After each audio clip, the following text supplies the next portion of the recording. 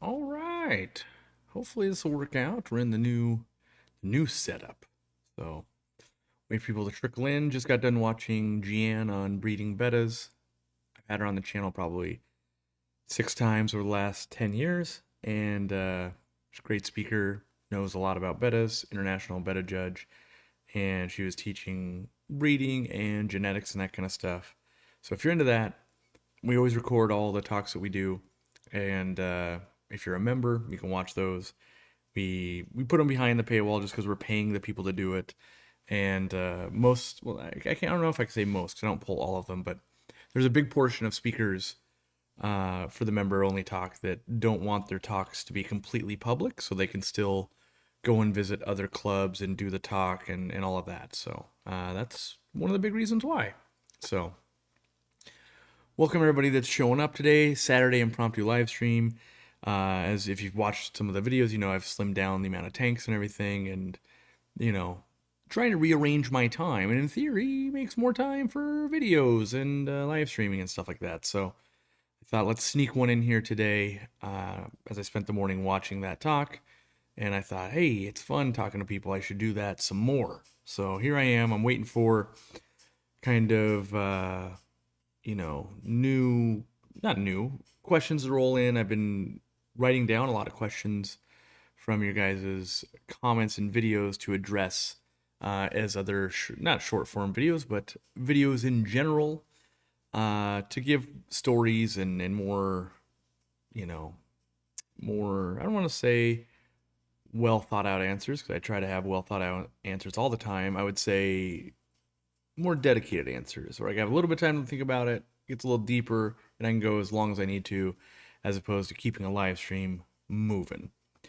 Let's see here. Yeah, I don't like this chat. Ooh, is there? Nope, that's not it. Click that. I want a bigger chat. A bigger chat's coming over to the screen.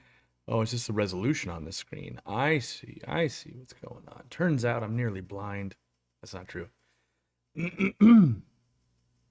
right, we're gonna start with some questions here. Creedmore Aquatics says, do you feel the UV sterilizers currently available on the market are as good as reasonably could be, or do you think there's obvious room for improvements? Well, let me start with what a UV sterilizer is. You know that kind of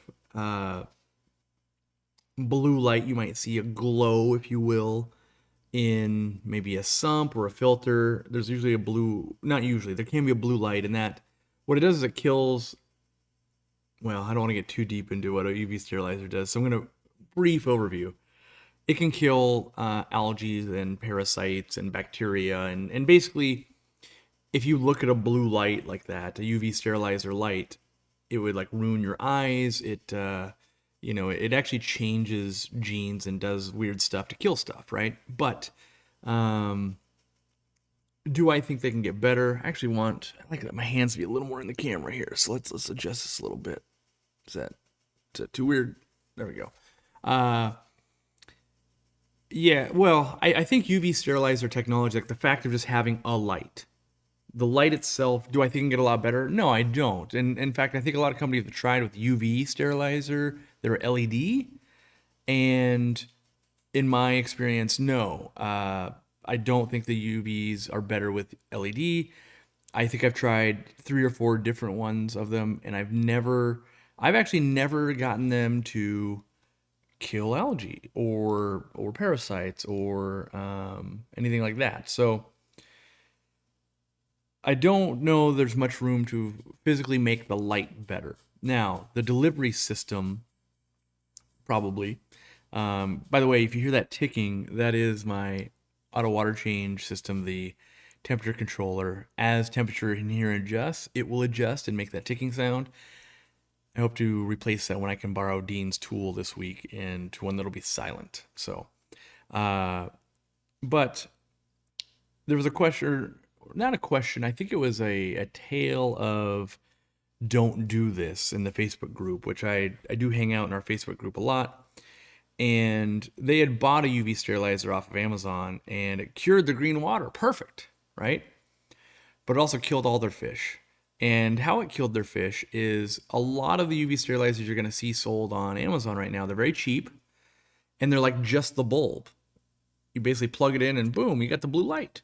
But as we just established, like anything that blue light shines on kills, including your eyesight, your skin, green water, bacteria on wood and rock, and all the living things that are there, and then eventually fish.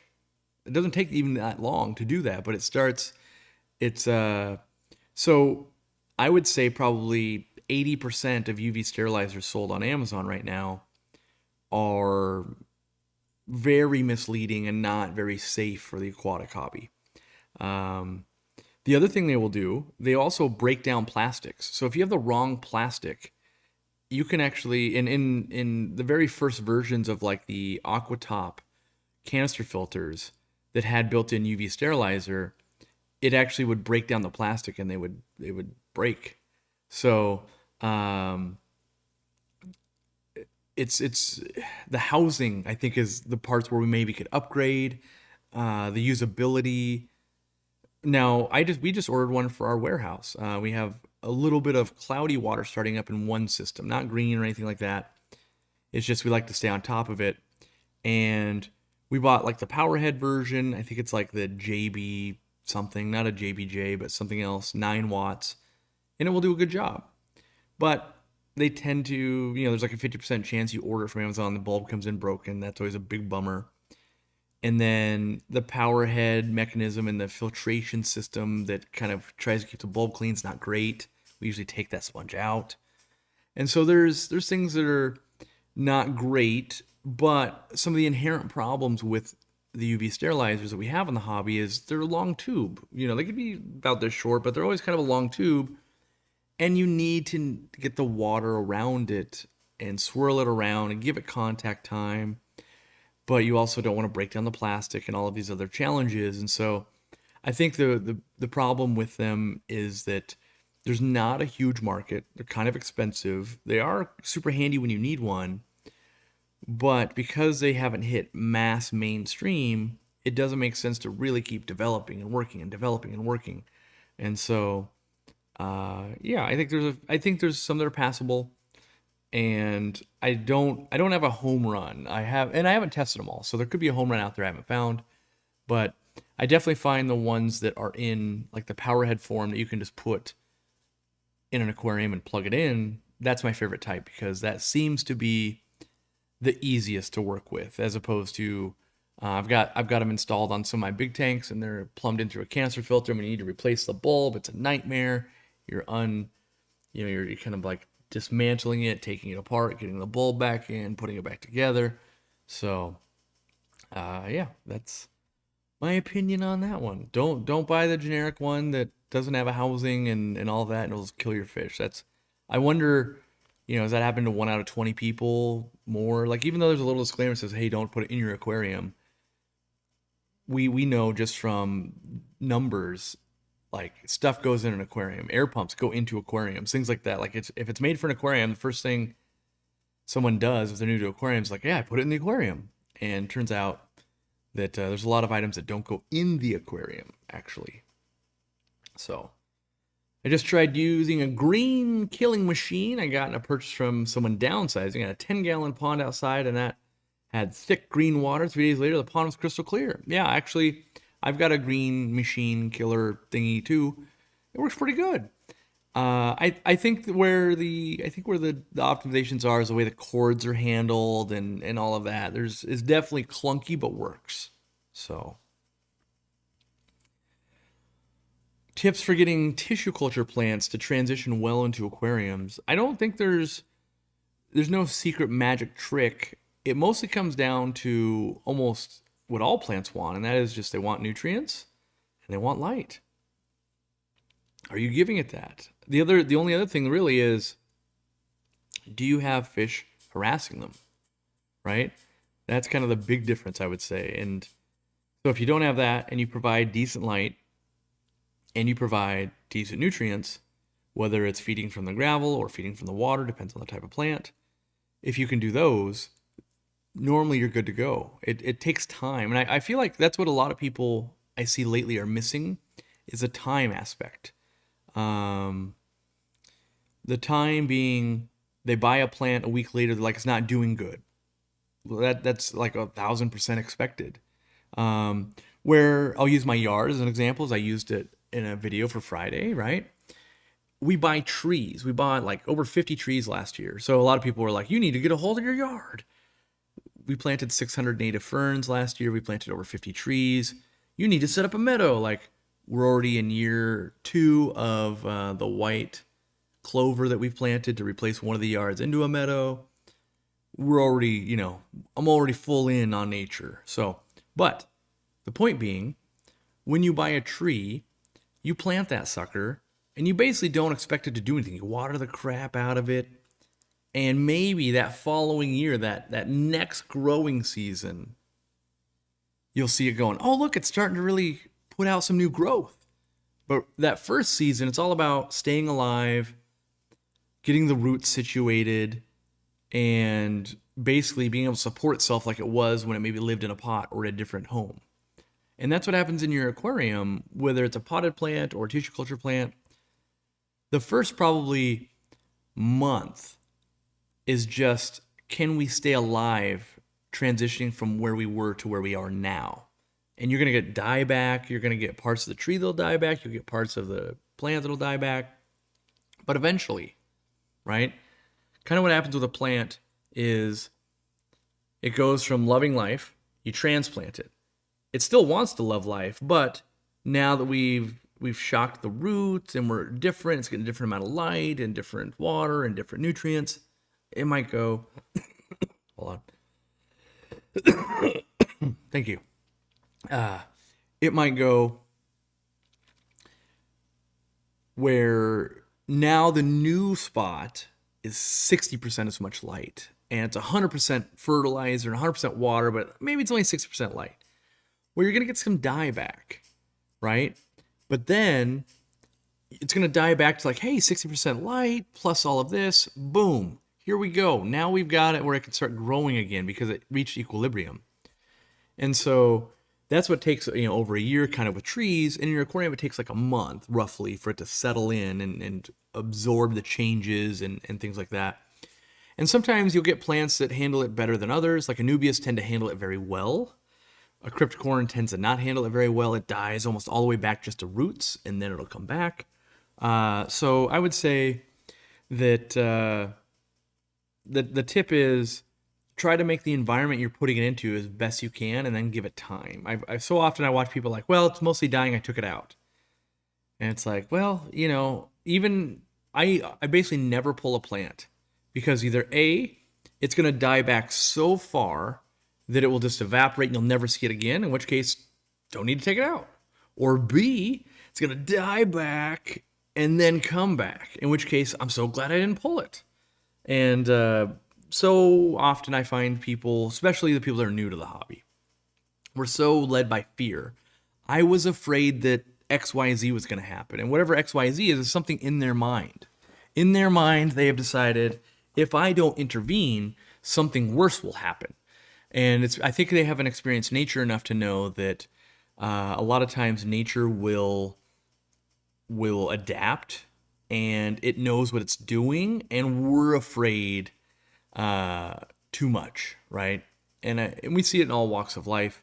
But I feel like in the aquarium hobby, when you're new, we're so scared that one mistake is going to kill everything that we intervene all the time, and we don't let nature kind of do what it does. And when you really look at nature, nature's amazing.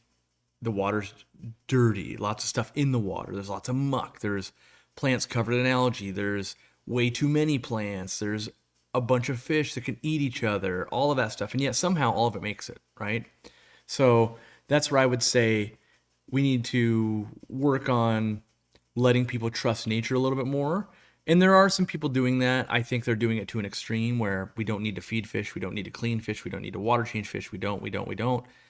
I think there's definitely a happy medium in between those two. But as far as tissue cultures go, back to the original question, you plant them, and like anything else, if you've got the right parameters, moderate light, moderate nutrients going in, and no one bugging it, over time should adapt. Assuming you got a good, healthy culture, which you should, if you're buying it from us, If you're buying ones that are like discounted at a store, you see those a lot where they've been sitting there for a long time and they're looking a little bit worse for the wear. Those ones, you need to be, it's like buying a tree that's 30% dead. You're like, you better really be good at being a tree whisperer if you're going to pull that thing back from the brink of death. And same with normal live plants. So,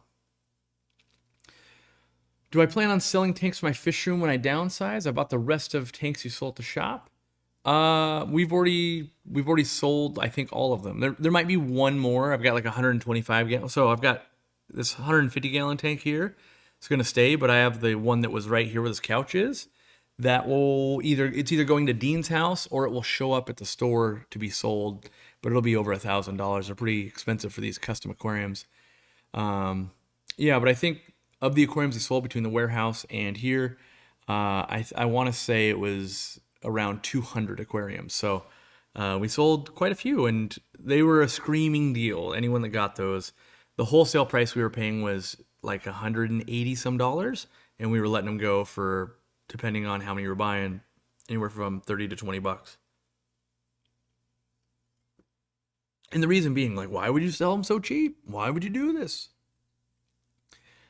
Mostly, I've learned over the last, as I try to obtain wisdom from my hobby, when I store a bunch of aquariums, you end up losing some to like, ooh, that one kind of broke. Ooh, the seal on this one's not so good. And you store them, and there's always a price associated with storing.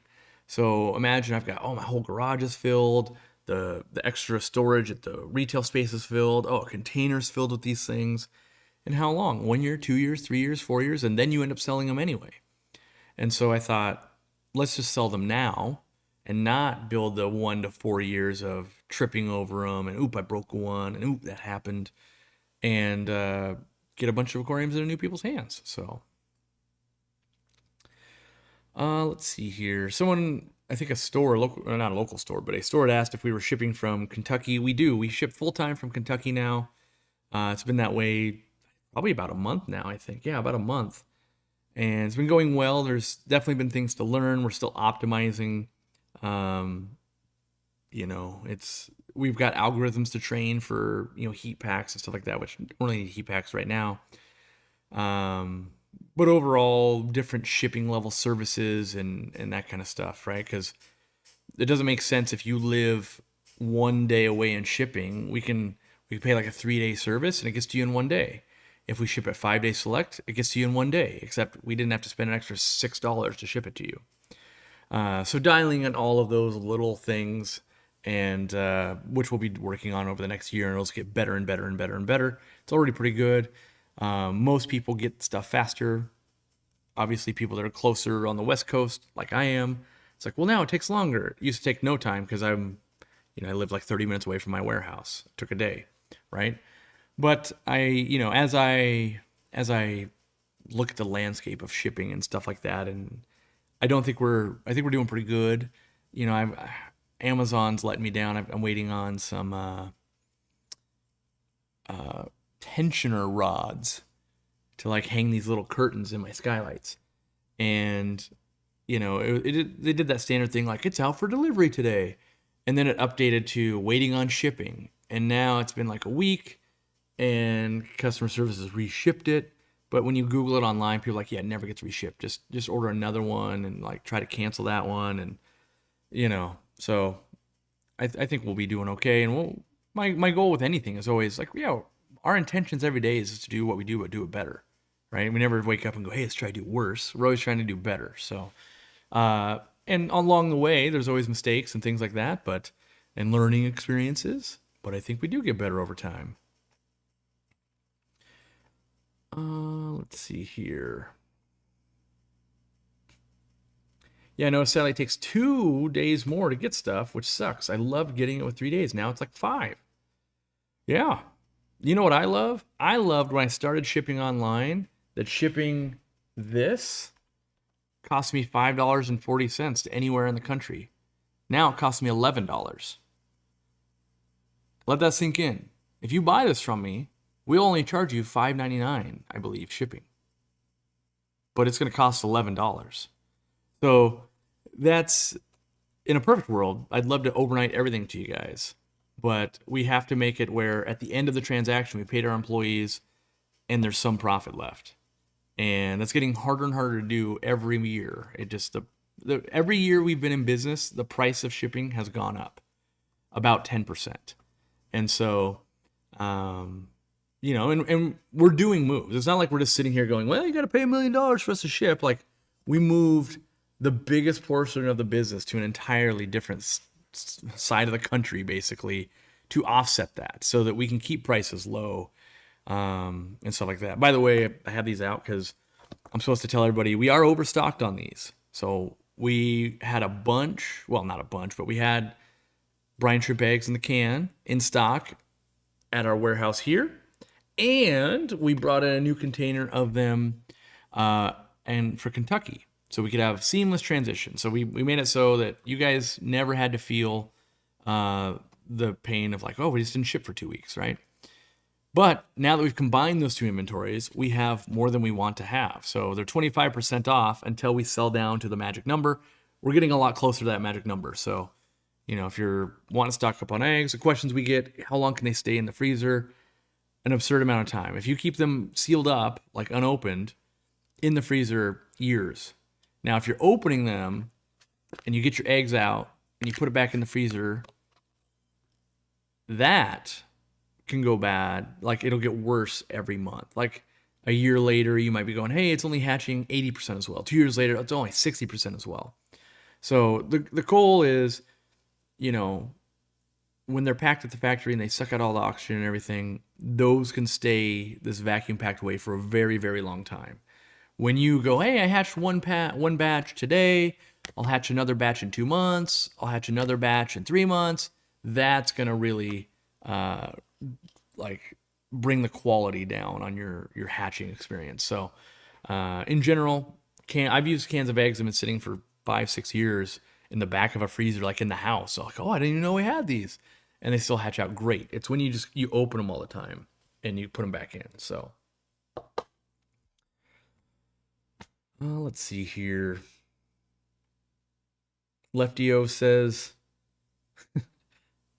yep, I filled up gas today. Crazy shipping makes sense. Hopefully we can get the economy turned around next year.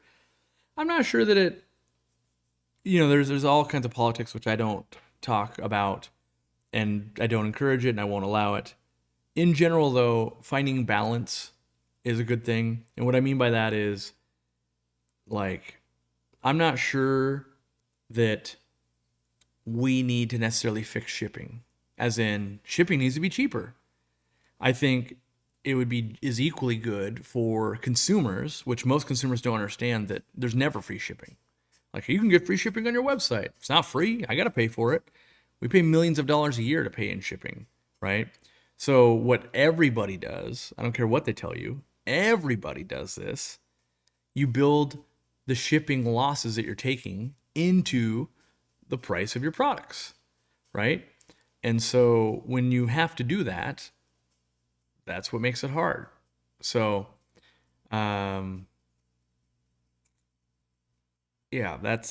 we could, if society was willing to pay, and we've run these tests, like if I make Easy Green $15, no, let's say I make it $10, and then we charge you actual shipping, people will choose to not purchase with $10 plus $8 shipping versus $19.99 with free shipping.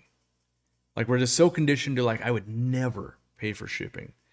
Kind of like, I'm conditioned this way. Like, I won't pay for delivery. We will go pick up pizza or whatever.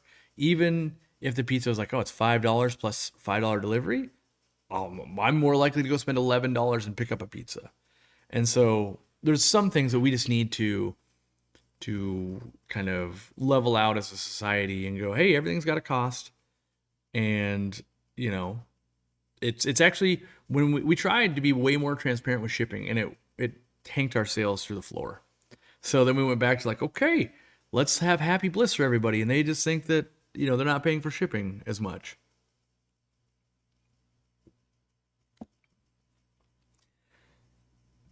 Let's see here. Bring down the general cost of goods and materials and the world will be a better place. I don't believe that. Whether it's again, I think it's balanced. Whether this thing, whether this item, this widget is $1, $5, $1,000, $1,000,000, doesn't matter. As long as proportionally, whenever you did whatever your line of work is, you got a proportional amount of pay to pay for this. The concept of whether a candy bar costs $1, $1,000,000, or $5, it doesn't matter if you got paid proportionally. So what if instead we said, hey, this can of brine shrimp or this candy bar takes 10 minutes of 1 hour of one of your work days. Now you can evaluate that. Like it's on a fair level, right? And that might be too much, but we're all trading time for money, and then we buy things with money, and hopefully those things make our life better in some way. So are Simple Green and Easy Green similar? I don't know. I mean, Simple Green, there's a product that like cleans stuff, but I would not doubt for a minute that someone hasn't launched Simple Green fertilizer. Let's see, Simple Green. There's Simple Lawn Solutions. Simple Green. Yeah, there's Simple Green Lawn Solutions. From what I see right here, 20-0-0. That would be nothing like our fertilizer. That would be like pouring in dang near pure ammonia. Yeah, there's a lot of competitor products that keep coming out. I noticed one of our competitors launched 3 new fertilizers made at our same factory, and they are worse in every way.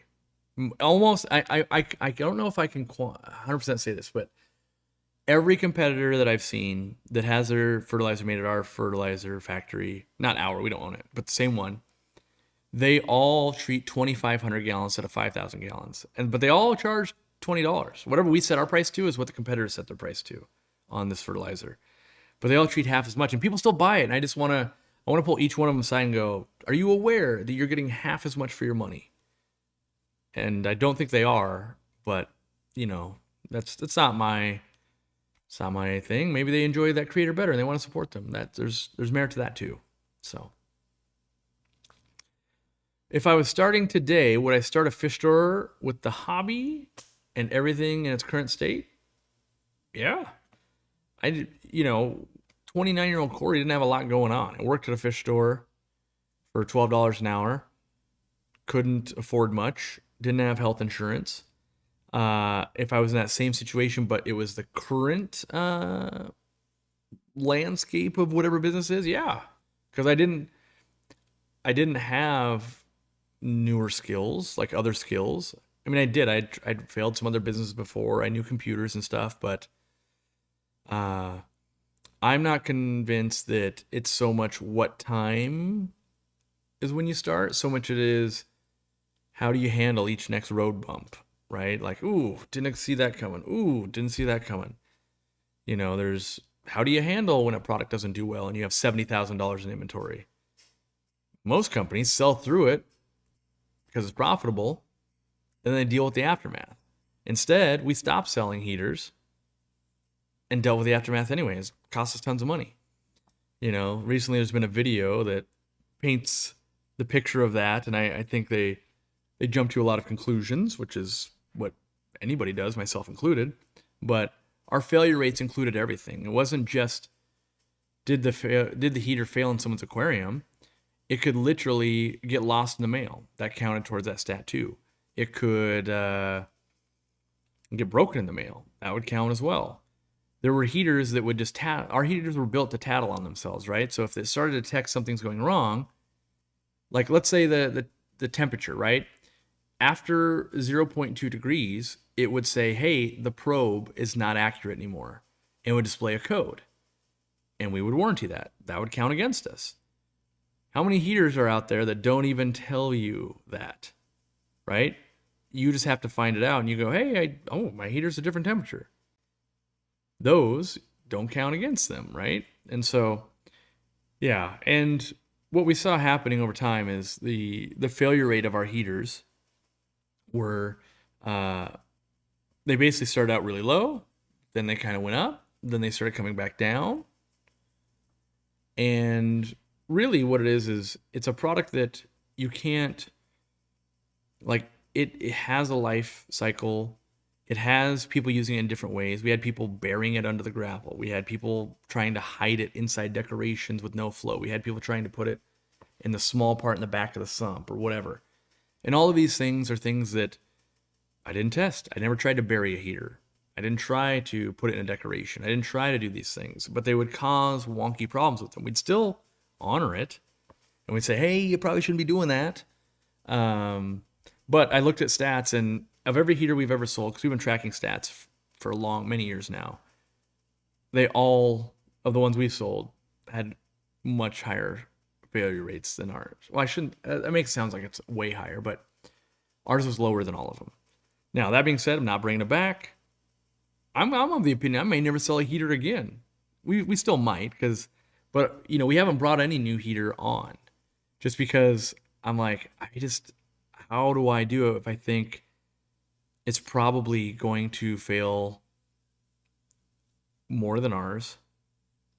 The only difference is there's no public forum, way to speak about that heater.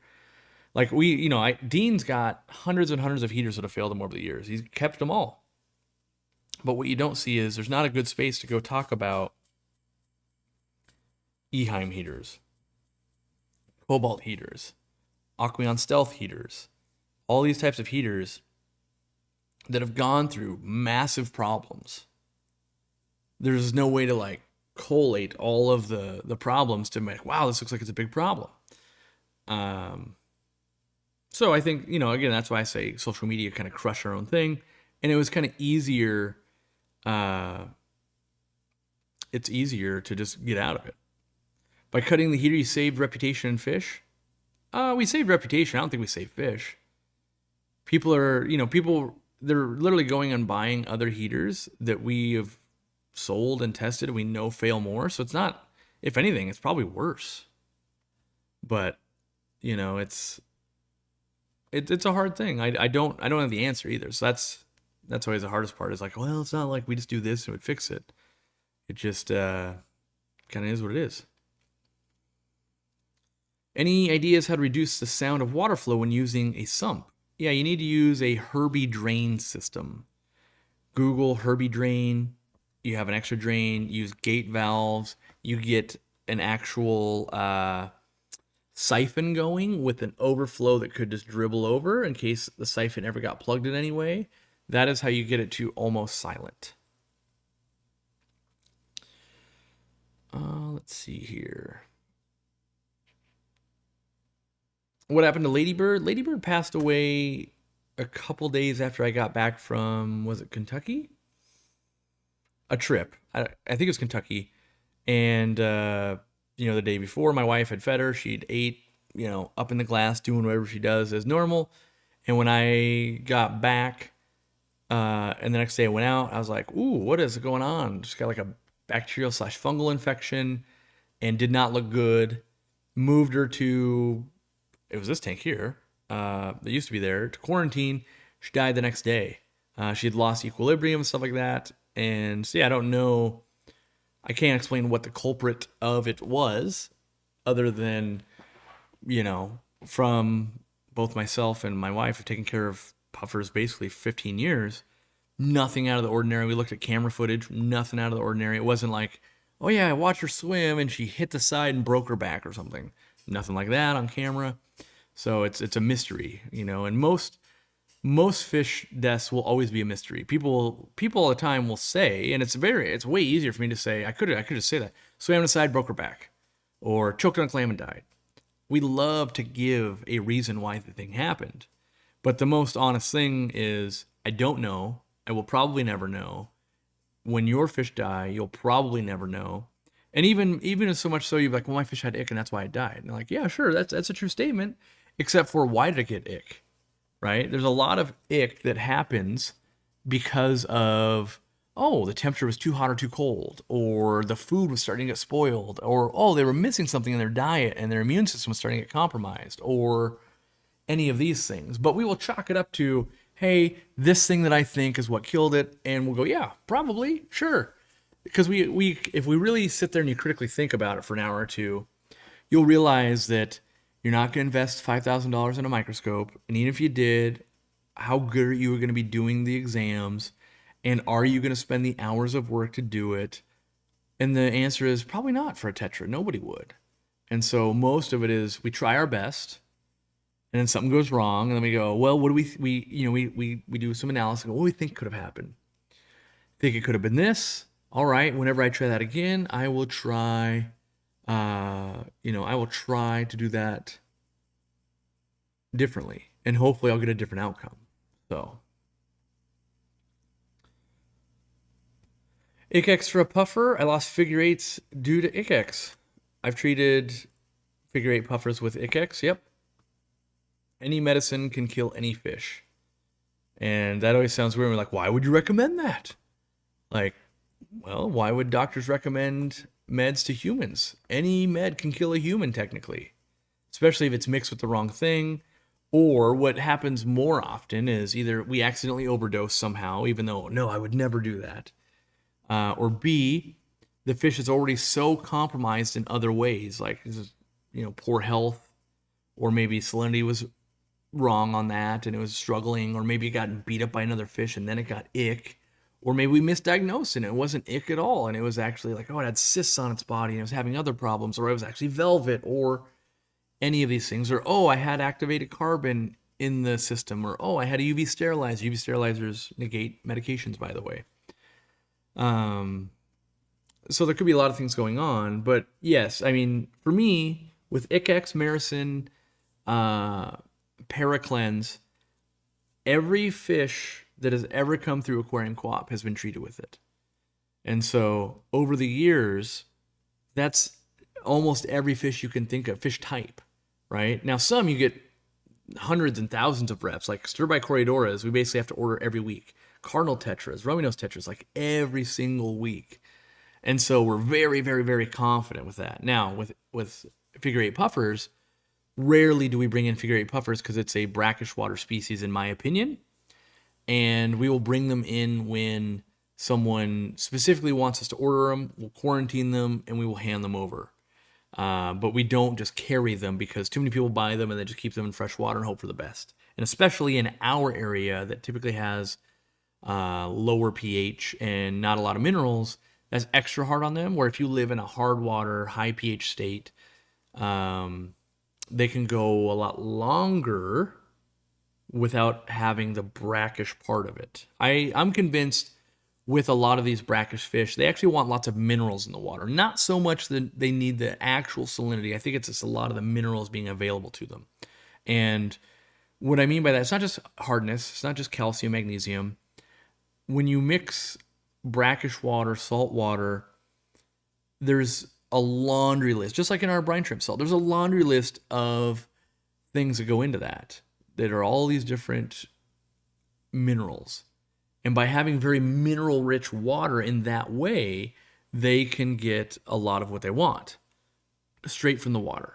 And that's why, and I'm a weirdo for this, but that's why, like even in this aquarium, all my aquariums, I am back to giving them a teaspoon of easy brine shrimp salt when I do water changes per 20 gallons, because I want all of those, I'm going to call them micronutrients, but they're not all micro. Like there's buffer in there, there's calcium in there, there's things that are more than just micronutrients.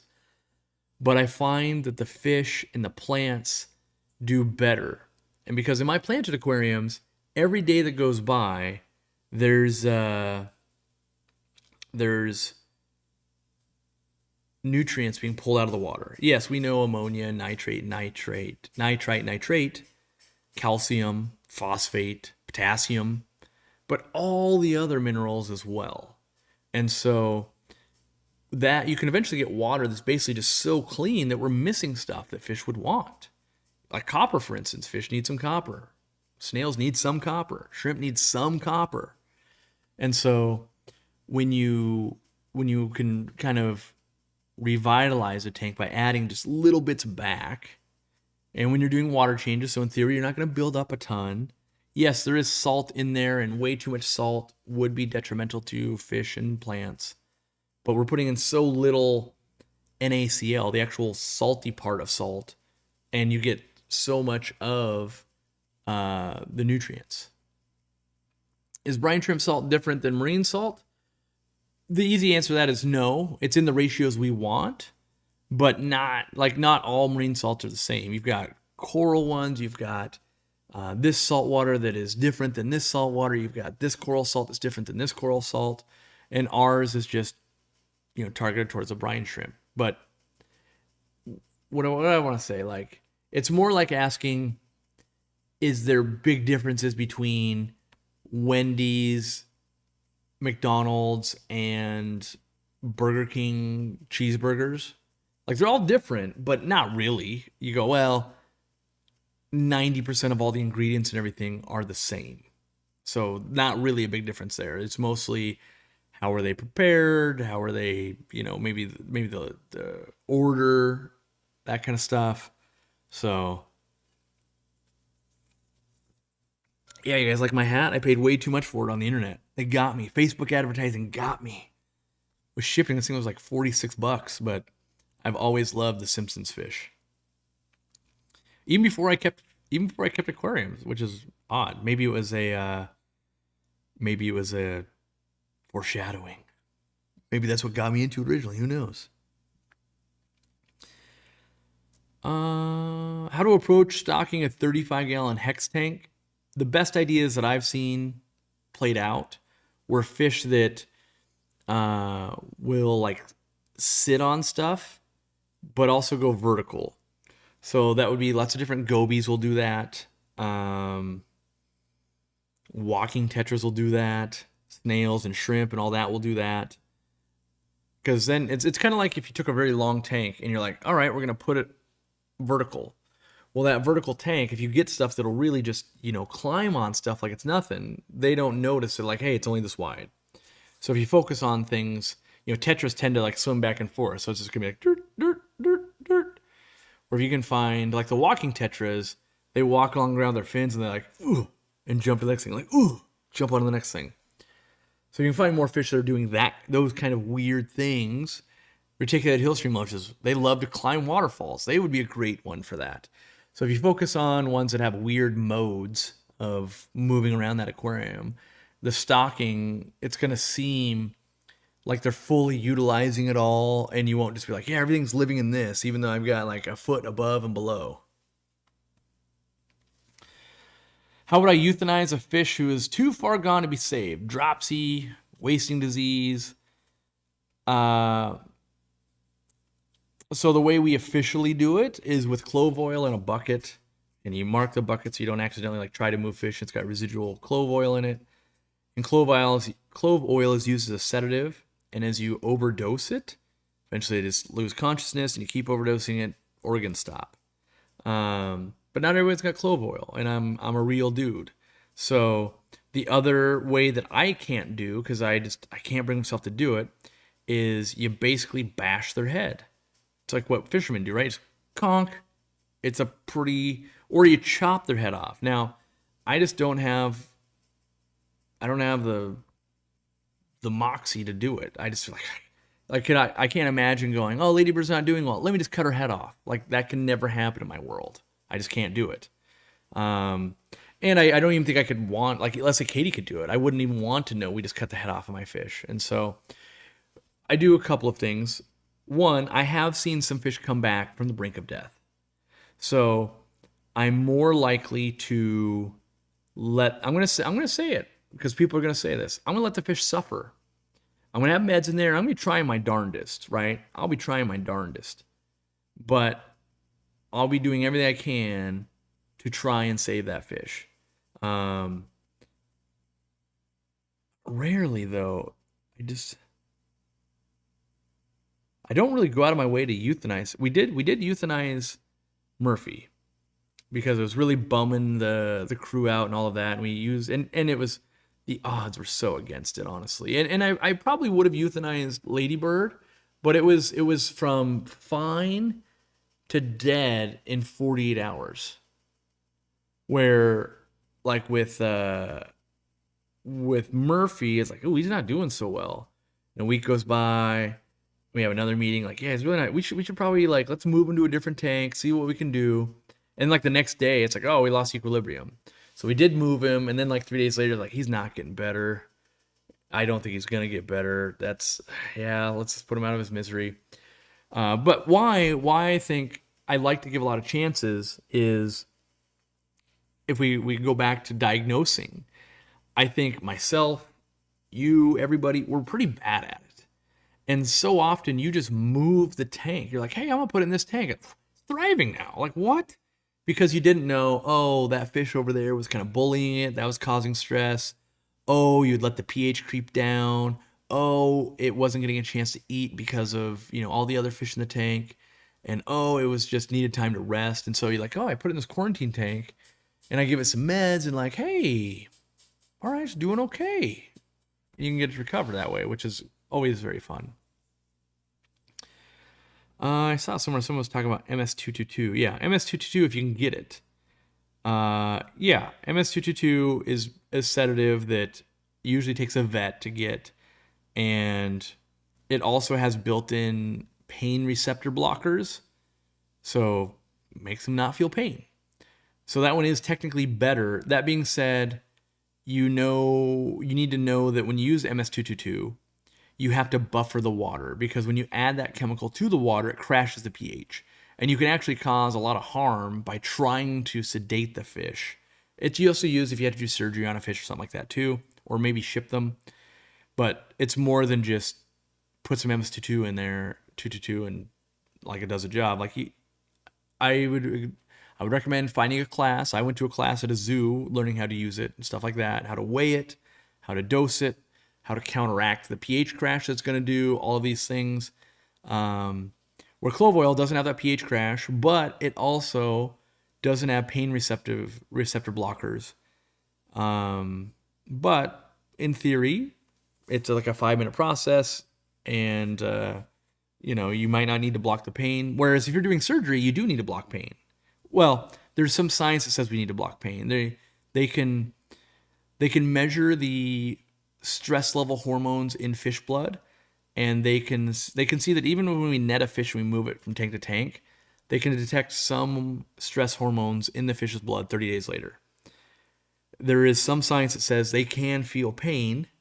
There's also science and papers that says they can't feel pain. And from talking with Dr. Tim Miller Morgan, and I kind of agree on this, like if you had the option, why not block pain if it's all the same, right? And as a vet or something like that, it is kind of all the same. Like, yeah, you could just get it, prescribe it, all that.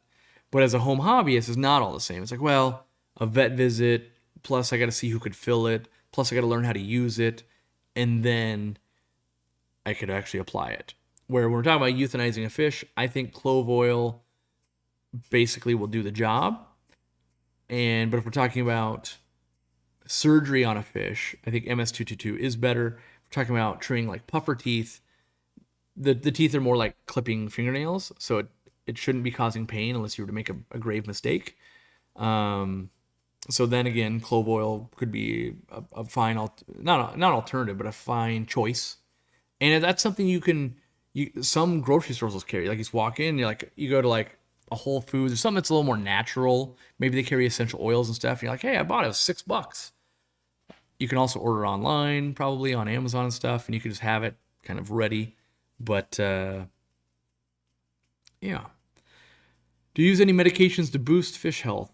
I guess it depends on what we mean by boosting fish health. So is there any med right now that, let's say with these fish, I say they're doing well. Let's say you look in and you go, hey, they're doing pretty good.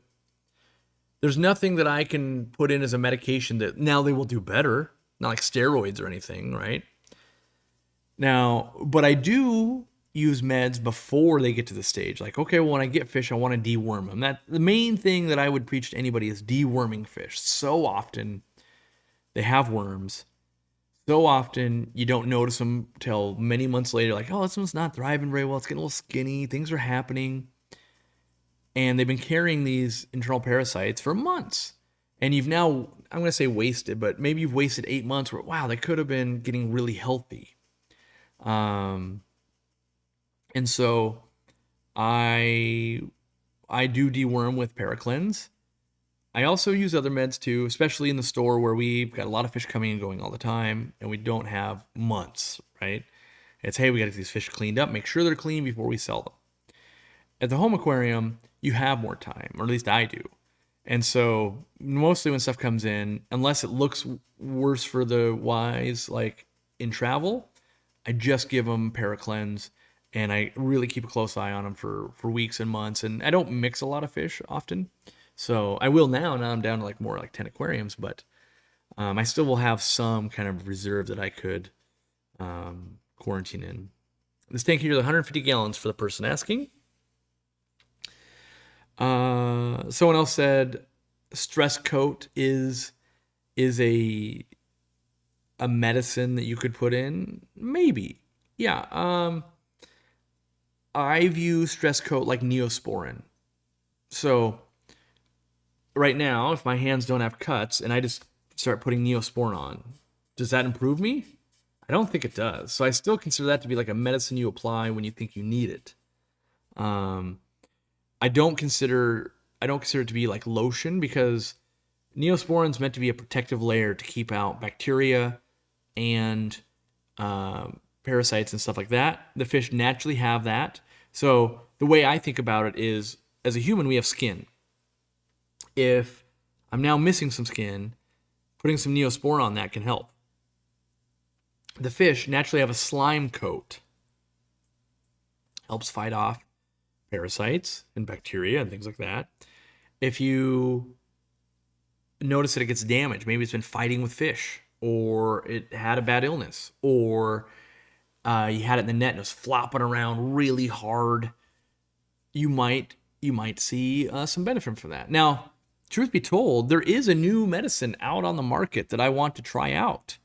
Now that we have a bigger warehouse, I've been looking through different products that I want to try out and possibly bring on, because we've got bigger, I can store more. And one of those is Hikari makes a bigger version finally of the bio bandage. Before, it used to be this tiny little thing that you would apply to like bettas, and now they sell it in bigger bottles. And the applications for that, in my opinion, are thumbs up just happened from my own app here. Anyway, the applications I think are when you're handling fish, whether to inspect them, but most often when you're getting like fish out of the mouths of another fish. So you're like, oh, I gotta release the babies from the African cichlids. The slime coat's coming off on your hand or the net, so that's a good use of it. Big wound or damage, so in koi or goldfish or bettas or just any fish that gets a big wound from an attack or something. Maybe it was a raccoon, maybe it's another fish, maybe it was a bird, and that wound is healing up. Physically catching that fish and putting the bio bandage on. And the bio bandage is some like stress coat basically. Which stress coat, the main ingredient there is aloe vera, which if we get a sunburn, we use aloe vera, right? But it also has B12 and other things that will help the healing process.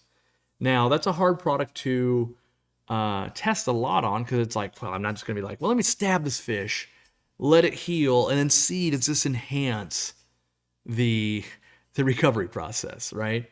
But I think it's worth kind of bringing in and letting people test. And I do believe the science behind it, and I have used it in the past in stores. It's also useful when you're handling big koi or big arowanas. Like with a big arowana move, you catch them in a pillowcase, and you pull them up out of the water, and you move them to their transport thing. That could be very useful to actually, like, in the water, in the tote, before you put it in the new tank, kind of get it on its side with a little bit of water, and kind of like, drizzle it on there, and kind of like, all right, let's just get this side, let's flip you over, drizzle it on, kind of, all right, we'll help that transition. Now, I don't A/B test it though, so it's not like I'm going to go, okay, well, I'm going to intentionally do this, we'll treat one, not the other. When you're really testing medications, you need thousands of reps, honestly, to be able to recommend it. But yeah, so that was just a medication that I'm interested in. I kind of want to play with some more. I have played with bio bandage, but not in this bigger concentration. And I do believe that when I was a big African cichlid, well, not big, I bred a lot of African cichlids, worked for an African cichlid store, and I had to harvest a lot of fry there also, and I was harvesting them at home as well. And so maybe you're pulling 50 fish, 50 to 100 fish a week. They're in your hand and you're letting out babies, right? Between home and work. What we would do is we'd catch them, we'd get them into like a big ice cream container that we were going to let the babies out with. And then you'd take stress coat and you'd put on your hands, do this, catch the fish and let out the babies so that you've created a barrier of slime coat on your hands so that you're not instantly stripping it from the fish. And then what we would do is after we got all the babies out, we swish it around a little bit, you'd hold the fish and actually put it back into the aquarium. So it in a professional setting, streamlined that whole process and made it so that we could have display tanks. We're catching out fish, releasing the babies, and putting them back in display tanks and things like that. So what other meds do you use to deworm puffers other than the trio?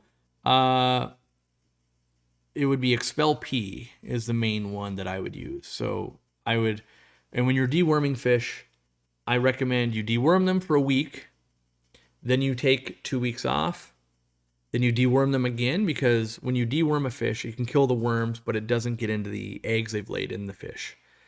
Then it takes about 2 weeks, make sure all those hatch out, deworm them again to kill all those juvenile parasites, and then hopefully you are parasite free. Now, wild caught fish, puffers mostly wild caught, I mean a lot of them are, or at least raised in outdoors, they typically have a higher parasitic load. They also can eat crustaceans that have parasites and things like that. So I also follow up with Expel P, which is levamisole as the active ingredient, which is a different type of dewormer for different type of nematodes. And I basically follow that same plan. I treat them, give them a couple weeks off, treat them again. Is BioBandage like a super glue bandage? Yeah, kind of. I would say that's a fairly similar analogy. It's not gonna like dry rock hard or anything, but yeah, the goal is meant to keep stuff from getting in and also aid in repairing the damage that's underneath it. But we don't sell it yet, and but it's a new product, as in they've always sold it in this tiny container that was too expensive. And I don't even know pricing. So for all I know, I might see and go, $100 a bottle. No one's buying that. But now they have it new sizes, I'm interested to go, oh, okay, what size makes sense? Is that a 4-ounce bottle? Is that a 12-ounce or 16-ounce bottle? I don't know yet. I haven't got any pricing or anything like that. That was happening a couple days ago. I was looking into it. Am I going to the catfish convention in Vermont? Nope. I'm not going to any conventions. I'm staying home. I'm working on my own hobby. Like right now, Aquacella's going on, and I'm watching all the pictures, taken in vicariously through other people.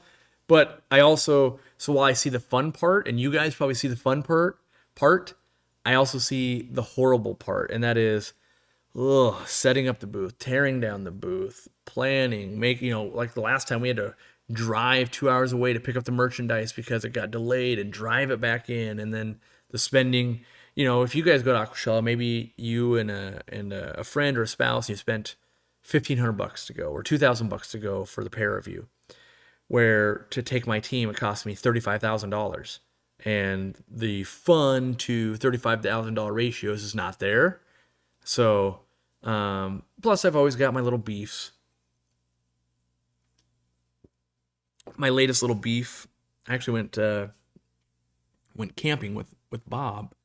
Did an overnight camp this week, and we were talking about Aquacella, and I was telling him my latest beef is, I believe that the majority of the people that would go to Aquacella are not brand new. Now, there definitely are brand new families to aquatics there, but I don't think the majority of the people there are brand new. But in this latest one, they have introduction to freshwater fish keeping. They have introduction to saltwater fish keeping, and they have introduction to terrariums. I'm not sure how many freshwater people are going to go, yeah, I'm going to go sit and watch introduction to saltwater. I don't think almost any saltwater people are going to go, I'm going to go watch introduction to freshwater. I think there could be some, both those camps, that will watch introduction to terrariums, maybe. But my thing is, and I am guilty of this, and I'm going to work on this as well, is where's the content for the person that's been into it for 3 years, 5 years, 8 years, 10 years, 20 years, right? At a show like that or on my channel. Now I try to do it where it's like, hey, I'm going to travel the world, maybe try to show you guys something. That's my attempt. I actually hung out with Dick Owl, the discus breeder. Not last Friday, but the Friday before. We went to the Amazon Spheres, which is cool. I hadn't been there in probably 5 years. And he brought up a cool concept. And he said, Aquariumcoop's getting pretty big. You've got a lot of influence. And he said, you guys do videos about all kinds of stuff, but how is a new person that goes online on the internet, how do they know who to trust? And I go, yeah, there's no, we're all equal footing, right? If I make a claim and someone with 10 YouTubers makes a claim, the claims are equal, essentially, right? Or 5,000 or 100,000 or a million YouTubers, doesn't matter, or your subscribers. And his idea was, what if you used money that you guys get and you start working with what you can identify as experts around the world? And so he wasn't like nominating himself, but in this example I'll use, because I'm talking about Dick Owl, like if we want to make a video on discus, we should always go to the same person that we've identified to be the guru we want to work with. And maybe they're good on camera, they got to have credentials and have done a lot with discus, and work out a system where it's mutually beneficial. So if someone asks me a discus question, I go, here's what I know, and I would recommend checking out Dick Owl's website, which I don't think he has a website, but you'd send traffic their way. You'd also be making the videos that would send traffic their way.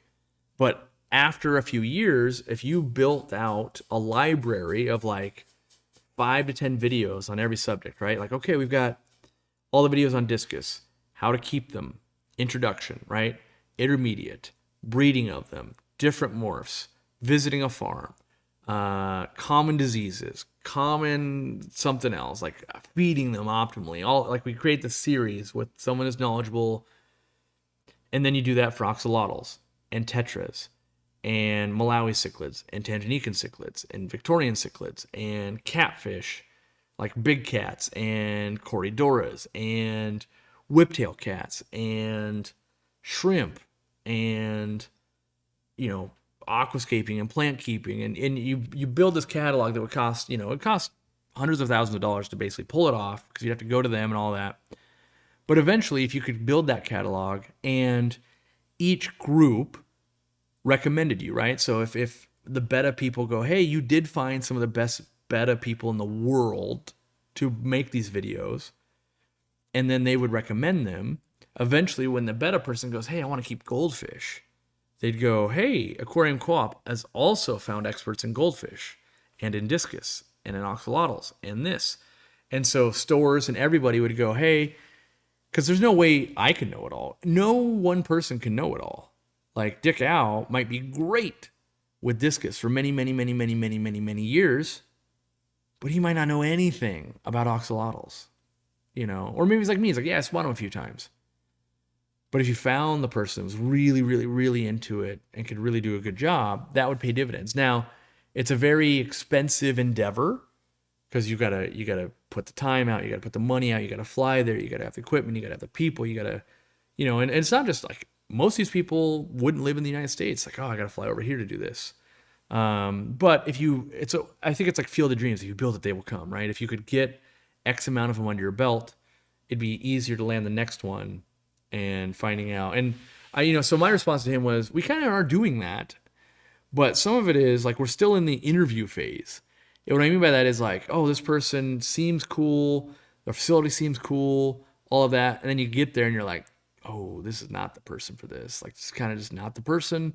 We'll still film it, but we're not really looking to work with them again. And so we're kind of, there are definitely people like, and I also think it's very hard. How do you quantify who's the shrimp person? Who's the axolotl person? Like, the shrimp person, is it Chris Lukup? Very charismatic, knows a lot, but am I better off making him be the crayfish person or the narite snail person? Because he's wicked smart on both those. Like, he knows crayfish way more than anything. And then you'd be like, you don't want to have a lot of infighting either. Like, Crystal Cup's not the best about shrimp. What about this breeder or this judge or this person? And so you kind of want a unanimous, like, they don't have to be the best, but everyone would need to respect them. That's a key component of that system working. All right. Let's see here. Can I keep a Ranchu and a Ryukyu goldfish in a 51 gallon? If the answer is yes, what should I know to prevent problems like swim bladder disorder and stuff like that? Well, I would say watch the video I put out. It says, what fish would I never keep again? Because that's fancy goldfish. I'm not sure I'm the right person to be asking on how to prevent that. So my initial answer would be, could you keep both those in a 51 gallon? I think the answer is yes. How are you going to be able to prevent swim bladder disorders and stuff like that? I think the answer is don't keep fancy goldfish. They've got intestinal tracts that are very smushed. You've got high inbreeding. You've got massive numbers and all of that. I think it's hard to avoid. So if you were to ask me, I live in an apartment, can I keep 2 pugs? I say, yes, you probably could, right? Just be a good dog owner. And then you go, well, how do I prevent their like face nasal problems and that kind of stuff? And it's like, well, you try to find a breeder that's working on improving that. You know, like I think some of the French bulldogs and stuff, they're trying to like get the snout out more and stuff. But the reality is, if that's parts you don't want to deal with, probably don't get that type of fish or dog. And so I would say, like, for me, I'm going to keep Shubunkins. Shubunkins are a great, cool looking goldfish that don't typically have those problems. Could you keep 2 Shubunkins in a 51 gallon? Yeah, probably for quite a long time. So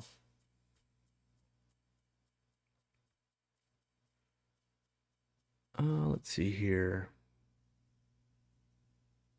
How would I stock a 51 gallon tank? Me personally, if I had a 51 gallon that just showed up tomorrow and I was forced to stock it, I would use low light plants, cryptocoryns, and maybe some Anubias or Java ferns. I would probably pick a live bear because I love watching fresh fry in the tank. I would also use shrimp because I love to look at shrimp. I'd add some snails in there. I'd probably go, hey, I want a honey gourami in there too. I like the look of those. And I would treat it as a community tank. That's what I personally would do. Hello from South Africa. What's a great way to put aquarium plants in a substrate without the roots having them coming up? So one, that's one of the reasons I like gravel. Gravel's heavy. If you're using a clay substrate or like an Eco Complete that's lighter, or a sand or dirt, all of those are kind of light and fluffier. I like gravel because it's heavy. It helps hold roots. But other tips you can do, let's say you have a stem plant. You can actually, and it's got some roots, you can actually, of this plant, you can plant this much of this plant. Just like put it into the gravel and turn it. So now you have roots, stem, here's a gravel cap, and it grows. It's going to hold itself down, and all this part will grow roots probably. I say probably because not always. Using tweezers helps. So you want to get tweezers that have the angle to them. So like if this is where I got to plant it right here, if you just use your fingers, you put it down and the roots are up and down, it can come out easily. If you use the tweezers, the goal is to like come in at this angle. So the tweezers are like this in a hockey stick shape. You want to get it into the gravel and then bring the tweezers as you're pushing down, bring them level. So now the roots are kind of like this in a J shape in the gravel. That is going to be much more likely or less likely if a fish tugs on it or water's hitting it with a float, it'll just pull out and lift off. And then also using heavier gravel helps. Let's see here. I totally agree. The same applies to university, where professors are excellent at their research but lack the skills to communicate their knowledge and passion for a subject to an audience. We also see trouble with language barrier. So like I've met some really, really good guppy breeders, but they don't, English is a second or third language. And not that I fault them for that. I think it's amazing. I only speak one language and I barely can do that. But when you're trying to teach something to people, and most of our audience is English speakers, you know, I think it becomes like almost like a rating system of like, okay, well, English is a third language. Like we'll give them a 6 out of 10 for that. Knowledge is like a 10 out of 10 though. Are they afraid of the camera? Are they good with the camera? Like, okay, they're a 7 there. We could probably create a matrix and go, all right, let's try that. We're like Chris Luca might be a good example, and hopefully he doesn't like me or doesn't mind that I use him as an example. Let's say, because I think he'll take this kindly, let's say his knowledge is a 9. His ability to speak to a camera is like an 11. He's really good at it. He can speak like 10 different languages, and English is dang near his first language. It's not, but it's close. It's really good.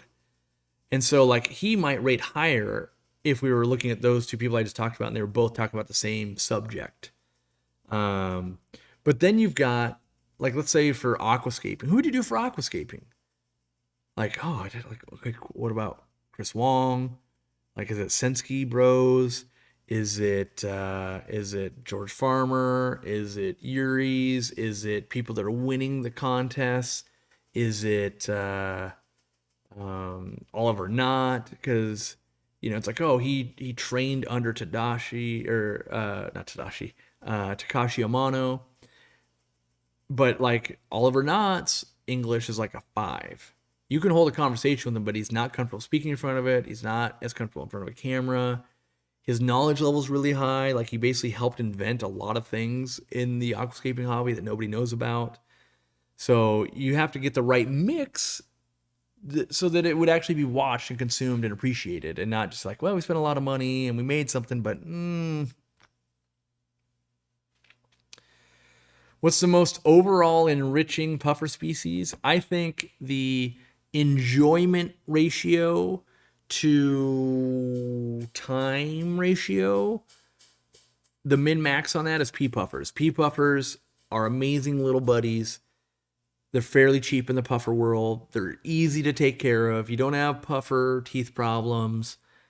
I really think that those are the min-maxers. Can the next Aquarium Co-op tabs install themselves? I mean, they're going to be a lot easier when they finally come out. We're just waiting on our die from Germany.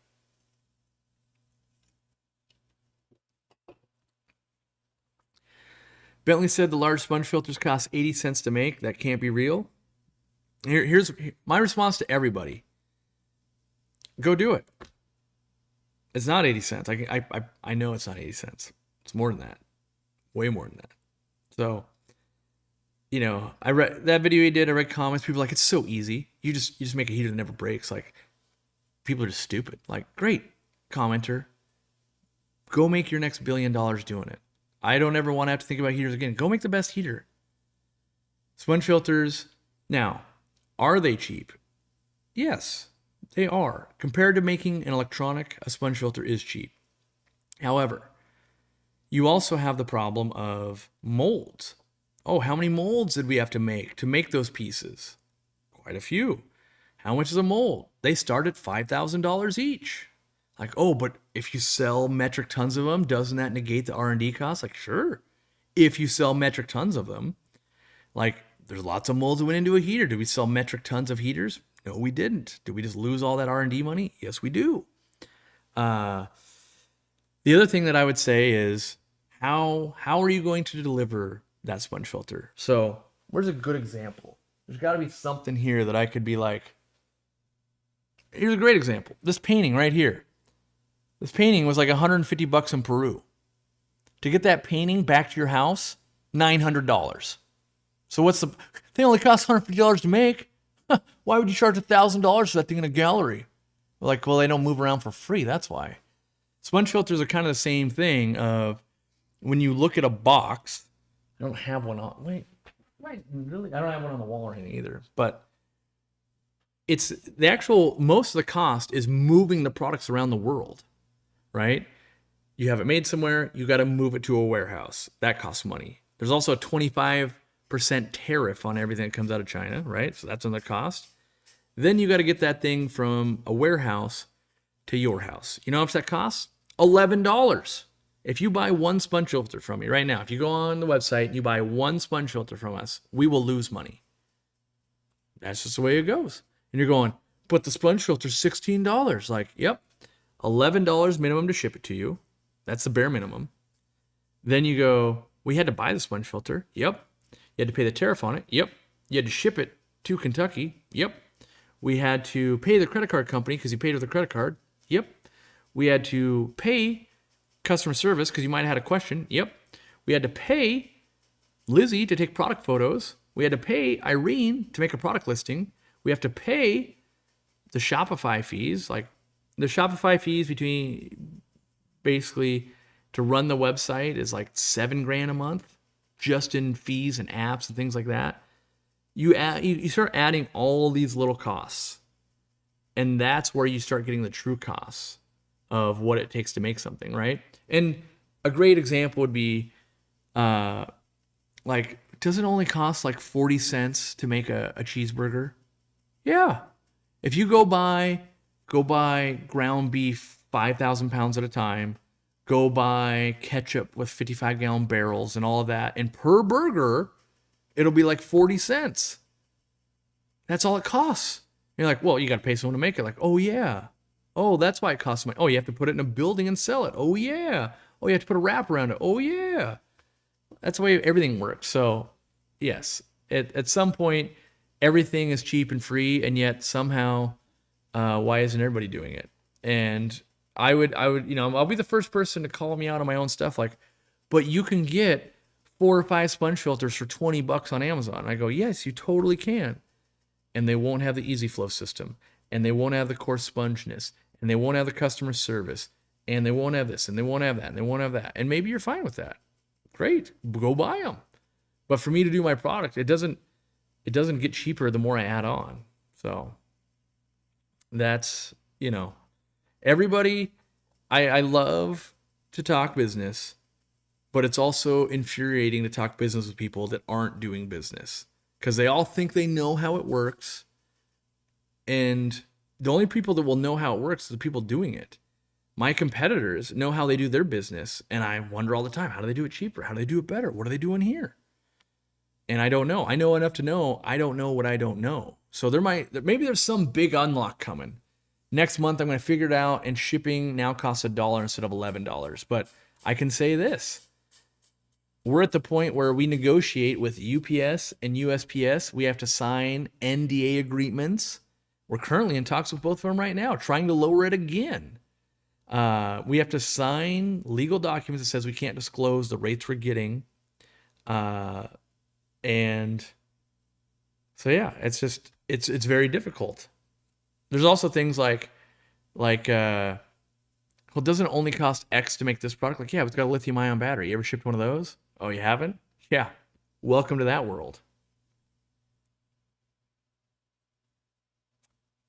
Let's see here. Oh, yeah. Candy overhaul. I forgot to factor in. With that demonstration, we didn't pay anybody to pick and pack and ship the item. We didn't pay anybody to do stock counts. We didn't pay anybody to sweep the floor from just, and process the cardboard from the bigger boxes and all of that, and the people to manage them, and the HR department, and the, all of the things, and the free sticker, right? Because we tried not doing free sticker, and all of a sudden, people were losing their minds. So don't forget the free sticker we add in. Not only do we add one in the box of the Nermi stickers in the box of a sponge filter, but if people don't get that free extra sticker in their thing, they are dejected. So, lots of stuff goes into it. And I'll say this, if we were only paying 80 cents, that'd be great. I would make more money on a sponge filter. But right now, you order one sponge filter, we lose money. If you order more than one, now we're talking. We might make a few bucks. How would I clean a tank that had, I can never say this word, epistylus in it? I had a breakout. I would dose 1 tablespoon of salt per gallon and let that sit for like a week. If you don't have if you don't have live plants. If you do have live plants, I just let it sit for like a month. Let's see here. Love the videos. Learned so much from you about and absolutely love the products. About to update my sponge filters and air pumps with your new ones. Hope you have a great weekend. Well, thank you. Yeah, I actually deleted kind of a ranty thing out of a video that's going to come out in the future about products because, you know, it just irritates me knowing how hard we work on products as an entire company. Be like, you're just white labeling. And it's like, some of that is yes. Some of it 100% is yes. We just, like this super glue right here, we're just white labeling this. We literally, it's literally the same glue from Super Glue Gel, the big brand that makes all the super glue in America. We didn't go out of our way. We don't have giant, thing on here, made in America and all that. But it is made in America, 100%. All of this, made in America, right? What did we do though? We made the instructions way better, right? Everything actually is applicable to aquarium use. We gave you more for your money, right? My goal has always been and will always be, if we're going to do a product, how do we do it better in some way than what's already out there? If we don't, we just shouldn't do it if we're putting our name on it. So yeah, in an instance like this, yes, it basically is white labeling. We tried, by the way, doing black super glue. We tried doing it in China. We tried doing it in other countries. It took us like 5 years to do this. Why? Because we were trying to reinvent the wheel. And eventually we learned we cannot reinvent the wheel. Because when that black glue we were trying and all that stuff, it's coming off in the water, this ain't gonna work. So then eventually we go, yeah, we're just gonna white label this. And that's what we did. And white label means you basically put your name on it, and we do. And we offer the customer service, and we teach people how to use it, and we give you more for your money and all of that. So that product's that's basically just a white labeling. And then there's other products where it's like our LED lights, we spent tens and tens of thousands of dollars in samples and changes and multiple manufacturers. We actually did a print run with a different manufacturer of 4 pallets of lights and scrapped it. So that was a $30,000 order. We just scrapped. No, we didn't scrap it. They're in stores. We gave them to partner stores and stuff like that. But as in scrapped it and went back to R&D and built our current light. And so, with any range, I think it's really easy to sit and be an armchair warrior and be like, they're just copying stuff. And I've said it before and I'll say it again, people don't know it's a big chicken and the egg thing. So there are products where most times we will go to a fair and we will find a product that we like. And then we go, cool, this is semi-close to something we think we could work with. And we start making changes to it. I probably even have samples. Let me grab something here.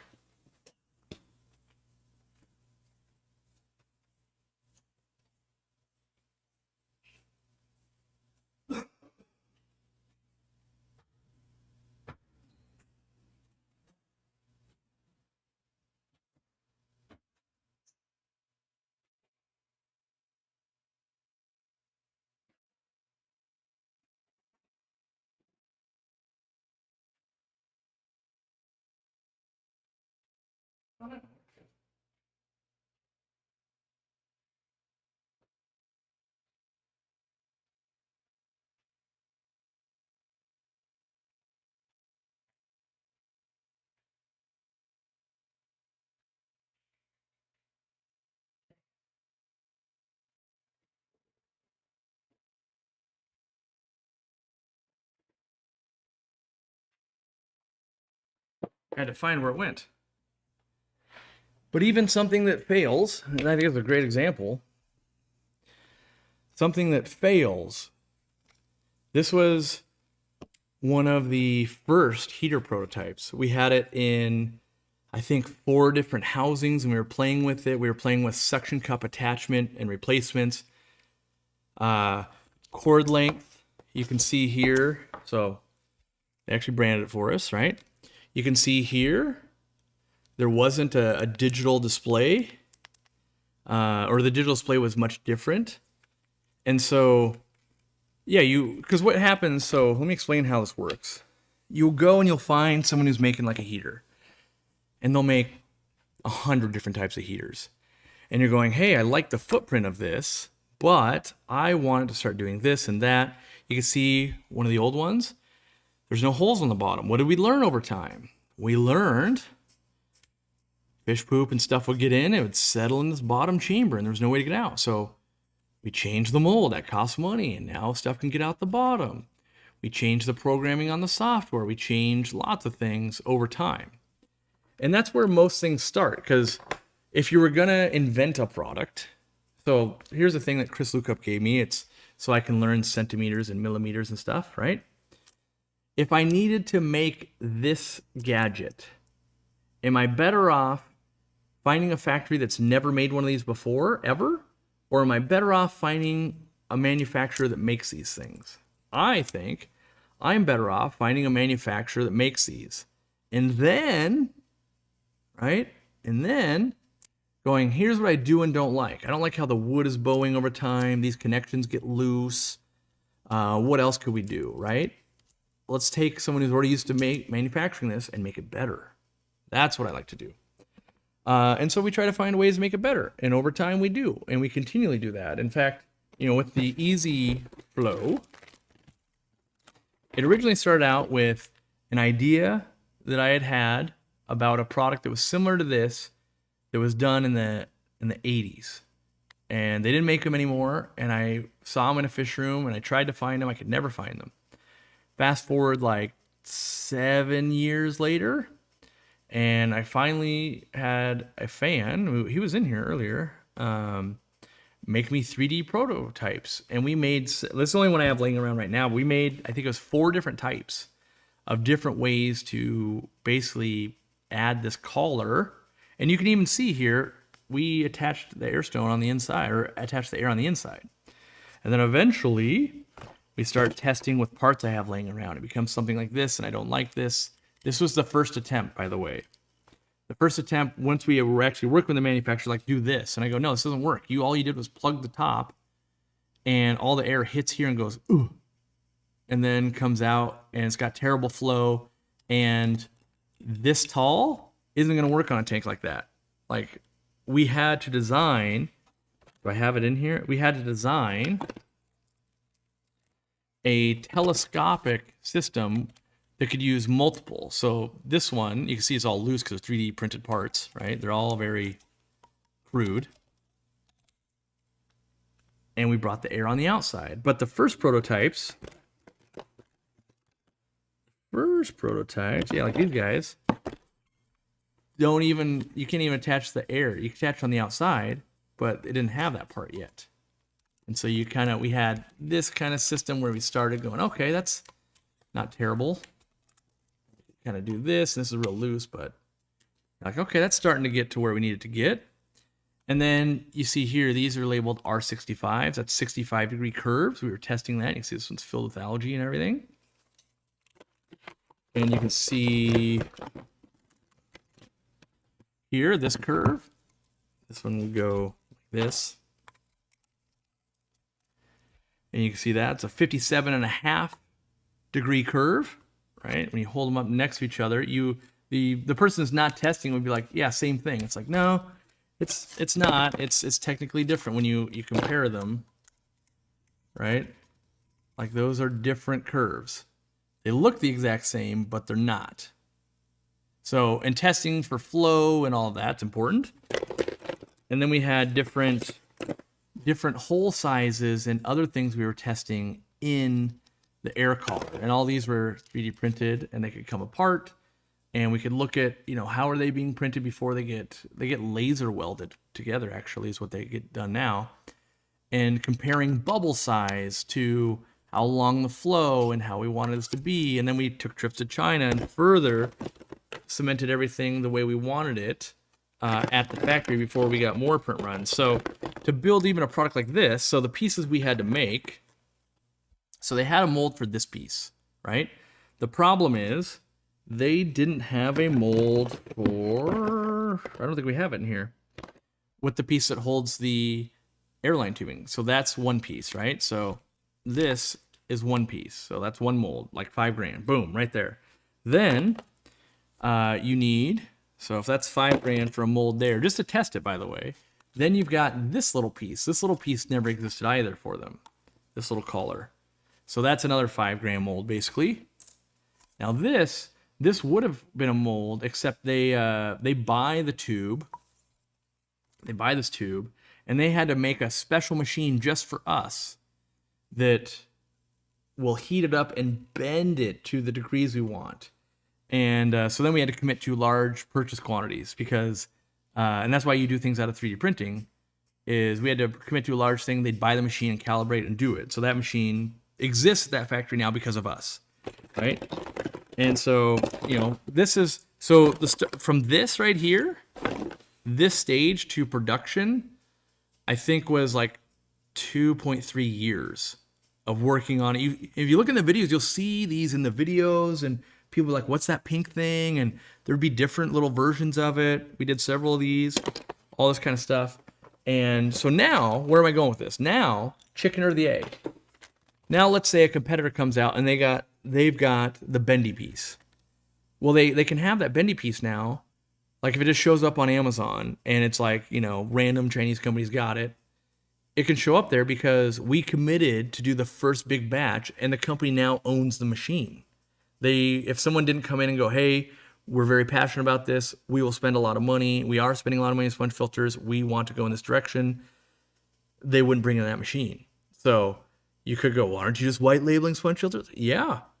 Many years ago, we found who's making most of sponge filters on the entire market. We went to them and we go, great, let's start changing things about sponge filters, because I have squeezed so many sponge filters. I get carpal tunnel from squeezing sponge filters because I had a store I had to work at. We had to do 300 a month. So how was the final lift tube bent? Hot bent? Oh, so is it? Yeah, as far as I know, it's hot bent. I don't know the exact process. I just know that each one of those, we would get samples sent over, and we'd approve them or deny them and go, hey, you got to make this a little bit better. We want this a little bit. We want this. And so they would literally have to like change the machine in ways it was doing things to get it more uniform. So, yeah. And so at the end of the day, yeah, I didn't invent plastic. I didn't invent sponge, but in the way you use all of it. I think a much better analogy is like when they come out with a new car, like pick Ford. They've always made cars. Well, this car is different. Like, oh, all you did was took a car and made it different. Like, yeah, that's what cars are. That's what most things in the world are. Like, we're not going to say like Apple, for instance. They didn't invent cell phones. Like, oh, but didn't they just copy cell phones and they made a cell phone? Yes. But the first iPhone that came out was so different than like a Nokia phone or a BlackBerry that they made it quite different. And over the years, they keep improving upon it. That's what I want to do, is like, there's only so much you can change it, right? Like even this. Here we've got Easy Green. And you can see I've got Easy Green above me. It's now in a bigger bottle. Well, originally, it was in a big bottle. And it treated 2,500 gallons of water. And then I go, but can't we make it more concentrated and save the environment some and treat 2,500 gallons in this bottle? Many of you have probably bought this smaller bottle, right? It's a nice little small, cheaper to ship. Again, because how do we save our customers money? We are only charging them $6 or $7 a ship, and yet it costs us more. And we can save the environment. So we get this little bottle, 2,500 gallons. But then I thought, you know, because we saw people buying 2 or 3 of these at a time. So then I was like, well, what if we go back to the bigger bottle and it treats 5,000 gallons? Like that, 2 of these bottles with 2 pump heads and all that use more plastic than that bottle. And also, 2 of these ended up taking up more space than the bigger bottle. So we went to that bottle. So this used to be $14.99, 2,500 gallons. Then we went to the bigger bottle again. Treats 5,000 gallons, $19.99. So you guys saved money. It made more sense in shipping. It made more sense for the planet, all of that. And yet, all of our chicken and the egg competitors, they sell that bigger bottle. Why do they sell the bigger bottle, Corey? Why do they have the same pump head, Corey? because Aquariumcoop sells hundreds of thousands of those every year, and the manufacturer already has them in bulk. That's why. So what you're going to see though is we're working on it right now. They're at the manufacturers. Long term, we're going to be switching to dosing caps that are made for Aquariumcoop. They're labeled for Aquariumcoop, and that's, so that's where you're going to be like, the next version of that will be, haven't you just copied a dosing cap from another company? It's like, sure. Didn't they copy measuring cups? They copied whatever the first, caveman spoon was or whatever. Like, yes, but that's how things go. And everybody puts their own spin on it, by the way. I don't want to say they're direct copies because they're not. Our competitors, they usually change some of the formula and do some other things. And in my opinion, not changing it for the better, because if I thought it was a change for the better, we would do that. But yeah. So a lot goes into just making an 80-cent sponge filter, which it costs more. You got to ship it. You got to do all these things. And, I try to make it so that at the end of everything, you guys got entertained. You got a product. Our employees got paid what I consider to be a fair wage for what they're doing. And we can continue to keep doing it and working on new products and making products better. There's a lot of products that hit the market that will never change, even when the buyers want it. Look at things like AquaClear filters. We know what we want. We want this to be better. We want that to be better. They'll never change it. We just keep buying it. They've got no incentive to make it better. Lemon Lizard says, it seems like a constant cat and mouse game. Yeah. A great example, we get this popping up every once in a while. Didn't you guys just copy your light? I saw another brand selling your light. What happened? We were working with the manufacturer. We were bringing over samples and doing all of this because it takes a long time, lots of money. And the Chinese company, we didn't have an exclusivity agreement, started selling it to another Chinese company that was selling it on Amazon. Now, they were selling a much inferior version than we were doing, but it looked the same on the outside to people. If you held the two lights next to each other, you wouldn't know they're different LEDs, different ballasts, different thicknesses in acrylic, or not in acrylic, in aluminum, different changes in the spectrum that had different remotes. Like almost everything about it was different, but visually you would go, same light, is what you would say. And we told them, we go, look, you can't do that. Like, people are going to be confused. And they agreed. They go, yeah, people will be confused. And so they stopped selling to the other person in China. They weren't an actual company. I mean, they are an actual company, but they were just a reseller in China. And because we didn't want people to think, why can I buy this light cheaper when it didn't have all the upgrades and all the things we were doing? And now we have that exclusivity agreement going. But that happens all the time. We aren't quick to market. We're always slow because I want to test it. I want to be able to, in a live stream, defend. Why'd you make this decision? Why is your thing doing a thing? And not just put it out there and hope for the best. Which, some people said, hey, you did that with your heaters. Well, we tested a lot of heaters. They were in everybody's fish room. We didn't have any problems with them. And, we saw it scale. You start selling 100,000 heaters total. You go, okay, well, or like we had a 3% rate on 50-watt heaters and a 5.5% rate on 100-watt heaters. We were doing things to change them and make them better and all of that, but the reputation caught up faster than the changes we could make. It would have been easier if we actually sold less. Weird thing for R&D. But we didn't see any of those problems in all the ones we were working on, so... I accidentally tested my light for durability, dropped it on the counter, it bounced off onto the floor, and across the room. It still works. Yeah, which, everybody points out every time we do something like that. No one will ever drop their light. You're using a light like it'll never be used. And I go, yeah, sure. I don't know what to tell you guys. I've worked in stores. I own a store. And with the competitor lights that weren't rated IP67, we would lose a light every month to, it dropped in the aquarium, because we're using them 50 times a day on each aquarium. And so, but yes, when you look at millions of people, some of them, their cat's going to knock it in. Some are going to drop it. Some of them are going to have this happen. Some are going to have that happen. Some people are going to put their heaters under gravel. Some people are going to put air pumps in the water thinking it's not making air and plug it in. You can, so plus it's just fun to beat on a light and go, look, still didn't break. I like that part. Let's see here. Ran into what looks like the Co-op USB filter. USB filter. I'm trying to think what that is. Maybe USB air pump? The Co-op one lasted a long time. Cheaper versions failed much quicker. Their outsides can be very deceptive. And like with heaters and everything, they literally ask us, how long do you want this to last? And my answer is always as long as possible. And they always think that's weird because most companies literally want them to last a little bit longer than whatever warranty they're going to provide. And so then they start speccing the parts to that. And so the companies we work with aren't even well versed in like forever. You want them to, like, ideally it would never break. That is the perfect product.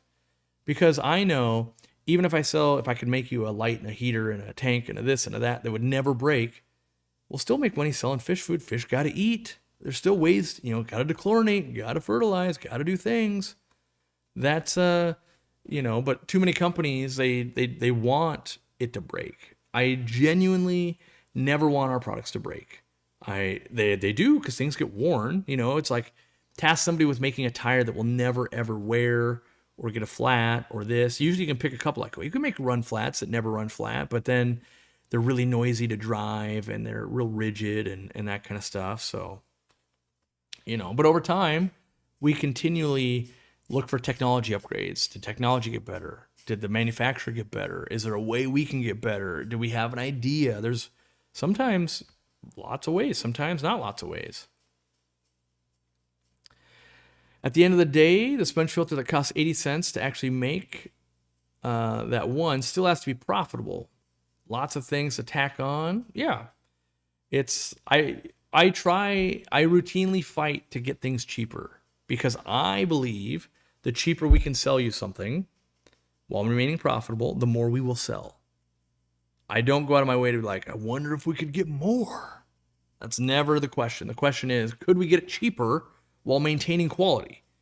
Because I believe at some point, if we had the perfect heater, the perfect light, the perfect whatever, and we have the best price, it will just be the only one. There are products that enter your life that way. Like an iPhone is basically that. Like it's not the perfect price, but it dominates the market.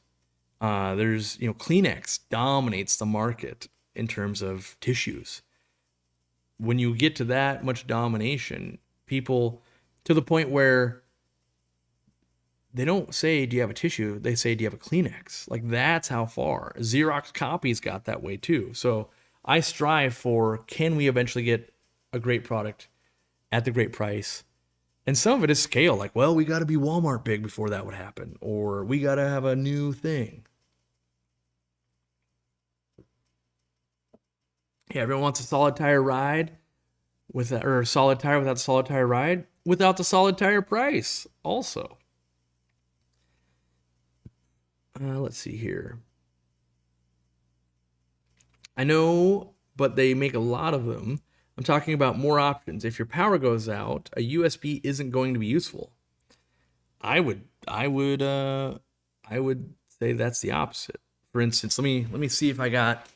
Do I have it? Yeah, I got it right here.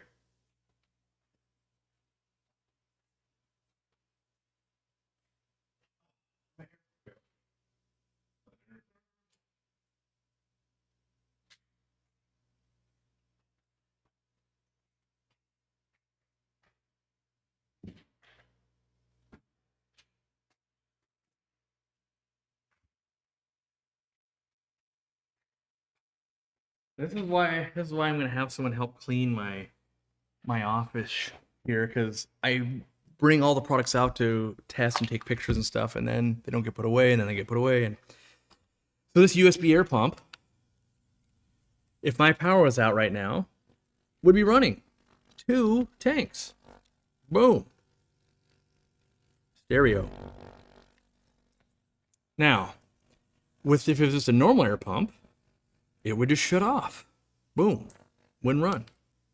So USB, well, even with the USB or not, it could have that function. Now, why do I think USB is better? Right? I believe it's better. So here's the USB part. One, long cord. Type C.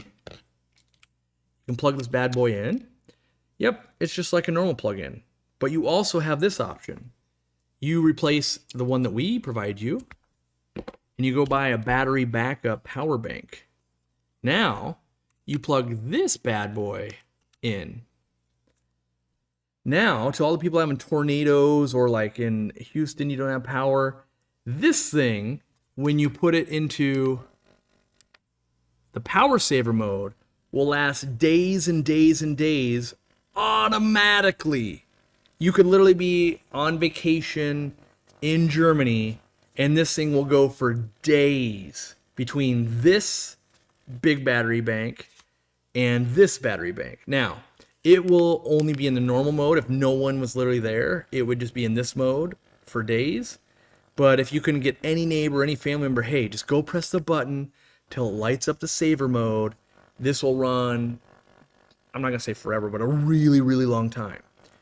You lose this option if you don't have the USB. Now, you also can, in a pinch, plug this into a laptop. Like if the power just boom went out right now and I didn't have any other backups and I'm like, I wasn't ready for a storm. What do I do? You can plug this into a laptop that's sitting over there going, oh, I've at least got that much extra power, right?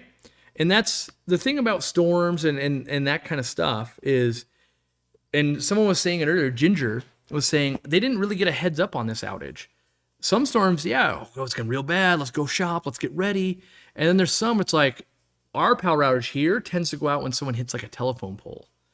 You don't get a 2-day heads up on that. You're just like, oh, power's out. Oops. And so that's where USB, I think, does make this product better. Now, the other benefits is this can be used in any country because you can get a different adapter. So you can use them in Germany, you can use them in Brazil, you can use them in Peru, you can use them everywhere. So, yeah. Now again, did I invent all this? No. Before, when we were looking at battery operated air pumps, they typically started at 70 or 80 bucks. I wanted to get the price down. This thing's 40 bucks, right?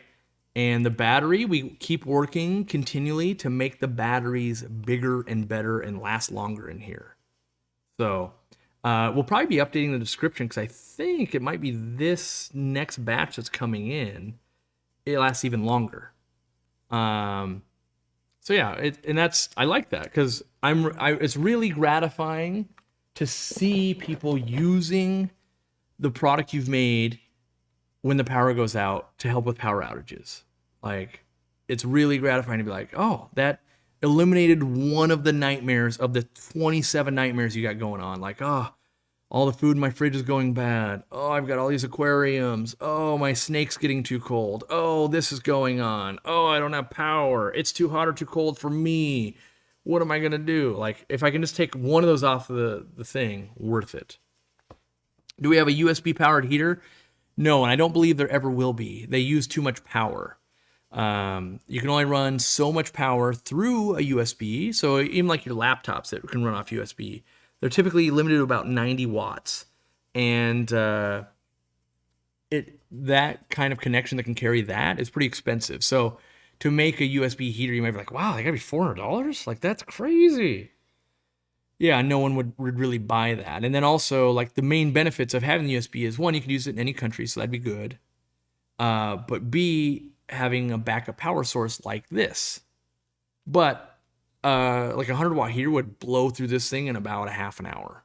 So it wouldn't really help you. So you have to have products that use little amounts of power to get real big bang for your buck out of this kind of stuff. Let's see here. I have multiple USB battery backup units. How can make it last even longer if the battery pump is dead? So the ways that I envision people using this is having some kind of battery banks. You should just own some in some form, whether it's for your cell phone, you're going camping, whether it's just having, you're on an airplane, just having one thing like this helps. And then what I like to do when I run into big power outages is we either I do both. I bring my battery products into my car and we drive somewhere that has power, charging them. So if we're going to my grandma's, it's 40 minutes away, right? Let's say she's got power. We charge these, we plug them all into all the outlets and stuff in the car. Maybe you're doing a cigarette lighter to charge these. And we drive to grandma's house and we start charging on the way there. Then we finish charging, and maybe it takes 3 hours or something like that at grandma's house. Meanwhile, we might grab a shower and that kind of stuff. Now you've got all your devices charged. You drive back home. You run them for another few days. Repeat that cycle as necessary. In a real bad pinch, everybody is absolutely out of power.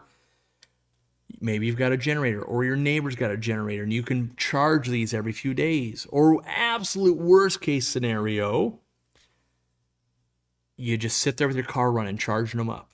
Like that's the last ditch effort there. Like, oh my gosh, what am I gonna do? Oh, what? This is an Anker, and it's a 10,000 milliamp one. They run about $30 or so. This one has a Type C and a normal, and yeah, they're kind of my favorite. I've got a bunch of different ones. This is my favorite one to travel.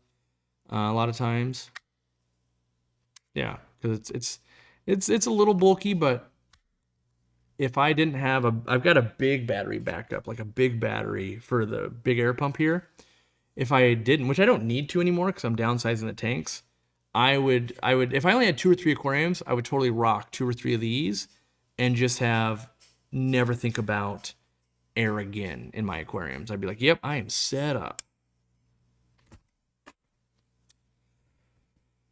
Does anyone know if all the changes have been made to the Corridora lineage yet? I don't. I don't know if... I know they're doing some reclassifications. I don't know where they are. If like, yeah, they're totally done. Or, oh, we still got the long noses to do or whatever.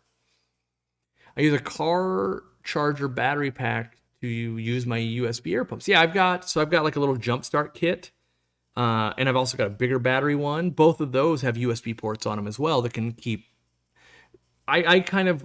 In my life, I find products like, ooh, yeah, you can just plug USB into that. That'd be great. I could use that in a real pinch. So I've got a bunch of things in a real pinch. In fact, Ginger Graves, the Zen Ginger was saying that in Texas they're dealing with the heat and they have to put ice in the aquariums. And I go, wow, I've never had it where power usually doesn't go out during the summer, and it's never been so hot that I've had to worry about it. But I do have USB battery pumps fans was what I'm trying to say. Fans that can like clip onto stuff.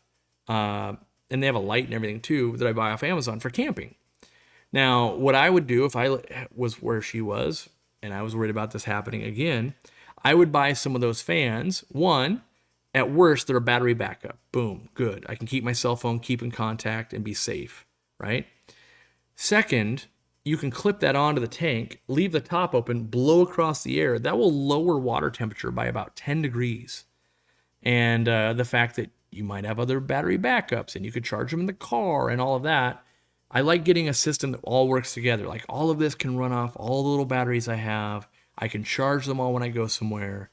I haven't tested them. I want to say that battery will run like a day or two with the fan on. And then I've got like lanterns I take camping. They also have a battery rechargeable and you can plug in USB. So I like all of my stuff. I basically like it so that my laptop could power everything. This could power everything. My car can power everything. And then if it really becomes an ordeal, fire up a generator and that can power everything.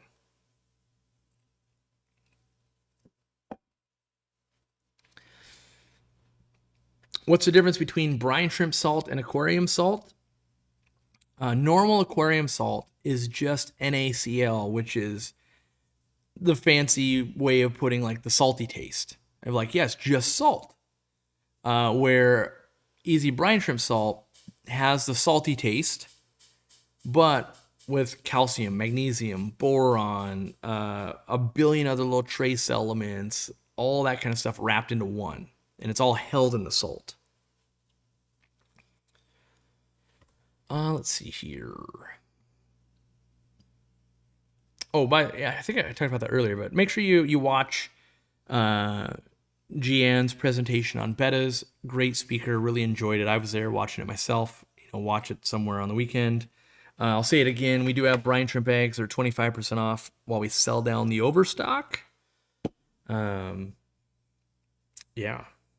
So make sure you're buying those if you need them. If not, you're going to see a video coming out with Dean. We did a whole big old video on brine shrimp and how awesome it is and how to hatch it and how his tips and tricks over the last 50 years. So if you think you might get sucked in by that video, you can buy them now for 25% off until it, I don't know. And it all depends on how much sells. We're overstocked by X. When X crosses the threshold, we're not overstocked. Sale stops. That could be today, tomorrow. I don't even know what the numbers are at right now, but it's not a timeline thing. Like, oh, you got till Wednesday. It's like a store could come in and buy 500 units and like, oh, sale's done. We hit the threshold.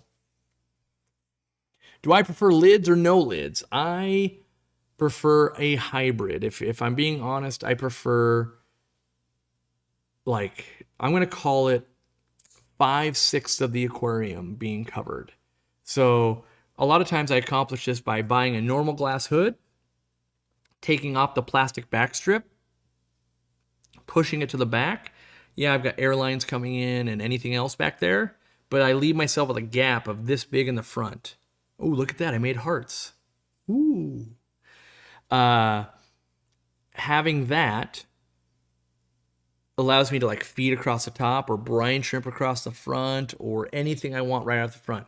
Now, there are some species that like to jump, in which case I have to use a full top. But I find that, they don't jump out the back because I'm as close as I can get. And I want to say, with that minor gap, keeping normal community fish, you might get one on the ground per year, maybe.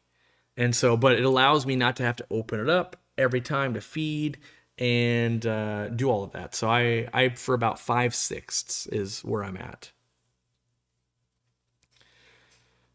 Let's see here. I don't hatch brine shrimp often, but when I do, no. But the big bag of Easy brine shrimp salt came in handy when I needed to make some brackish water for some local caught fish. Yeah, it also can help you when you bring in live bearers. So I do this a lot. Live bearers that come in, you don't always know, like, were these bred in Thailand? Were they bred in Sri Lanka? Were they bred locally? But especially at the store and stuff. So when they come in and they start just like, I'm not sure they're quite happy, I add some of that salt in because that makes it a little bit more brackish. And I'm adding small amounts, so it's not going to affect the plants. But you watch them like daily. Hey, they're looking pretty good. Like their fins aren't clamped. They like that. And so over time, what I'll do is I'll like keep adding when I do water changes, but I'll add less and less and less till I get to my like teaspoon per 20 gallons. And that helps them transition into my water. I actually saw it going on. Even though like there's one in here, there's one molly, that one molly down there, actually, you can't really see him right there. I get this sixth sense going where I'm like, that's not normal molly behavior. Like it's slightly not, something's off about that molly. So I add a little bit of salt and usually hey, it's perking up a little bit. Let's see here. I found a local guy at the Reptile Expo that has blue star endlers. I can't wait to get a tank set up. Or 4.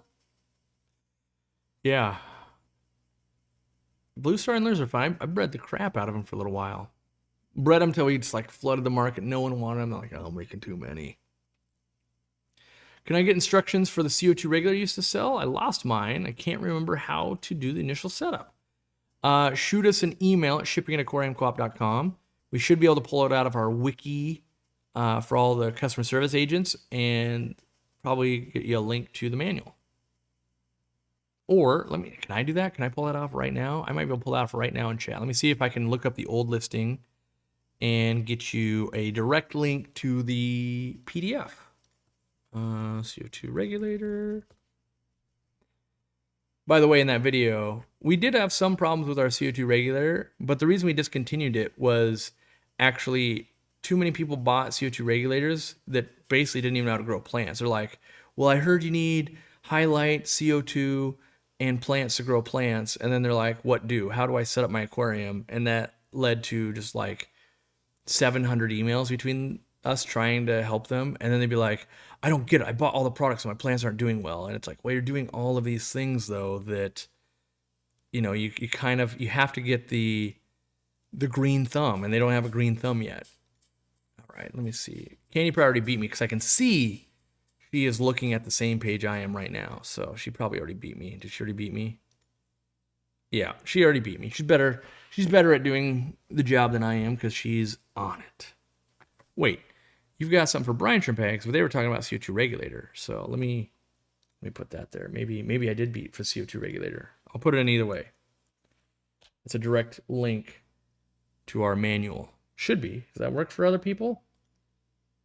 Let me try that in a private window. Does that work? Nope, that didn't work. Disregard mine. If you send customer service a thing, we'll get you the right PDF though. I can't do it from the back end, I guess. Now, do you put batteries in the battery pack, or is it all in one thing? This thing right here, all in one. Same with our air pump. They've got lithium batteries in them. They're already ready to rock and roll. They're all rechargeable. That's what's so nice. Like even our air pump, or not, of course our air pump. Even our feeder is rechargeable. I hadn't tried that yet. I wonder if we could. I'm getting down a rabbit hole. I start thinking about these things of like, could we make it so that in a pinch, if you had a fully charged, easy auto feeder, could we use that to power an air pump if you were out of power? And that gets into that rabbit hole problem where people on my team are like, this is a real corner case, buddy. Like, you really want to go through all of this to maybe see if we can pull that off? Like, returns real low on that one. But maybe we do someday. Do I feed my shrimp specialized shrimp food, or just shrimp? Wait, like the Shrimp King foods, or just let them eat regular fish food and everything else they chow on? So I basically feed my shrimp basic food. I like to get them some food with calcium in it. So like that's at least once or twice a week. And that might be Shrimpy Extreme. That might be the super secret squirrel product we're testing.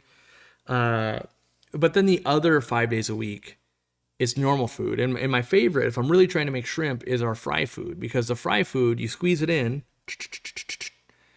and it goes on every surface in the aquarium. If you squeeze it hard enough, it'll go under the water, and it'll land on every plant, every rock, all the gravel. It'll spread out.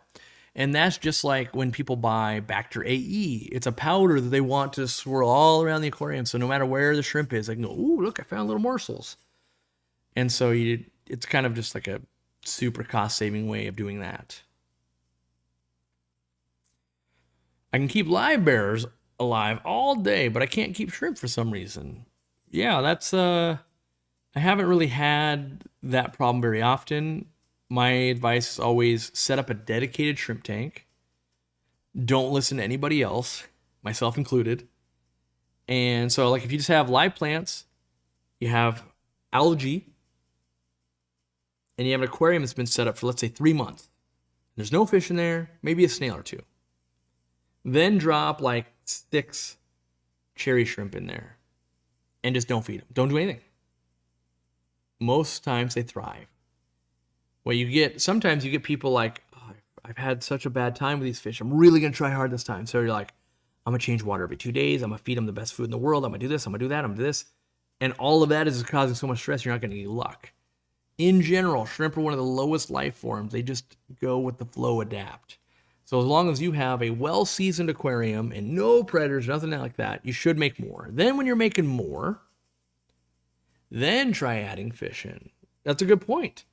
This person asks, are you trying neocardinia? So yeah, definitely try with cherry shrimp first, or a mono shrimp. They're real hardy too. But if you're trying crystal shrimp, they are a level harder just because they take certain water parameters. Same with Sulawesi shrimp. It was described just as Corey described it too.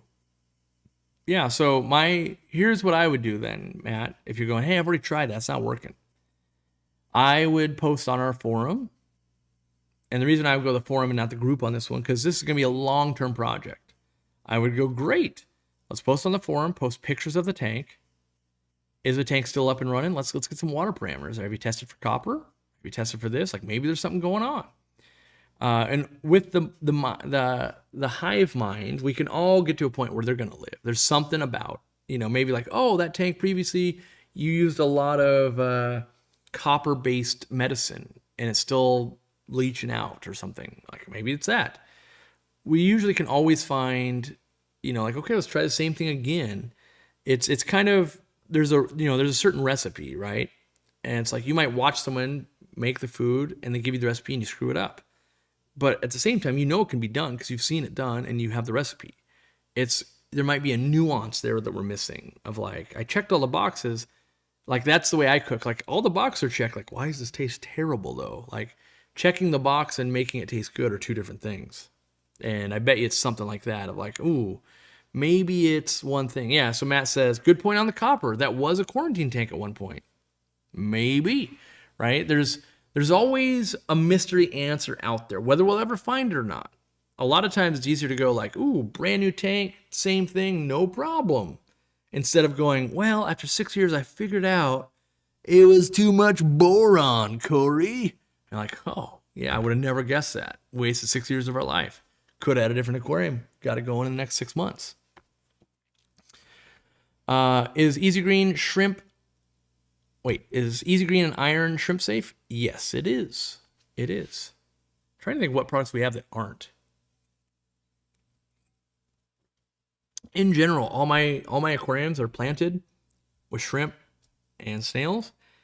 So everything kind of vicariously gets tested with that. In fact, most products I don't want to carry if they will, because we're selling all this stuff. It would be like having a website that sold lots of dog stuff.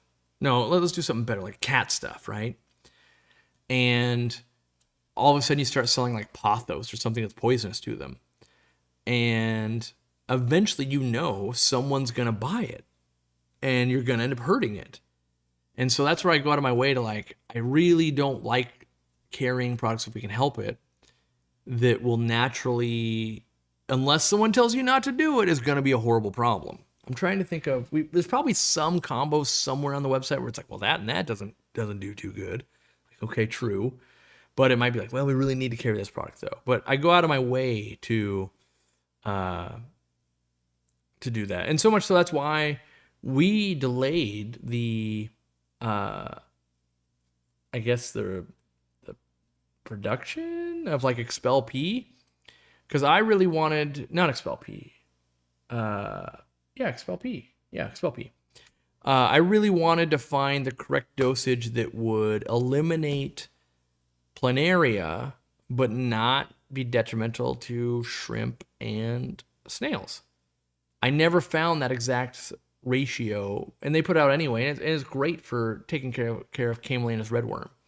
But I wanted to be able to do both, and I didn't want to be. I don't tell people like, yeah, it'll kill planaria. Like, yes, it will kill planaria at the right dosage. However, at a lot of those right dosages, it will also kill your snails and shrimp. And like, well, most times you want to kill planaria to not have them compete against the shrimp. So, yeah. When am I going to sell tanks online? Never.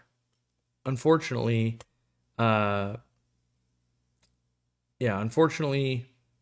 shipping probably will never change enough to make sense. We might ship them to stores someday, and you could buy one at a local store.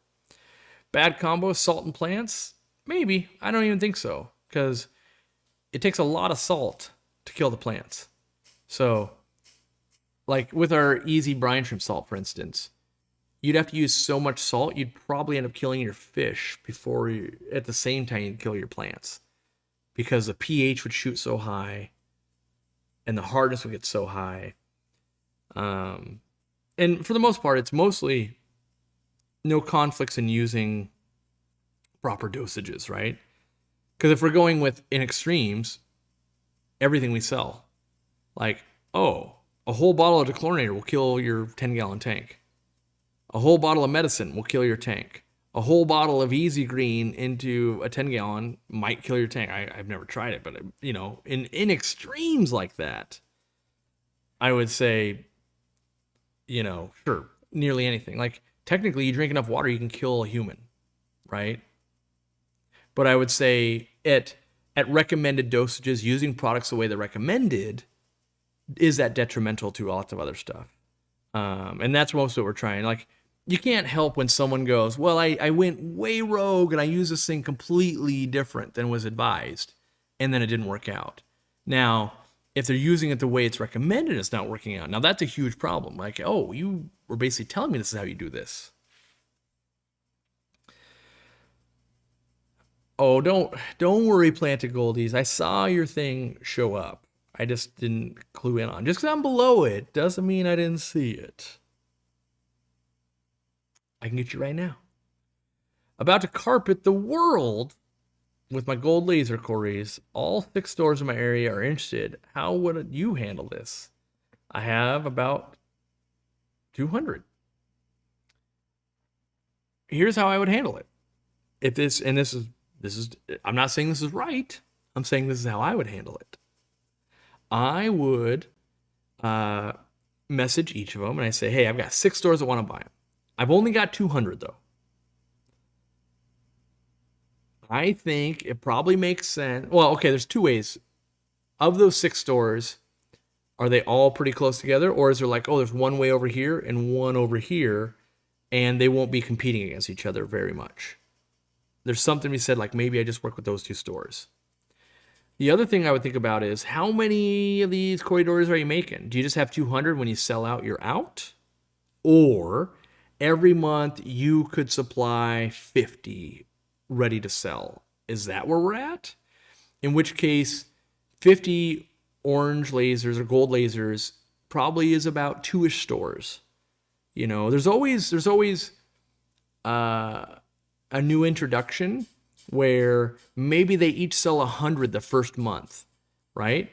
But of the customers they have next month, X amount already have some, right? And if they already have some, maybe they're only going to sell 75 that next month. And then the month after that, they're only going to sell 50. And then the month after that, they're only going to sell 35. And then the month after that, they're only going to sell 25. And the month after that, they're only going to sell 20. And then it's summer and they sell 15, 15, 15. Then it's September again, they sell 35. So depending on how many you think you're going to keep going is how many stores you should approach. Now, if they're all together and you go, I just got a bunch of stores all right around me. Maybe you email them and you go, hey, I've got 6 stores. You're one of them. They're interested in carrying my gold laser corridoras. I don't want you all to have to compete against each other, so I'm going to choose 2 of you. How many do you think you're good for each month? Are you willing to pay my prices in cash? And how many do you think you'll sell each month? I want to pick 2 stores. I don't want lots of competition. I want you guys to be able to sell them. I want to continue to breed them, and I want to keep supplying you with them. You're going to get a mix of answers. You might get 2 of them, like, fine, I don't even want them. I'm not going to compete. Then you'll get 2 others that maybe try to go, well, I could sell 10. And you might get someone like, I'll sell all of them. And you got to go, well, do you think they'll sell all of them? Or maybe you have one superstore and they could sell 200. I consider myself to be a little bit of a superstore. No way I can sell 200 a month reliably. So I would just go, who do you got the best vibes with those 2? Do you have anything else that you're selling and they're buying? Maybe, you know, makes sense. And, you know, foster it where maybe you pick these 2 and go, hey, I'm actually going to sell to 2 other stores, but you were my next choice. And if it doesn't work out, I would love to work with you still. I'm going to be breeding other stuff. I'll let you know when that kind of stuff is ready. And maybe I'm selling gold lasers over here and you're getting this. And so you're kind of, working with two stores, but you've got backup stores behind them ready to step in if they stop selling, or maybe the two stores you pick, they're killing them, right? Like no matter what you do, like they keep dying. Like, okay, I need to pivot, choose a different store. Let's see here. So yeah, she said, I assume it's she. I don't know if it's she planted goalies. I don't know if you're a boy, girl. Yeah. So they said they technically will be competing. So yeah, choosing one or I say two, because I don't think you can, unless 200 is going to last you like 6 months, then just choose one. You got time to restock and make more. But if you got a lot to unload monthly, got to find an outlet monthly. Let's see here. It's lunchtime. If I stream long enough, it just becomes dinner time. I have a rope fish. Any advice will be appreciated. His tank's over 55 gallons. Just feed him lots of meaty foods. Make sure they can't jump out. Enjoy them while you got them. I wish I had the opportunity to buy fish from you guys. I don't see it happening, though, so I'll likely never be in Washington. Still not sure why you guys won't mail fish. Well, it's a real easy answer for me, and that's because we can't do it all. Like, you could easily replace, I don't understand why you guys don't feed or sell fish with, I don't understand why you guys don't make dog products and cat products and food and this and that and that. It's like, well, you can only specialize in so many things. And I don't believe we have the team and the passion and the extra people to dedicate to shipping fish. You really want to be dialed in while you do that. And I don't think I'll be able to pull that off. My local fish store pays 1/4 price in credit and 1/5 in cash. Is that normal? It could be. I think a lot really depends on what is the fish. I was having this conversation yesterday, actually, and I'm going to be having a meeting with retail store manager, and we want to come up with a better plan. If it's a fish the store doesn't really want, 1/5 cash sounds amazing as the seller. If it's rummy nose tetras that they sell 500 of a month, and you're getting 1/5, doesn't sound as amazing, right? It also depends. So when you're looking at percentages, let's say the store can buy a rummy nose tetra for $1.50 wholesale. Let's say now that store could sell it at $2, but maybe they sell thousands of them a month. They could sell them at $3, just doubling their money, and they're selling 700 a month.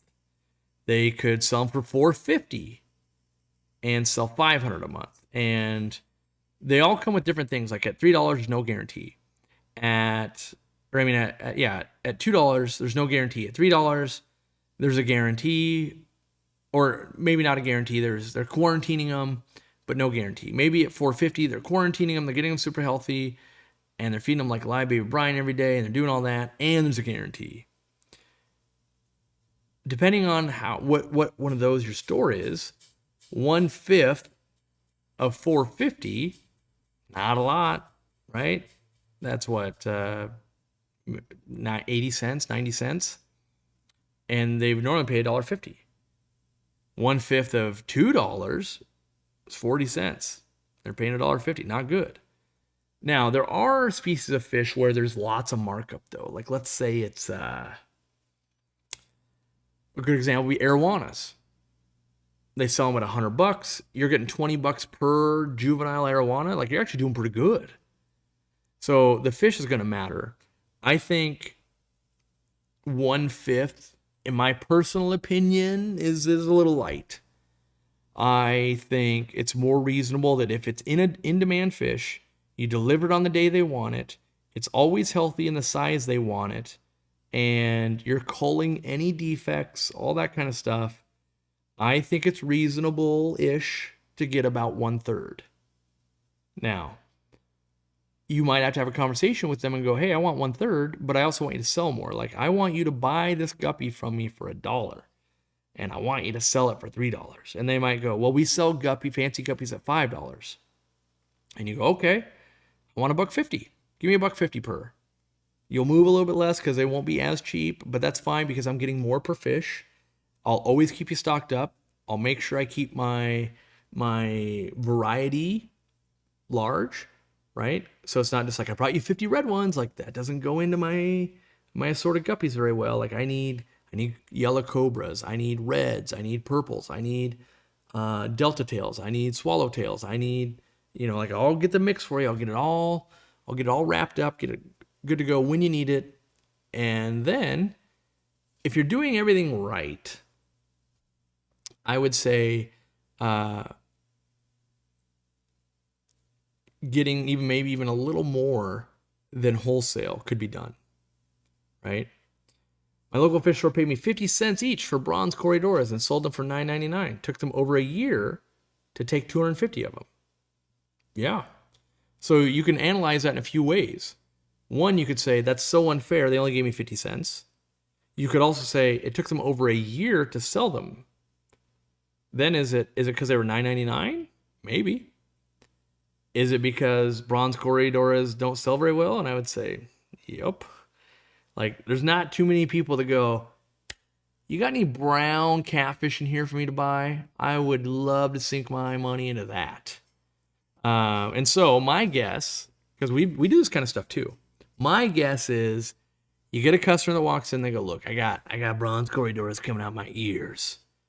I got hundreds of these things. What will you buy them for? And we're going, I got like 8 of them over there that don't sell already. I don't really want them. And you go, come on, I got to unload these somewhere.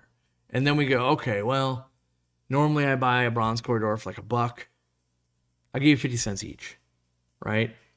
And then you go, great, I got hundreds. Like, whoa.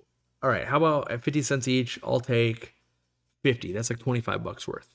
And now they got a bunch of them in a tank. Now, they should, $9.99 does seem like a lot for a bronze corridor. Let me see what we sell bronze corridors for. I could be throwing myself right under the bus.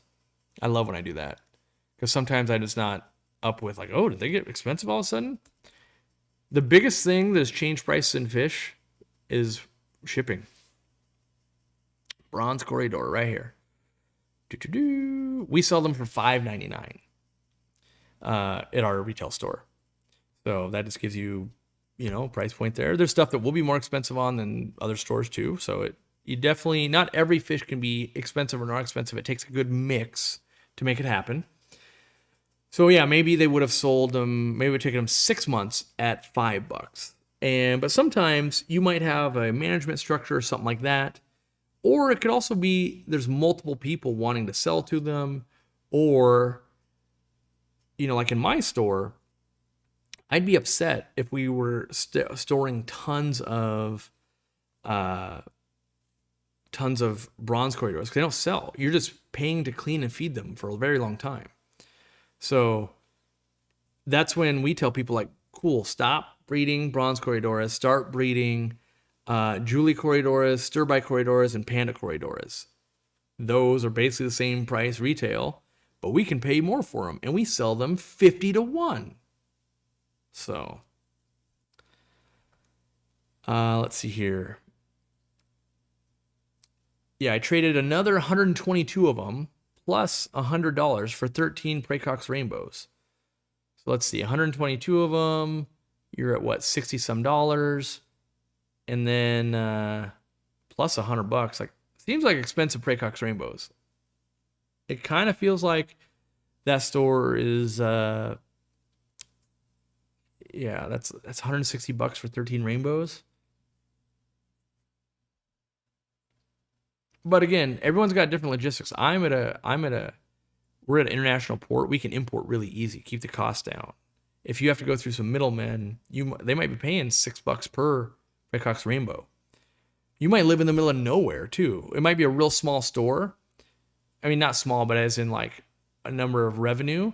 So for instance, I would pay more money for a store that was right down the road from me, because I have to drive 45 minutes to get to my store.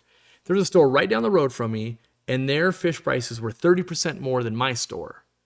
but they brought in different stuff, I'd pay that all day long because, like, ooh, I could shop both and you've got more variety and you're willing to, like, if there was a store that only carried live bearers, I would pay a lot more money just because they're really catering to what I like. Yeah, so there is some premium there, I think, if they're doing what you like.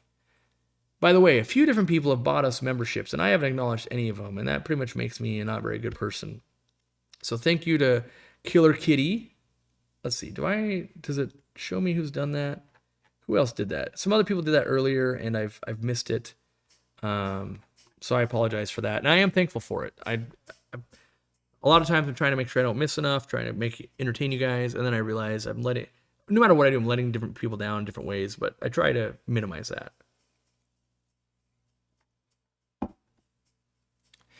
that. Someone said, where'd that go?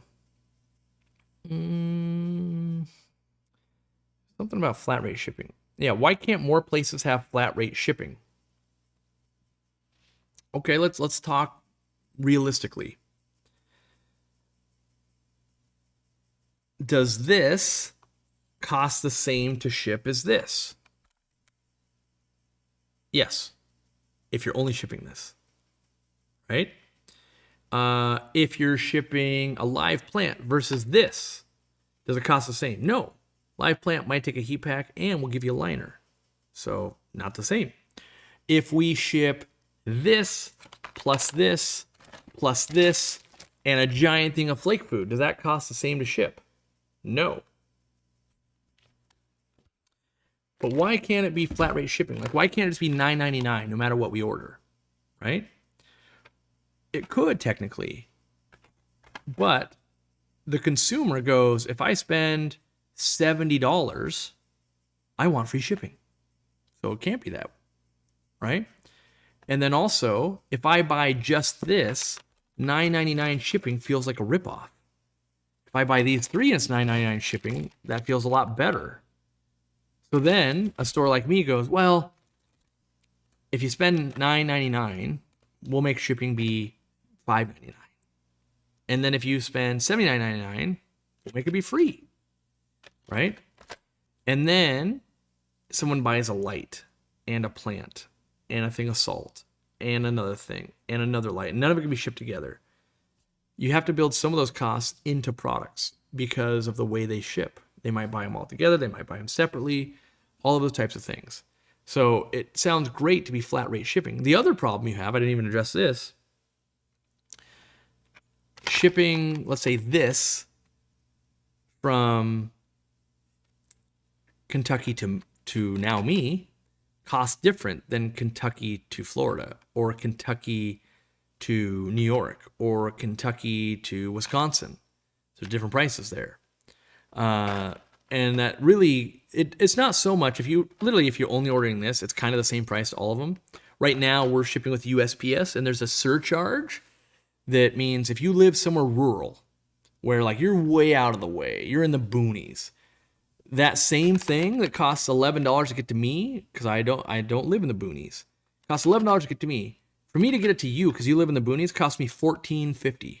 I have to pay an extra $3.50 to get it to you because you live in the boonies. Now, is that your fault? Not really. We already kind of do flat rate shipping. So, a sponge filter, we talked about that earlier. A sponge filter costs me $11 to ship. If you live in the boonies, it actually costs me $14.50. We really lose a lot of money. Candy's correct me. Yeah, we're shipping UPS, not USPS currently. We're in talks with both. But every shipper's got different pricing, different things. Like UPS, for instance, won't ship to P.O. boxes. That's a bummer. USPS will ship to P.O. boxes, but they're more expensive, right?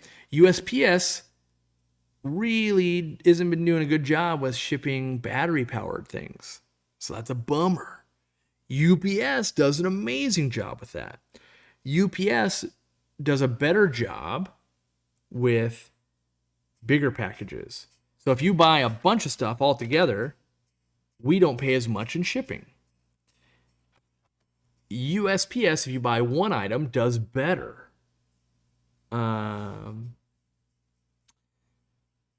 So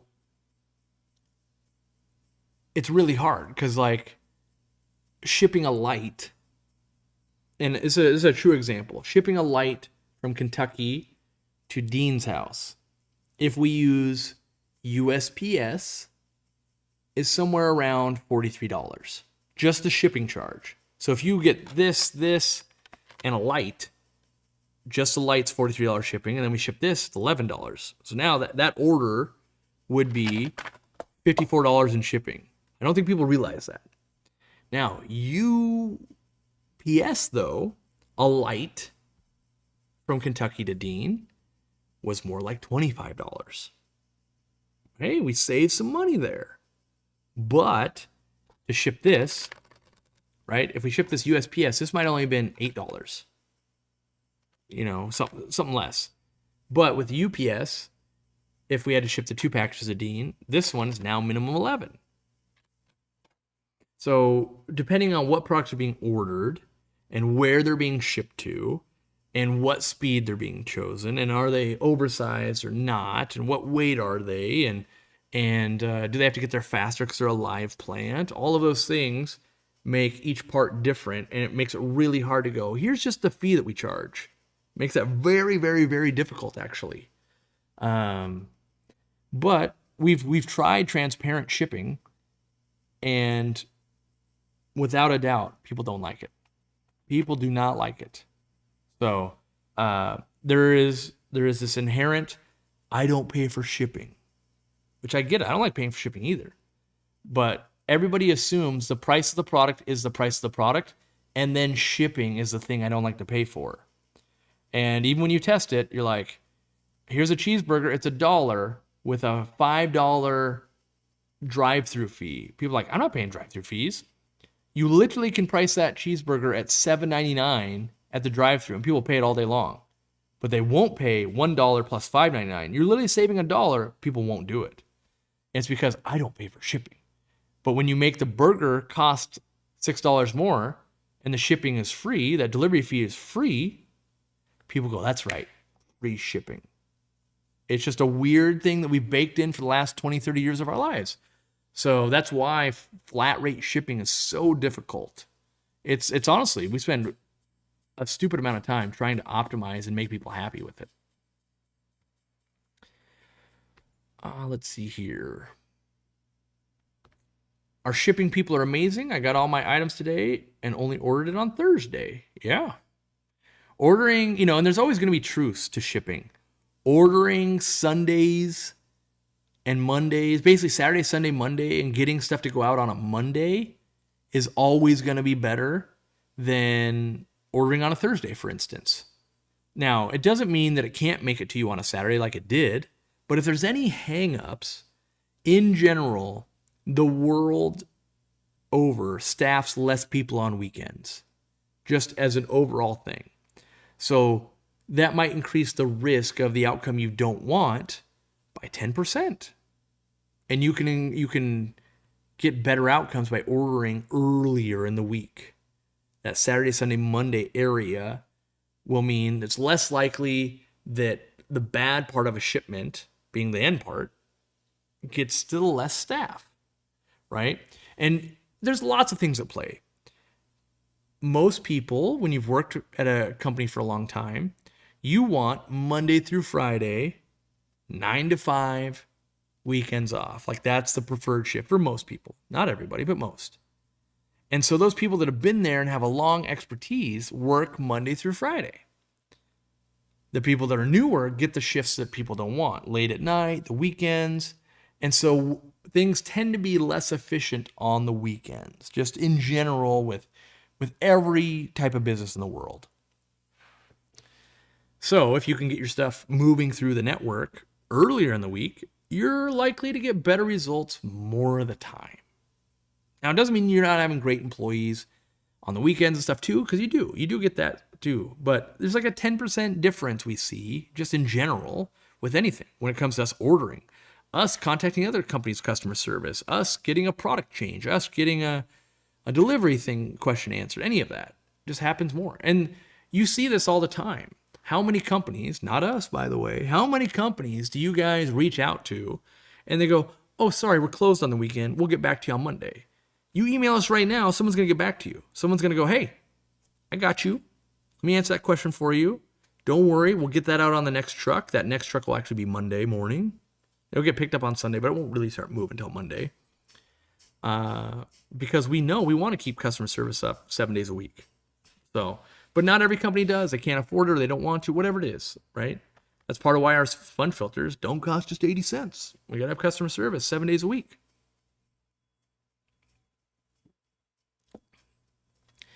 If I just need a thing or two that the co-op carries, I always wonder if you're actually losing money sending it to me. It depends on what you buy. Basically, let's do car lot math, as I call it in my company. Let's assume every business needs to at least double their money, right? That's just a basic principle thing. Some industries can run thinner, but if you have to double your money, if you buy this thing, if you're selling it for $30, chances are, let's just say it costs 15 between the product, the customer service, the fees, the credit card, all that kind of stuff, right? And so then you got the shipping. And you've heard me talk about shipping. The minimum we're paying for shipping is $11. If you're in the boonies, it's $14.50. So how can we do that loose math if you don't want to lose us money? Because we do stuff to lose money all the time. We just try to do more stuff that makes us money than loses money, right? So if you spend, like we know shipping's $11, and you go, well, if I spend $22, like they break even. So as long as you're kind of spending $25 or more with us, there's a good chance we make $1 or $2, which is great, by the way, because it might only take someone 5 minutes, one of our employees 5 minutes between picking, like, oh, I'm going to get them this and this and this, and it goes down the conveyor belt. We got to, we pay for the box. Okay, we put the box in, blah, blah, blah. We put the packing paper in, We put the extra sticker in for free, ding, with a thumbs up. Then we close it up, we put a label on it, and then we put it on a cart to go to UPS to get shipped out to you, right? In that process, if we make $1, great. Now we just need to do that tens of thousands of times. That's our goal. Now, there are some companies that are like, you only got to do it once if you make $10,000. We're on the go, hey, how about we ship 10,000 packages? And at the end, if we make $1 on each one, that's $10,000 in profit. That buys 2 molds for products, right? And then we launch another product. And now we sold 10,200 shipments. Boom. Now, obviously, you're going to go, what about you guys that are, buying $70 worth? Like, yeah, we make more than $1. I also forgot one thing. On the shipment that's only about $25, you're paying us $6 of the $11. So actually, the number is probably like, if you spend about $19-ish with us before shipping, for the shipping $5.99, we're probably making about $1. So, but every product's got different things. Like, you order salt from us, we don't make any money on salt. The shipping for salt, because it's so heavy and it has to ship alone, we're not really making money on that. But the hope is you buy salt, you buy a Zis brine shrimp hatcher, you buy some brine shrimp itself. Now we're making some money. So that's the end goal. Is not everything itself has to be 100% profitable. Like when we sell salt to a retail store and they sell it, we make a little bit of money. But when we sell it to you directly, we don't really make money. Especially if you go, well, I bought salt and a live plant and it's during the winter. It's like, no. If you had just bought the plant, that would have been better. But, we want you to have the salt. We want your fish to be healthier. We want you to use brine shrimp eggs. We want you to do these things. So, and not every product has to be make us a boatload of money. Doesn't have to be that way. Some can make us more money, some can make us less. And overall, if you're getting good use out of all the stuff, that's what we want. We want happy customers. That's the most we want. Let's see. I just put in 2 large air stones and only half is bubbling. You might not have enough air. So depending on, like I said, a big air disc. Also, sometimes if you put an air stone fresh into water, it's not like fully soaked yet. And so the next day it might be fully like letting air out. So back pressure could be a thing, how much air you've got, that kind of stuff. By the way, don't forget, if you're a member, and a lot of people got free memberships today, you just got to sync up your account, you save 5%. So that's always a good one too. Your membership is free if you spend $100 with us a month, which not many people do. Some people do, but yeah, saving that 5%. There's other benefits too. Like I really think honestly, I do believe I would pay some other company $5 a month just to get one dedicated fish expert every month. I would do it. To me, it's like signing up for Amazonas or something like that. It's like, yeah, I get information, I trade $5, worth it. But then if I also get the perk of a few extra videos and I get, like a discount, and you get the member coins and the Yeti thing and all that, it's kind of just, I don't know. It's a long-term thing for $5 a month.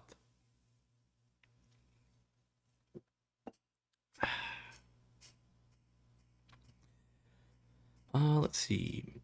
Do we still package food in-house? I remember an old warehouse video where you showed the machine we use. We do. We're trying to get away from it. Not like we're trying to get away from it. We do still package it. We still have the machine. So right now, the way it works, the food that we get, we buy from another company. They buy it from, I'm pretty sure, China. So it goes China to another state to Kentucky.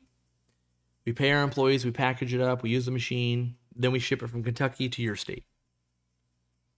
We're hoping to, at some point in the future. Well, there's another step in there too, actually. The squeezy bottle from another state to Kentucky, combine those parts, and ship it out. Our hope, get the food in China, have the bottles also made in China. Almost all the bottles, squeezy bottles, come from China anyway. Get those combined. We want to have the bottles printed with all this stuff, so we don't have to put a label on it. We also have a label thing. We have to put a label on each one. So then, all of a sudden, if we do all of the the work, or not all of it, but a big portion of that, assembling all the parts basically to get the product you want to buy done in China, and that container goes straight to Kentucky, in theory, we'll be able to lower the price for you. You might be like, hey, it's only $9.99 instead of $10.99. Hey, we saved some because we didn't have all the extra shippings to make the product. And so, obviously, quality can't go down. We've been testing some. It's been in the work for like a year, which it takes a long time to test stuff and all that. But we hope to, at some point, cut out some of the middlemen, save some price for everybody. Makes sense. It's just cutting. It's better for the environment. We save money. You save money. It's win-win-win-win when we can cut out the middle people. Because some of the products that we have to do, it's like we send them an email. They send the email to the company. They get the product. They slap more money on it for shipping and send it to us. If we just go straight, it's just a better thing for us and you. Not the other third-party company, obviously, but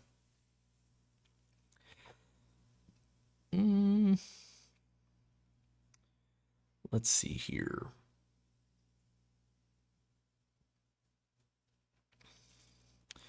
I've got question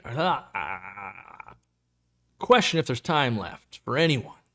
I need to adjust the duckweed amount down in my aquarium, but there's rocket killifish. How do I get duckweed out without hurting the babies and the eggs? I don't know that you can avoid the eggs, but the babies, I think you can do that. Get yourself either a cat litter scoop or a comb, and you kind of come in, you go under the stuff, lift it up, and you should be able to lift just the duckweed. And then kind of what I would do if it was me, I'd have a specimen container with maybe it's half full of water, and I'd kind of like tap it, let the duckweed fall off the comb, make sure there's no fish that I missed, even though I shouldn't, in there. And if they're in water, that's fine. And I would just keep scooping it out that way. And over time, you'll either Yeah. Let's see. Yeah, you love the clicking sound. It's driving me nuts. It's not driving me nuts. It's just I prefer not to have that ticking sound if I could. Did your yellow platies from Dan's Fish drop babies yet? Mine haven't, and I've had them quite some time. Now starting to think they're sterile. Let me look. I've got babies of the orange yellow ones.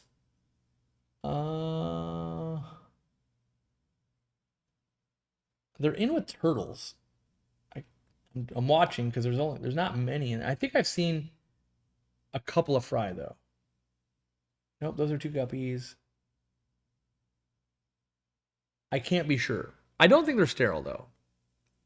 What my experience with live bears, rarely have I ever seen ones that are sterile, but I've seen some adults be ravenous and they're really good at eating their babies, like really good at it. And so when I thought I've had sterile parents or whatever, you take a pregnant female and you put it in like a container where the babies can fall through and the adult can't get through it. And all of a sudden, I get fry. And that's how I know. I'm like, wow, you guys are really good at eating your babies, because I have not been getting babies in a long time. So yeah, but it could be, could be something's wrong with them, but I don't know. I feel like that's another one of those things, like, we need to put a reason on why it's not working. It must be this. And in my experience working with fish for a long time, I'm not sure that I've ever met a live bear group that has actually been sterile. I've definitely worked with some platies and swordtails that are the best hunters and eat all their fry. Like, I don't know if you guys have experienced this, but I definitely have, where you have a group of swordtails, like a trio, and you're like, oh yeah, in 6 months I made 3 babies. And then you get serious about it. You take the female and you move her into a thing like that, and you're like, wow, each batch is 300 babies. That proves to you how much predation's going on, which it doesn't seem like, because they don't seem like they are big hunters and mean and all that, but they're just good at going, snack, snack. Let's see here.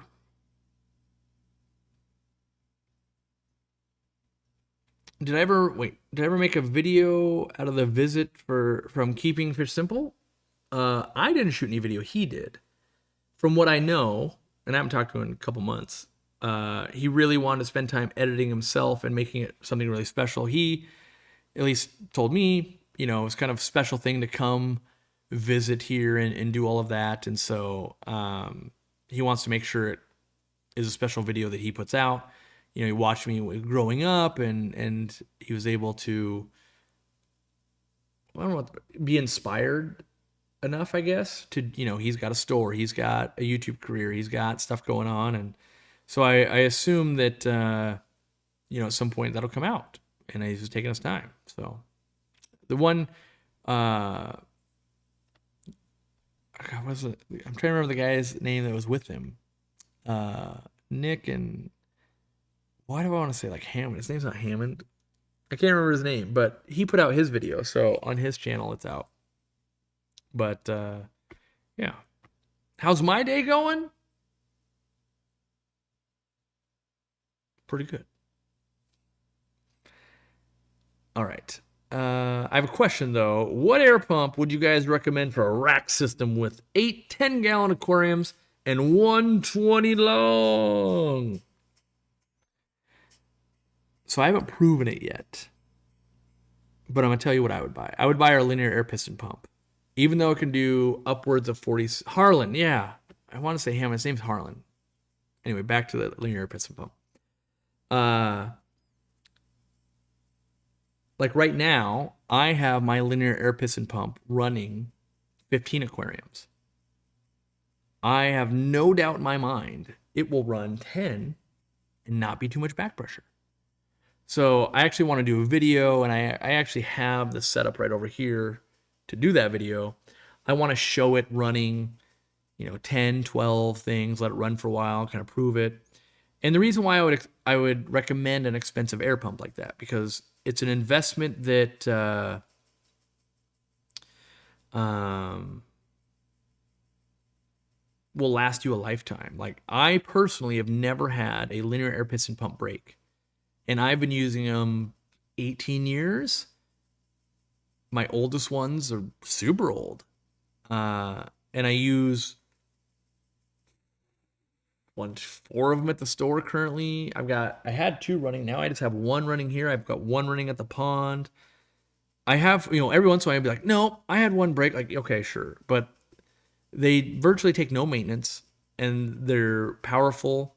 They pump deep into tanks very well. They make sure you have like unlimited air, not unlimited, but a lot of air pressure. And I feel like now with the easy flows, you can really take advantage of that. So there's a difference between like 10 easy flow sponges, 10 normal sponges, 10 Zis air stones, 10 big air stones. They all allow different amounts of air and different amounts of back pressure. I feel like with the easy flow, you can really crank that thing and get a lot of air going through it if you want to, like a power head. And so I think now it's more safe for me to recommend, like, yeah, even with like 8 to 10 tanks. And what I know, well, I shouldn't say I know for sure. I'm almost positive that if you have at least 1 airline that goes out with no air stone and is wide open, and maybe it terminates, like, here I've got my flannel. You have the airline just go into the flannel and it's silent, you can't hear it, but you let the air flow. As long as you have, I don't know, at least 4 or 5 other ones going, it can just put a lot of air out of that one if it's making too much pressure. And I've seen everybody do it, and the problem is whenever you test any product where you're like, that thing's gonna last 20 years. Like, has it been under that stress for 20 years or has it not? Like, no one goes, I'm gonna run a 20-year test. 20 years from today, I'll let you know. Instead, you just use it. You're like, well, I'm gonna use it. I'm gonna run this many tanks. I'm gonna do this. I'm gonna do that. I've never had a problem. Yeah, I mean, they're so reliable that if there was a problem, Dean has his where like 15 aquariums have to move and you have to remove a wall to get to it. It's behind a wall. The last time we had to do it, his water heater broke. So I would say air pumps, they're more reliable than water heaters, and typically you can go at least 10 years with a water heater. So yes, do water heaters break down? Yes, they last a long time though. And so linear air piston pumps like that, like I've yet to ever have one of mine break down. They last an incredible long time. And for me personally, if I can invest $250 and have a very, very long lasting air pump, that seems worth it to me. Now, there's still reasons to use smaller air pumps and other stuff too, and I do that even in here. But to have the backbone of a rack like that, now, you definitely don't want to let them just rattle. You don't want to set them on the top of the metal. It's like that's not good. You want to try to quiet them down, try to keep them, they're not super loud, but like the linear air piston pump is louder than one of our small pumps. It also puts out 25x the air, right? And so is it louder than 25 pumps? No. But you still want to, like, all right, put it on an isolation mat if you can.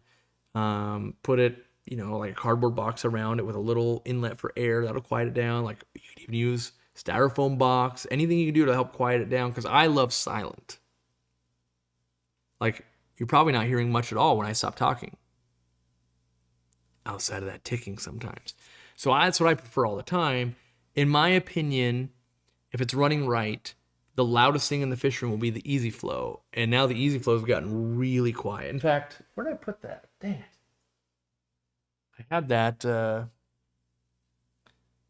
I think it's over there. Let me see if I can find it. I'll be right back.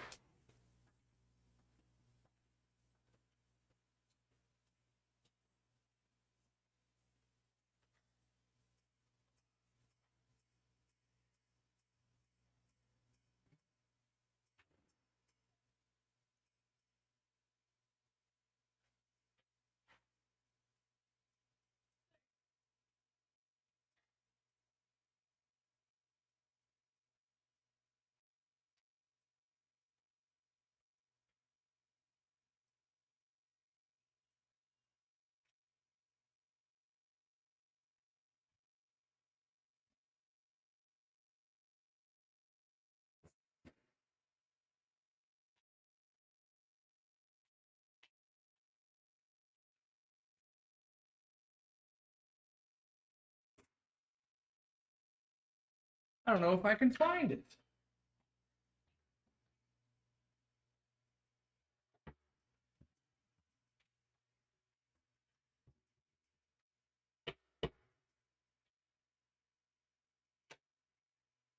Well, I'll find it for the next one. I had that digital dB meter. And when you test it in here, on average, with our normal air pump, it's about 42, and that is the loudness of a quiet library. So it sits at like 39, which is even more quiet in here normally. So yeah, that's dang it, I want to show that off because I want to get it mounted somewhere where you can, because you can see like I'm talking a normal level, and you're gonna be like, wow, that says it's like 70 up there. And you're like, yeah, but if I stop talking, like, oh, this air pump is that quiet? Yes, it's that quiet.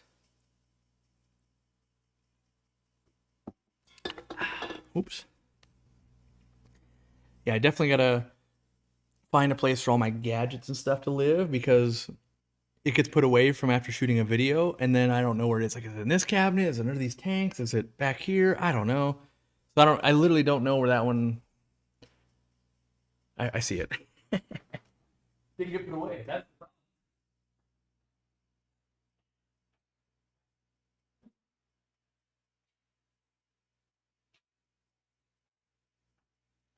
found it. See? Just didn't get put away from the last time I used it. So normally I've got this little dB meter. You can hear the ticking from this stupid thing. But then I bought this bad boy, which I love this thing. Let me get plugged in. Oh wait. No, that's type C.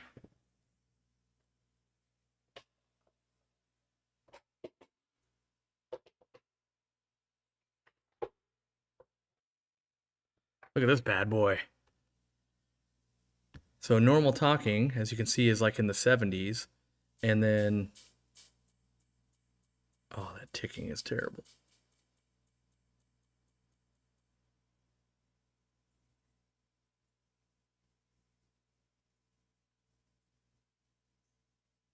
It's actually a little bit louder than I normally run it. But if I run this air pump,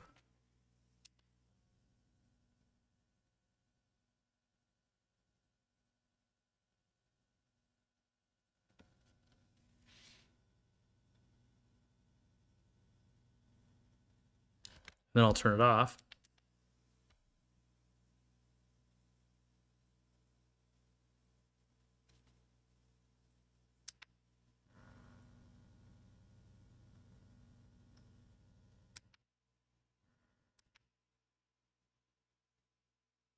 Yeah, I don't understand when people are like, it's like a chainsaw's going off with that air pump you guys sell. I'm like, I don't know. I got gadgets all over the place testing, and I run this room wicked quiet, and you know, you can't even hear it. It's actually something makes it.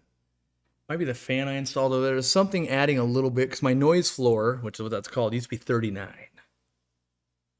So yeah, so I kind of want to mount this up on the wall somewhere, but I'm afraid that it'll drive people nuts. Like, one, there's reflections everywhere. That kind of sucks. But if that was way off in a corner, like way back there, is that just going to be like, why is that number always changing? Corey's getting animated. He's yelling at people. What are we going to do? And then Corey's whispering. What is he going to do? Obviously, it matters how close you are. If you're really close to it, it could be real loud. Where's the little, yeah, right down here? Oh gosh, he's real angry right now. All right, that's just another cord for my Roomba to eat. Should I have sponge filters on the wall? I'm gonna. When I stop, I gotta move the artwork. Someone had asked earlier if that was new artwork. It's been there for years. But I'm gonna move it a bit, and okay, this is even distracting me. That's how I know it'll distract you. This is distracting me. We move the artwork a little bit, get the vines spread out a little more. We're gonna remove that air line and that drain line right there. I've got work to do for sure, but I thought, why not live stream and play around anyway? We should start naming products and see if Candy can keep up with the links. Ooh. If you're, she probably could. If you've got the, if we got the back end up, it's just you got to type it out, boom, grab it. It's not so bad. It can be done. Shrimp Sanctuary says, yes, I agree that the Easy Flow will be the starting point of revolutionize the uplift, even though the Hammond Matten filters have been there a long time, but I think they'll be standard in the future. I think so. I mean, it does add a long doohickey that not everybody likes. Like, hey, that's bigger. But I think people will enjoy the flow. I think. I mean, for me, maximizing flow, minimizing air or power required is a good thing. It's just making things more efficient. And as power gets more expensive, as other things happen, that's you know, that's a good thing worldwide, especially. Like, makes sense to me. Let's see here.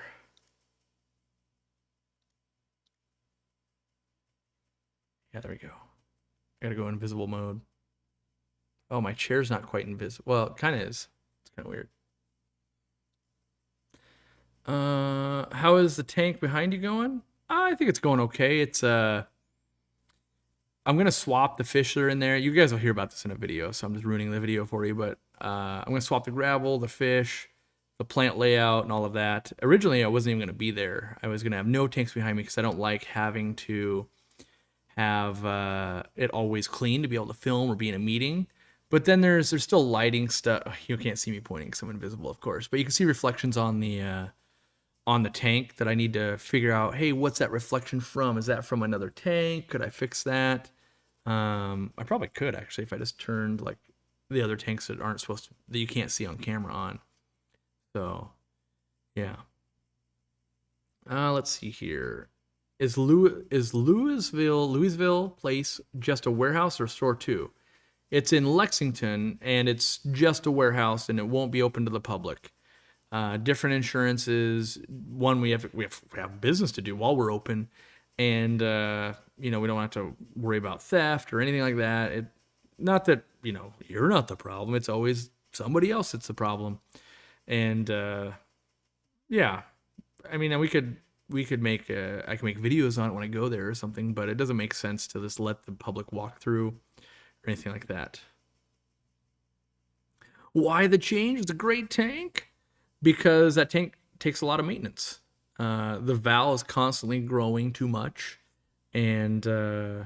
Are the Cyprichromas being sold off? No, the one, well, you guys haven't seen this video, but there's the one big one in there needs to go to Zenzo to go with the rest of them that he has at his house now. And then I've got a different batch of Cyprichromas in there, and they're going to live in a different tank. So I still...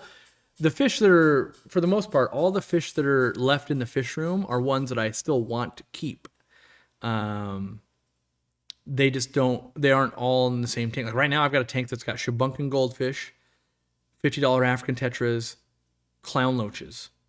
Not a mix that is going to live together long term. But while I'm moving tanks, like actually this tank, spoiler alert, it's going to become clown loaches, $50 tetras, ellipsifer eel. Okay, I got to get rid of this thing. I'm just ruining it, or I'm just like not utilizing. Like I was counting them off, like you could see my fingers, and you can't because they're invisible. So yeah, that is going to be clown loaches, ellipsifer eel, which I think it'll be really cool when the ellipsifer eel is like, oh look, he's doing something, and the tetras kind of going back and forth, and I want to get some Congo tetras for there also. Yeah, 65-gallon cube with only 10 pea puffers. I've never been happier.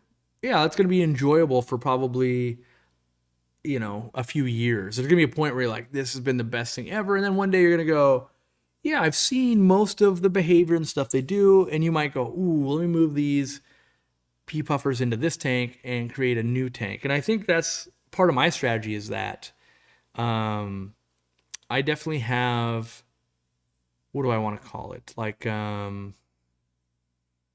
ebbs and flows of the hobby. Like the 800-gallon be a good example.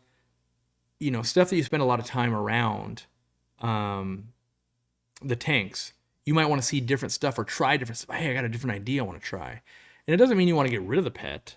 it just might mean, ooh, what if this moved here, this moved here? And some of that is fun, the planning. Like, ooh, yeah, that goes there, that goes there. What about that fish with that plant? How will that look and how will they, how will they interact? So, let's see. I have a fish question. My betta has a white fungi lump on the end of his tail fin. He has trouble swimming and he is apathetic and most his color, maybe lost his color.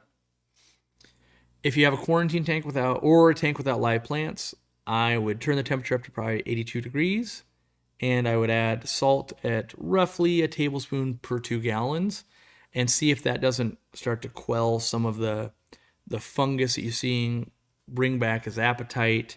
I would buy fresh food. A lot of times people don't do that. They just go, it was going great. Now it's not going great. And especially with bettas, they buy like a pack of food, which is a super glue, not food.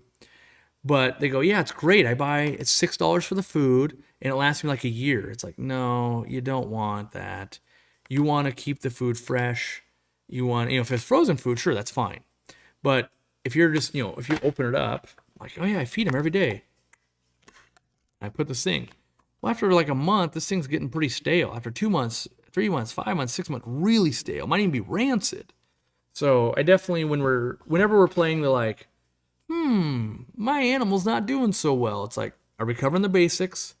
Let's get some new food. Let's make sure it didn't get too stale or didn't get wet or was a bad batch. Or, if my dog's all of a sudden like, oh, they're having diarrhea. Like, oh, did we get a new bag of food? Or, because we offer them crunchy food. We also give them wet food, and Katie will add food she prepares in with it and stuff. Like maybe we've got some leftover Costco chicken, like get some more off the bone added in or whatever. And so like, okay, do we change anything? No. Like, well, let's freshen up the food just to make sure. Because a lot of times for me, when you got something going wrong, $6 in food is a very small price to pay.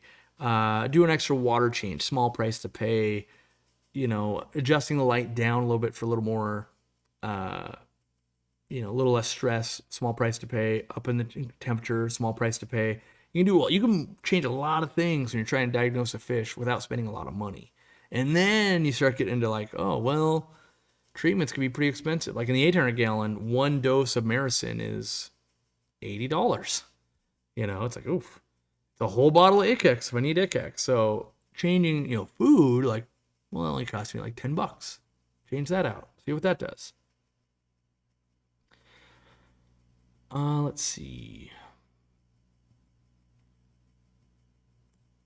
Do I know that it's only showing my eyes and mouth? It should be done now. It should be back to normal, correct? I think it's back to normal. It's on both of my screens, looks normal, so it should be normal. When it was doing it, yes, intentional. I get tired of guppies just because I have to rehome so many babies. Yeah. It's funny. It's like a lot of things in life. Oh, I'm so tired of doing this. And then stop doing it for like 2 years and you're like, oh, I really miss that.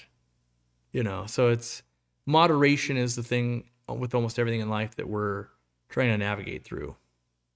And I think the most applicable analogy I find for people is take your favorite food, eat it for a week straight, every dinner. And then week 2, you're like, I'll eat it. After 2 weeks of eating your favorite food for 2 weeks, you're like, I don't want that anymore. But if you don't have your favorite food for like 6 months, you're like, ooh, that sounds really good.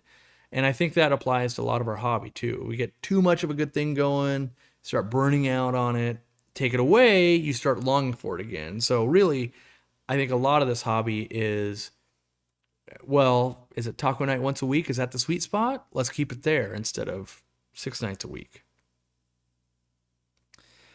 Yeah, I'm as normal as I get. That's true. I had to go out and go back to get them clear again. So what happens over time, you guys might not know this. If you have any lag in your internet connection or anything, it will buffer and you'll fall behind. There's a button, like usually you can click live and that'll catch you back up. I saw on some other live streams, someone said, I watch live streams in like 1.1 or 1.2 speed, so that if they ever lag, they catch back up. That probably makes me sound like a chipmunk or something, like that speeds the voice up. But I was like, oh, I don't really have that problem, but that's a clever solution to that problem if anyone's having it. So,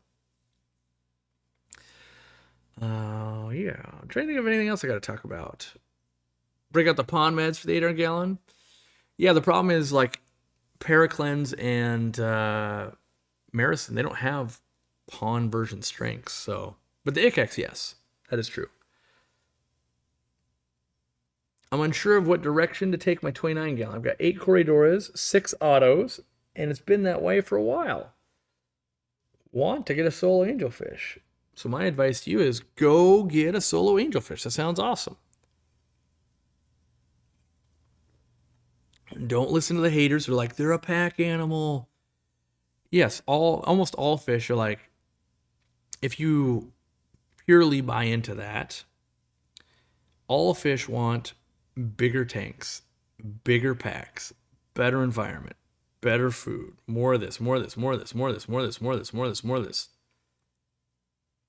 At some point, we have to go, okay, but I'm going to provide this. Do I think they will live and will I enjoy them? And so if you said, I have a 29 gallon aquarium and I'm going to spoil the crap out of an angelfish, I would say, that sounds great. You'll be doing probably just fine. And would it be better if it was in a 290,000 gallon aquarium? Yeah, sure. Would it be better if you had a trained staff of 700 veterinarians taking care of it? Yes. Would it be better if you bought a private island and dug it a 4 billion gallon pond? Yeah, sure. Right? But then there's the other side of that of like, well, that angel could live in a 10 gallon tank and die tomorrow because the person doesn't know how to keep a fish. Right? There's the whole range. And so for me personally, when anyone says, Corey, do you think it's okay if I do something that sounds fairly reasonable? My answer is always going to be like, that sounds reasonable. Yes. Give that a try. Who am I to be judge and jury on, is it 29? Is it 42 gallons? Is it 80 gallons? Is it 1 fish, 3 fish, 5 fish, 6 fish? You know, I don't think I really, because if I'm being judgy, which I don't want to judge you, so I apologize, Cameron. 6 auto sinkless is a far bigger problem in 29 gallons of water than 1 angelfish would ever be. But it's, you know, you might have the world's best algae farm going on that tank, and the autos are super happy. We don't know. We'll never know. Doesn't matter. If you're enjoying it and your fish are thriving, good on you. If you're enjoying it and your fish aren't thriving, that happens too. Are you trying to make it better? Are you trying to learn? Then good on you. Because there's probably 20% of the fish we ever sell to people, all our hard work and trying to get them the proper care, get them the proper tank size, get them the proper parents. And there's 20% of the people that's like, they're just a fish. I'm fine. They die, buy another one. Fine. And you can refuse to sell to them and they just go to the next pet store down the road and they do the same thing. I would much rather, given a choice, buy that fish from me, kill that fish from me, because you'll still get advice from our staff every time on have a better chance to not kill it. People that don't care about a life of an animal, they don't start caring because you told them they should. They just go buy it from somebody else. So when they do have a problem, at least they come back to us and go, okay, this person does this and this and this. What's the best way we could help them? And we try that. Just a quick note, thanks for the video on the subject of downsizing too many tanks. Yeah, I'm hoping I will enjoy it even more. That's what I'm hoping. I already am. I'm digging this. I bought a new fish hat. I'm doing more things. I can't wait. Spoiler alert, I'm moving the 800 gallon aquarium. So. Why can't I play members' videos in the background? For some reason, that is a YouTube bug that's been here for like 5 years, been reported 1 billion times to them by us. And I think it's a feature they don't think is worth the development. When they ask me, what do members want? I still tell them every time. In their minds, well, members are so active, they don't want to put stuff in the background. That's your chance to engage with them. They don't understand that we have 2-hour lectures by professionals that you might want in the background while you're doing something like, they don't design YouTube because, well, your hands are in water, so you're not watching the screen. That they care about gamers. Like, well, they're playing the game, everyone's watching it live. Well, we're not. Well, we are kind of gamers around here, but we're not playing games live. You don't have to watch. You can listen.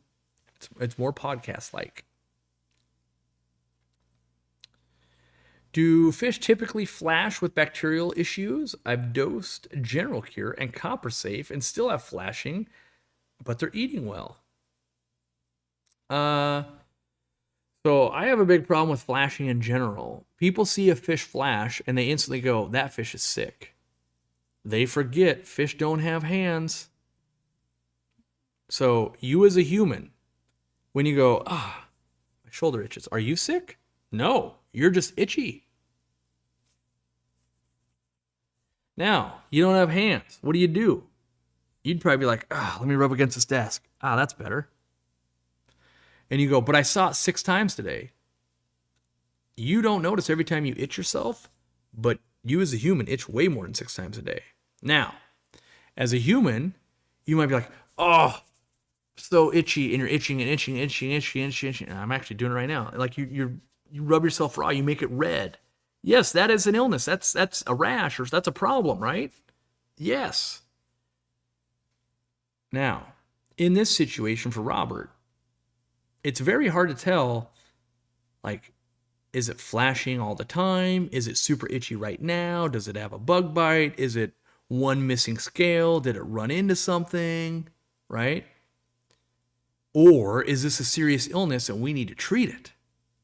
And the fear we're led with, well, if we treat it, then we know it doesn't have it. But the original question is, do they typically flash with a bacterial issue? Sometimes, yeah. If I have a cut on my hand, do I sometimes scratch it because it's itchy? Yeah, sometimes. But I wouldn't take it as a sign of like, I saw my fish flash, therefore I'm convinced they must be sick. I think you're better off going, okay, let's start with, I'm seeing my fish flash, and I think it might be more than what might be normal. Then I would go, well, the first thing I would look at is water parameters, and people skip over that. One of the most things that will irritate your skin, a sunburn or something on it. A lot of times you'll see fish flashing because the pH is dropping, and now their skin's starting to feel like it's burning. You start getting pHs below 7, that starts happening. So that's why I always tell people I want my fish at 7.2 or higher if I can help it. And so you might be putting all these meds in and doing all these things, but if it's a pH problem, that's actually the problem, not the other thing. It could also be we're super worried. When we spend a lot of money on fish and we've been searching for them, we finally get them. We're super worried that they're going to get sick and die. And sometimes we over-medicate them, we kill them. So in this instance, a few flashes a day, probably not bring out the medicine cabinet. Maybe look at the water a little bit. Maybe let them settle in. Maybe watch them over the course of months. Maybe they got some damage from a net when you bought them, or in shipping, or they ran into a piece of decor, or they got wedged in between 2 rocks because they're being just a noodle, and they're going to be okay. Now, if you're seeing lots of breakouts and lots of problems, and they're just nonstop flash, flash, flash, and all your fish are flash, flash, flash 50 times an hour, well, that doesn't look normal. So I would say that, The stream started looping at 1.1x. Experiment over. Well, that doesn't sound like a good answer to that problem at all. Let's see. I think rubbing on live plants helps fish now that I think rubbing on live plants helps fish now that I'm keeping tanks with live plants. Well, the other thing is too, like your rice fish might look like they're flashing. They're trying to deposit eggs onto plant leaves. Kind of same thing. Rainbows could be doing the same thing. So, depends on your experience with that level fish or that fish, but it could be a normal behavior too, as well, I suppose.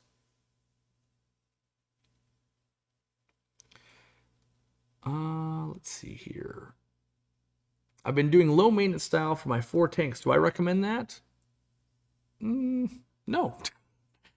I don't recommend it because that's not what I enjoy. I definitely am in the camp of, here's the problem I have with low maintenance setups.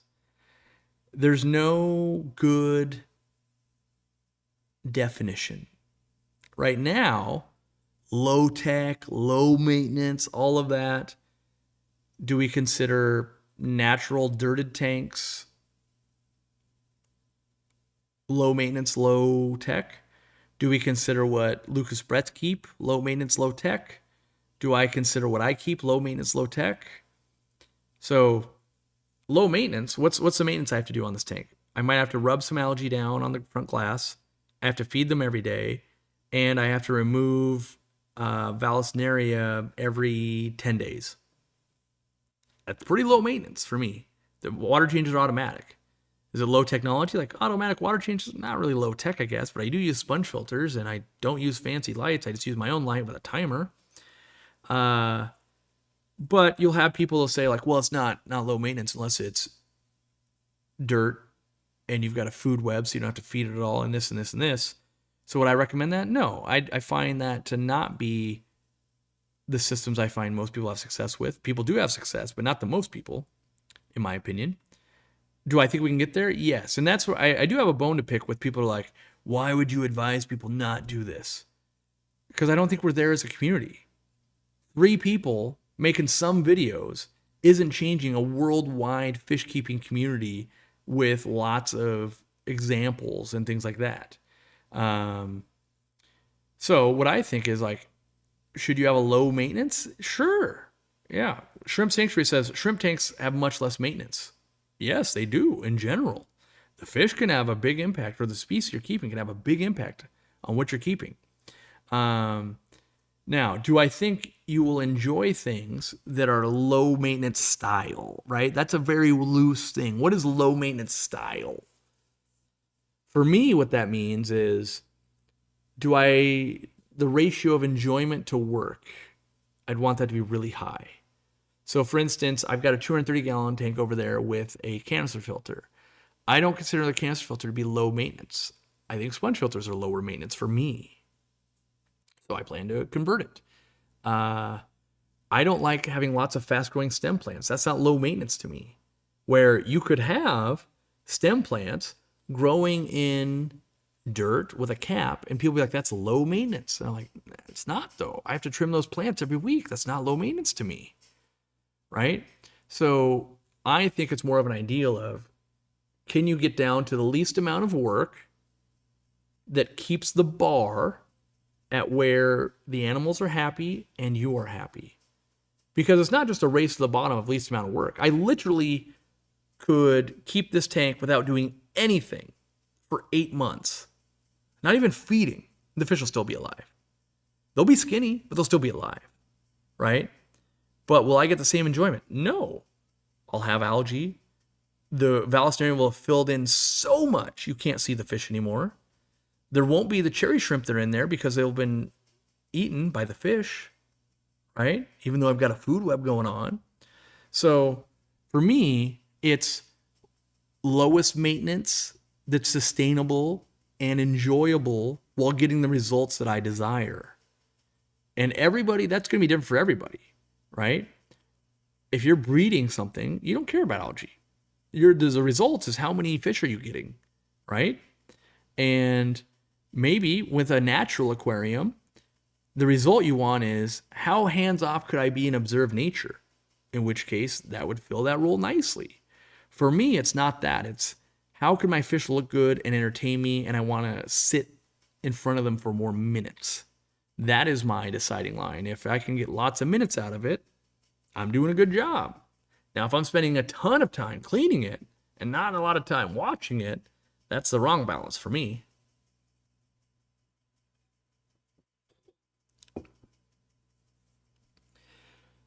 I'd never heard of the term flashing before. I couldn't help but think of my male guppies doing their sexy dance in front of the girls.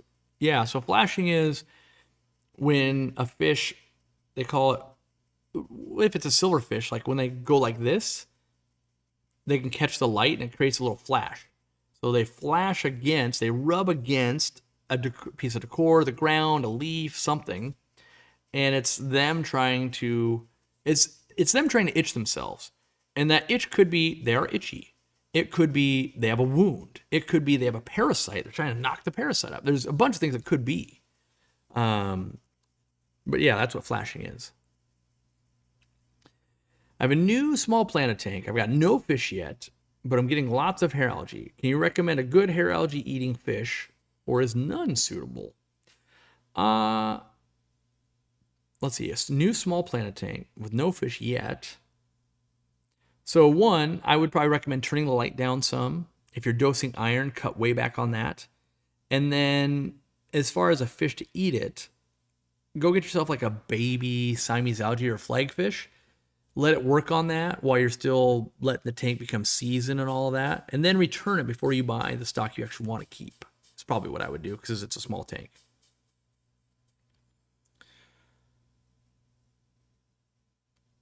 Where'd that comment go?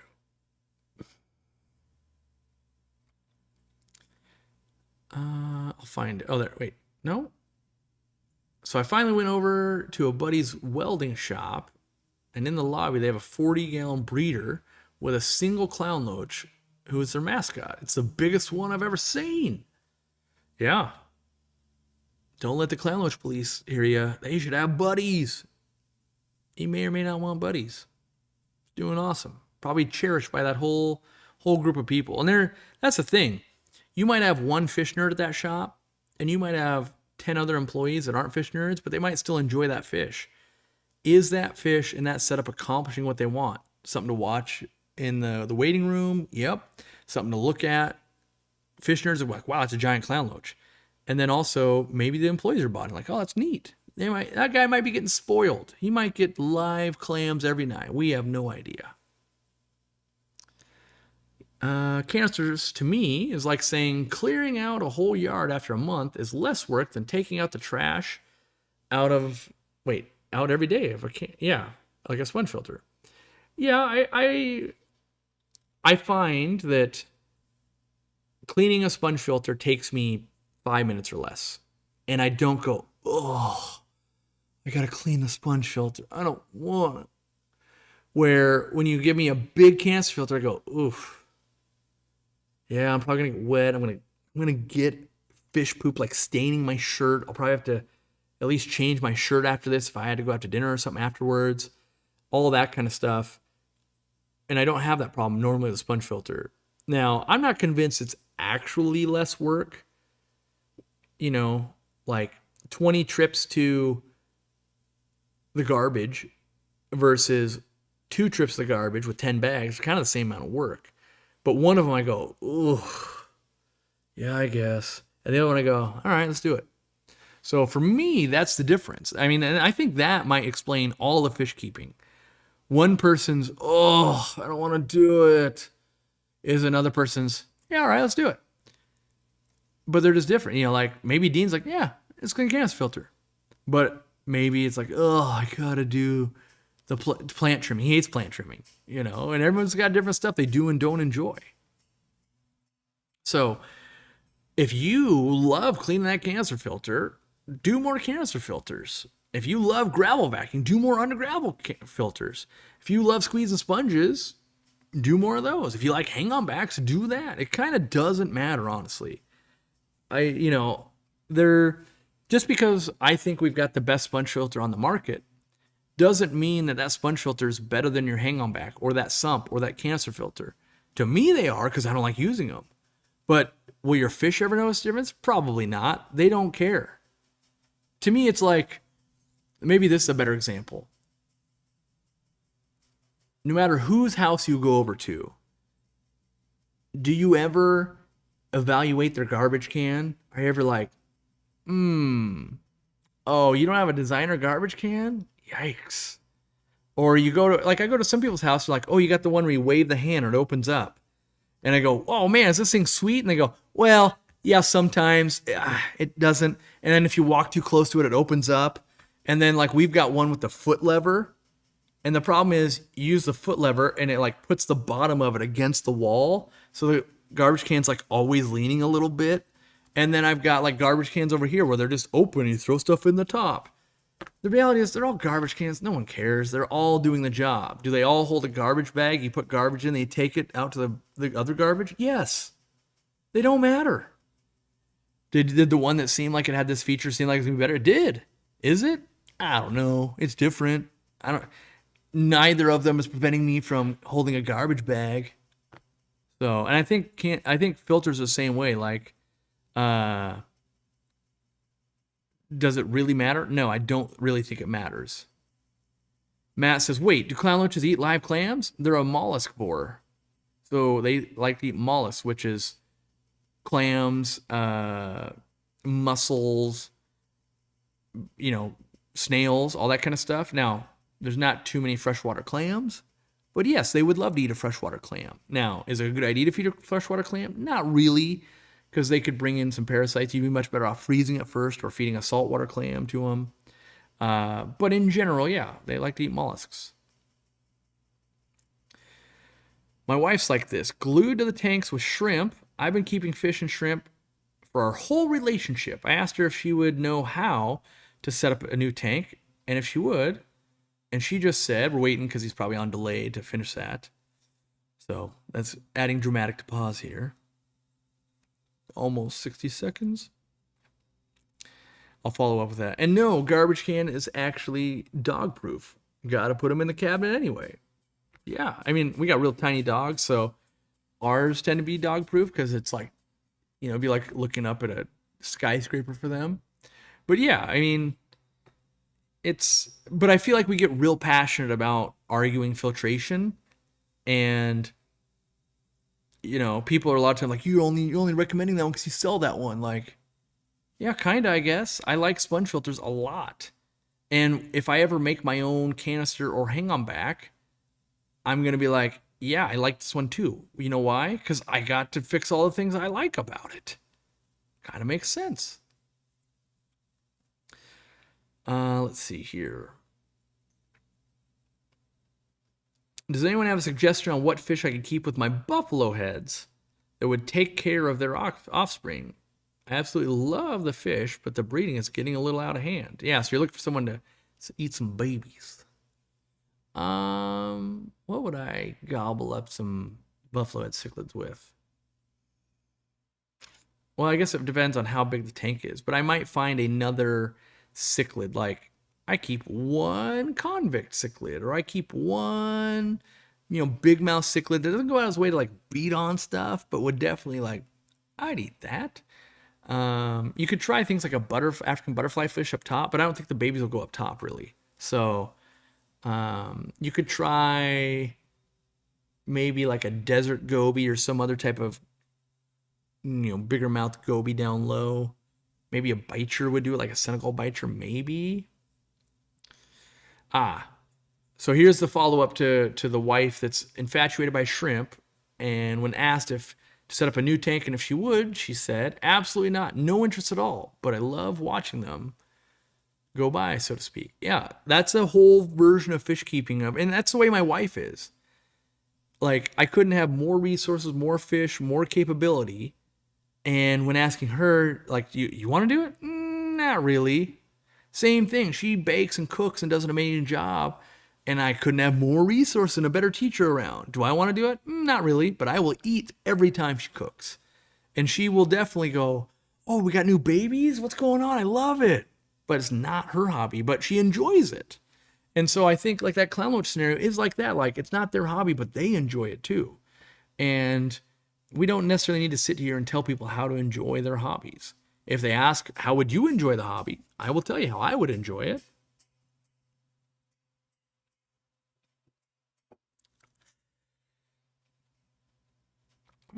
My German blue ram male got himself killed. He's been attacking all the bigger fish and likely bit off more than he could chew. That can happen. Is it a good idea to get a broken panel replaced? Would be done professionally or just get a new tank? Is it cost effective to fix or opening up future issue? I think if you had a professional and they were willing to do it and it's cost effective, sure. I don't think you're going to find it's cost effective though. On super duper big tanks, maybe. On anything less than 150 gallons, probably not. Well, I don't know. If you got to pay, let's say you got to spend $1,200 on a 150 gallon, replacing a panel professionally, if they would do it for $500, like, yeah, maybe. But I think you're gonna be hard pressed to find people that sign up to be like, yeah, I'll take that job. I just don't think it's gonna be an easy fix. 5 hours of live stream. First the members talk, now this. I need to stop procrastinating and go buy some Prime and do water changes. The lack of motivation is real today. And that would be my argument for Friday, by the way. My Friday video would be, you're spending time, you're hanging out in this fish nerd chat. We're still talking about aquariums. I feel like we're still doing the hobby, but now you're feeling guilty about procrastinating because you need to do a bunch of water changes. Now, if this was every Saturday, maybe you pare down. Maybe this is, Corey's never going to live stream again, so it's no problem. But that's what I ran into. It wasn't so much only the water changes and the stuff, but it's like, I went and spent a whole Friday hanging out with Dick Howe talking about discus, and went to the Amazon Spheres and hung out with Dean. And then I went to a potluck afterwards to hang out with Dick Howe and a bunch of other fish nerds. And that was fun. I got home at 10 o'clock at night. None of that meant cleaning and feeding and water changing and doing all of that. But because I didn't feel like, oh man, I'm so far behind, I had that time, right? And so trying to create some of that time, more time for me, is what I want. I want options. If I want to change water, sure. I don't want to feel like I have to change water, though. That's the important thing. If I want to be able to spend 10 hours reading about fish or watching my tanks or cleaning them, not feel like I would read about them, but I have to change water. That's the only thing I'm trying to get out of. Would a 400-watt heater be adequate for a 100-gallon tank at 76 degrees? Our house can get as low as the high 50s. Yes, it would be overkill by 300 watts. I will fight everybody to the death on this. A 100-watt heater with a properly set up aquarium can heat an amazing amount. People in general buy way too big of heaters, and when they go wrong, they kill their fish super quick. Tight-fitting lids, other equipment you're using, flow in your aquarium, all of these things play huge roles in how much heating power you're going to need. I think even in the 50s, and I was going to prove this and I got too lazy to do the experiment because we ended up pulling our heaters, but even in the 50s, with a tight fitting lid, running aquarium lights sitting on top with filtration and a 100-watt heater, you see it run big tanks. You see it in Europe all over the place. It's only in America where, like, do you think a 270,000 watt heater will heat my 12-gallon? Somehow we want the bigger watts. Where in Europe, you're like, well, it cost me $900 a year to heat this aquarium. Can I get by with less? And that's where we're seeing them get by with way less. Like, yes, you can. Because power tends to be so cheap in America, we just go way overboard. The other thing I would ask you is, you didn't tell me what type of fish. Like, you're keeping Danios? Yeah, you don't even need to heat past like 70, right? I've got all these cool water fish. Or I'm keeping Variatus platies or whatever. I would say this is a big conversation. But I would always start that conversation with, I would be doing everything in my power to not run more than 100 watts.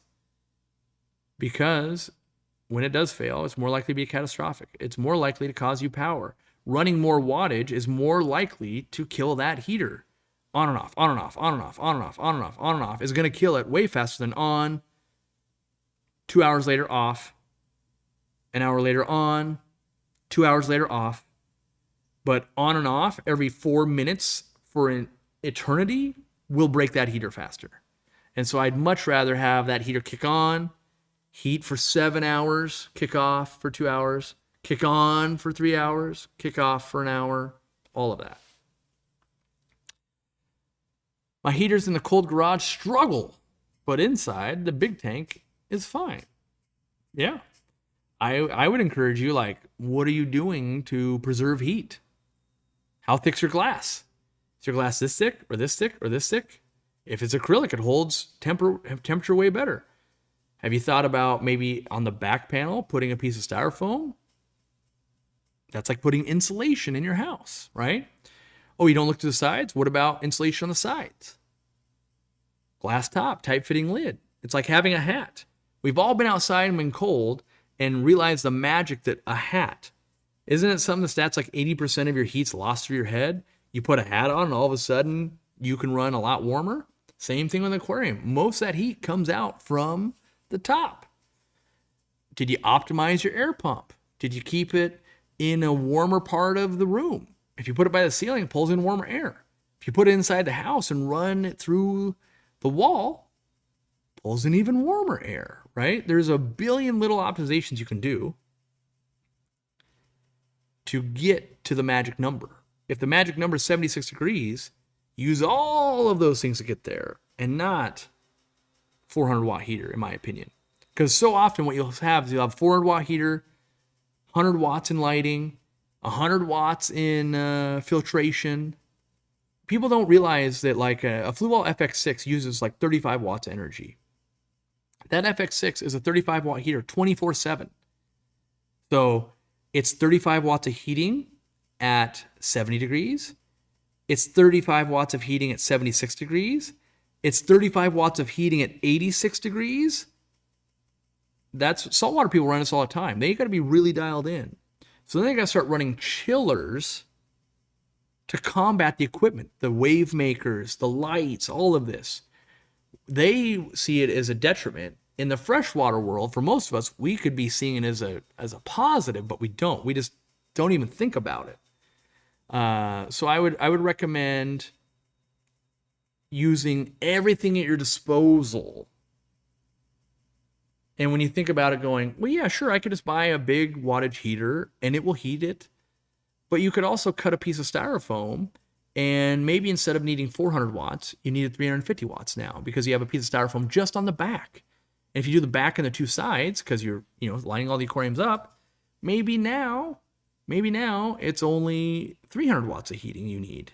Oh, and you put a really tight fitting lid? Great, you only needed 200 watts. Oh, and you started buying acrylic tanks instead of glass tanks. Now you only need 150 watts. Oh, and you're going to run lights and you're going to run a hang-on back? Well, now you only need 100 watts. But too often people go, nuh-uh, didn't work for me. And it's like, yeah, they're all different situations. You could run 2 hang-on backs and less lighting. You could run more insulation or not. There's a million things you can do.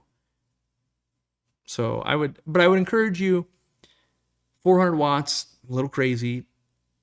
Find other ways to trap your heat in and heat it up. And I think long-term you're going to have a much more stable system and that will pay dividends. How many tanks do you think I can supply with the big air pump? Setting up PVC tube with your air valves. So officially, I know that if you're running and you're adjusting all the air, I've seen people get up to about 53 tanks. Officially on the website, we say about 46. And it would do, on average, 46 aquariums at 15 inches deep. Like, okay, a little bit more than a 10, but not super deep. Like this is like 25 inches deep. However, with the easy flows, people like more flow now. So they're letting more air through. And I want to say easy mode, 30 tanks, easy. Crank going, that's a lot of air. If you're adjusting them all down and you're micromanaging all the air, I think you can get up to 50 some. But in my experience, somewhere between 8 and 40-ish, and having 2's not bad. I mean, it's $500. You're paying $250 more, but if you want them all cranked, add a second linear air piston pump. Is there a best resource to trust on fish and their temperature preferences? Not at all. Couldn't be further from the truth. You can look up Wikipedia. You can look up Aquarium Advisor. You can look up people that go and collect in the wild.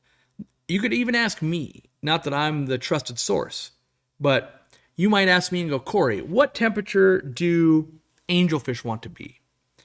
And I have to say a number, right? I go, 70 to 80 is what I'm saying. But then you might go, well, how come in the video where you were catching wild-caught angelfish, the temperature was only 67? Well, that's the temperature it was that day. And like, is that right? No, we were in there in the summer. Well, how cold does it get in the winter? Like one day we were there, it was cold and raining, and it was in the 40s. The next day it's 98, right? And so even if you can get the total range of what are the temperatures that waterway could be, let me see. Let me see if I can Google that. Amazon, Rio Negro. I'm just going with a tributary. Water temperature by month. Let's see if I can even get that. Let's see.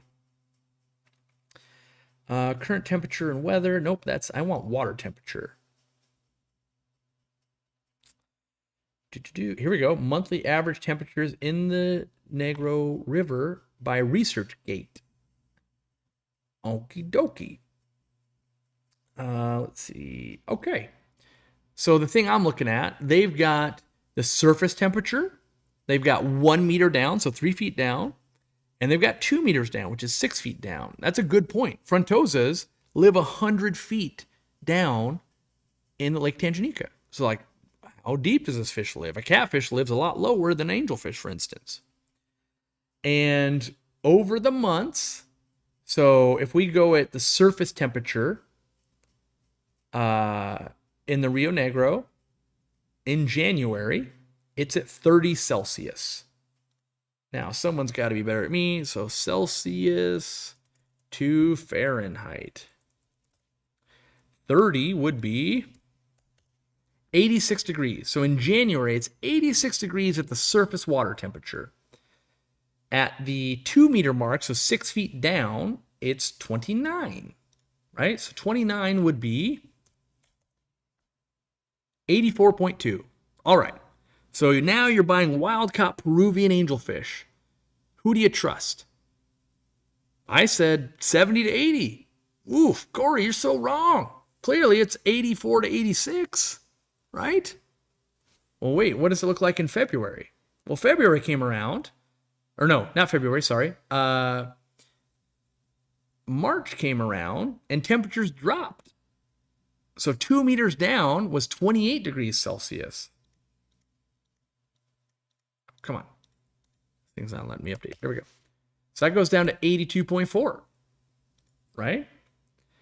And that's about as low as that tributary got. How high did it get, though? Well, in, let's see, October, which is their summertime, right? In October, November, their highest, it hits almost 33 Celsius. And that was, yeah, that's even for 6 meters down. So now you've got those angelfish living at 91.4 for a month at 6 feet down. Which one's the trusted source? Because we'd all say like, but all of us have been keeping it at 78 for like the last 50 years. The other thing you're going to find is that the tributary matters, the big river matters, wild caught fish versus home raised fish matters. Yeah, let me see if I can do the Amazon. Let's see what the Amazon River water temperature is. It's a much bigger body of water and not a tributary.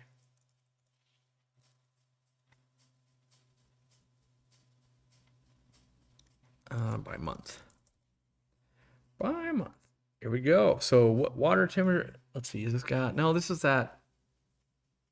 Oh wait, Amazon River water temperature by month. Here we go. The average in January on the bigger rivers, 26.2 in January.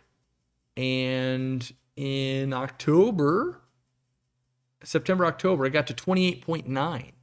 So again, bigger water, lesser swings. That tributary, which we've caught fish at, can get super hot as that water level gets lower. And they still do okay. So who's the trusted source? I don't think there is one, honestly. Because do you trust the wild caught, or are you buying wild caught fish from that area? Or are you buying captive raised? Most of us are going to buy captive raised. And then even still, just because it gets to 90, like when it gets to 110 in Washington, just because it gets to that, does that mean that's where I want it? No. I want it to be a nice 78 degrees like every day. That's what I want. Just because it gets that, it also gets down to, oh, it was 4 degrees this winter. I don't like that either. But just because I could live through it, where are we happy? And so that's so hard. What question are we asking? What answer are we seeking? And what answer is right? And who do we trust? I don't have the answers to all that. Let's see here. I'm noticing some of the Aquariumcoop air pumps with easy flow sponge filters have lost flow over time.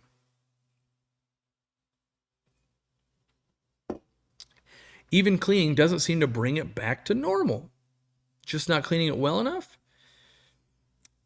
It's hard for me to know. I know that with mine, in general, cleaning them helps quite a bit.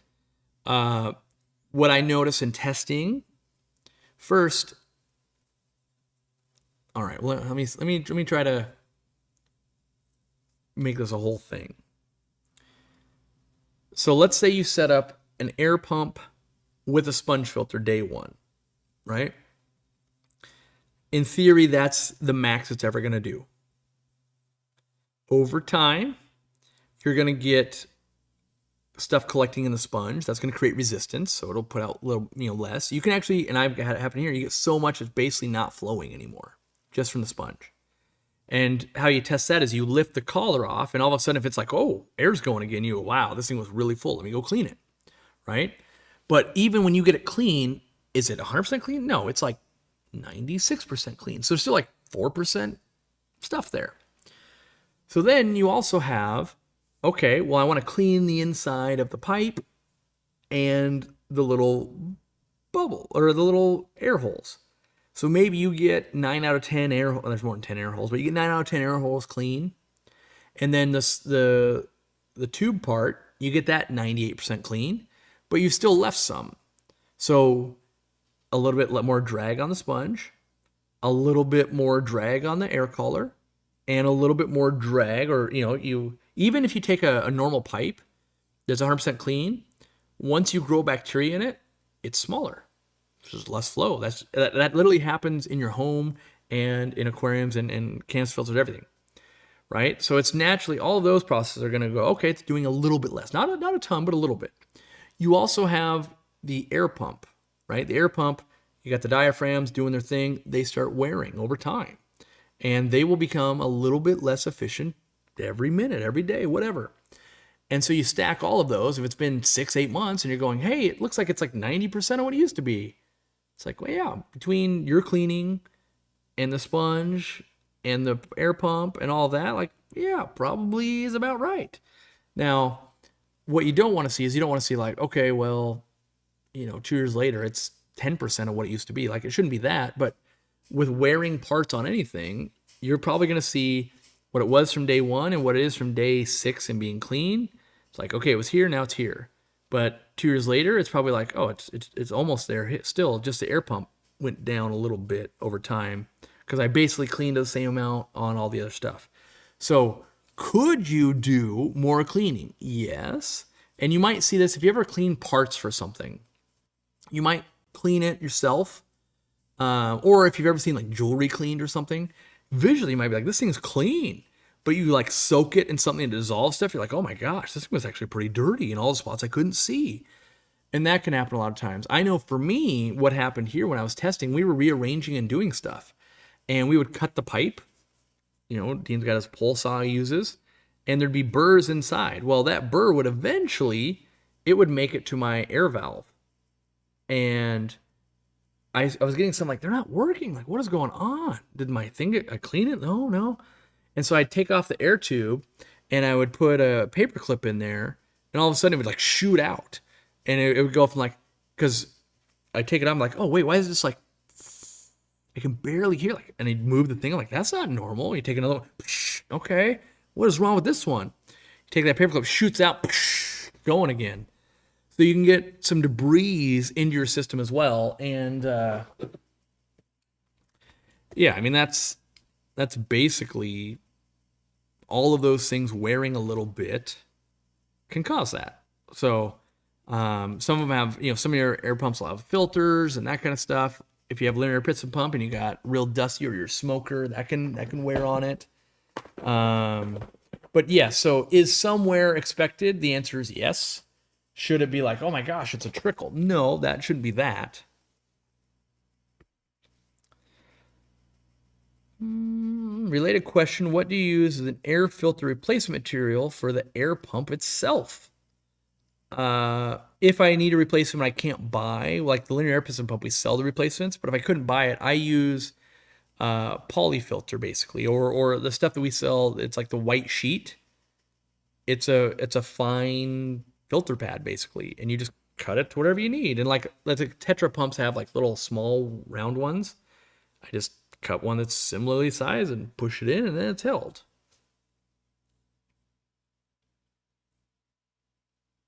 Let's see here.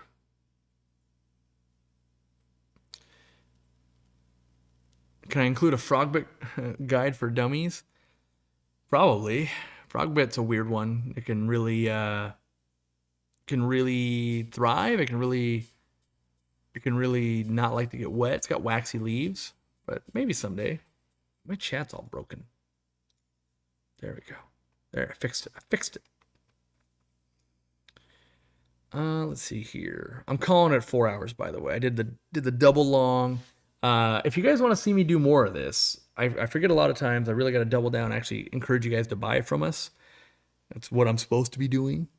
If you want to see more of this, because I'm gonna watch the stats on this. I'm trying to figure out what is it that I do day to day that makes you guys spend money with us. Is it spending time in the Facebook group? Is it answering comments on YouTube? Is it doing live streams? Is it making videos? Is it supporting local clubs and stores and that kind of stuff? But the best thing you could do, if you want specifically more of this, is like, yeah, while you're watching, you purchase from us, or after you're done watching, you purchase from us. That reinforces, because I'm taking the stats and we're looking at it, and I'm not going to stop doing stuff. But we need to get to a point of, part of trying to balance my hobby is, instead of just doing all the things, let's put my time where it makes the most difference. So if this format is really important to you, doing things like buying the memberships and buying products from us and all of that, that helps a ton. If it's hanging out on Facebook, like, yeah, leave us a comment, say, hey, I placed an order today. I really value what you're doing over here. Like, whatever the medium is, because we're trying to put time, energy, like, should we do this more? And by more, I mean, should I live stream for longer hours? Should I do it more often, or should I do it less often? I should do this more often. Would you rather have more videos than live streams? Do you like this format? So, the more you kind of reinforce the format we're doing, the more I'm likely to do it. Yeah.